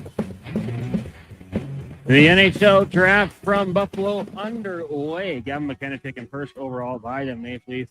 Oliver Stenberg going number 2 to the Sharks. And rounding up the top 3, Caleb Malhotra. Some more moves going on in a busy day. The New York Rangers acquiring Pavel Dorofeyev from the Vegas Golden Knights for the 26th overall pick, the 92nd pick, and a conditional 2028 first rounder that will be top 10 protected. The Kings locking up one of their core pieces. Brant Clark sticking around 5 years with an AAV of $7.4 million. With the Mammoth trading JJ Peterka to the Bruins for the 23rd overall pick tonight and a 2028 first rounder. That one also top 10. Protected earlier today. Brent Kulak signing with the Avs, 5-year extension, $4.5 million AAV, while they're keen keeping Brent Burns around as well on a 1-year contract worth $850,000. World Cup continues on tonight, getting going shortly. Cabo Verde taking on Saudi Arabia. You've also got Spain and Uruguay, Egypt and Iran, while Belgium up against New Zealand from Vancouver. Earlier today, France all over Norway 4-1, while Senegal dropped Iraq 5-0. We see in the CFL tonight, week 4 rolling on. Saskatchewan and Toronto get going in about an hour and 10 minutes time. Major League Baseball, Jays right now trail the Rangers 5-0 in the top of the third. We'll join that game in progress following the upcoming commercial break on the AM feed. If you're streaming, it'll be Fox Sports Radio. Elsewhere, Tigers with a 7-0 lead over the Astros in the 4th. Diamondbacks trail the race 3-1. Red Sox lead the Yankees 4-0, and the Mariners Guardians tied at 1 apiece. Later on tonight, Rockies Twins, Marlins Cards, Padres host the Dodgers, and the Braves in San Francisco. In town, the Riverhawks will be in action just over 7 o'clock, hosting Port Angeles. That'll do it for us here on the Gregor Show. Coming up next, if you're streaming, Fox Sports Radio. If you're on the AM dial, it is Blue Jays Baseball. I'm Connor Halley. This has been a Sports 1440 update. This is Sports 1440, a Stingray radio station broadcasting on Treaty 6 territory. Download the free iHeartRadio app and listen to CKJR wherever you go. Canada's men's rugby team at Clark Stadium. July 4th, Canada takes on Spain. July 11th, a doubleheader as Canada battles Portugal.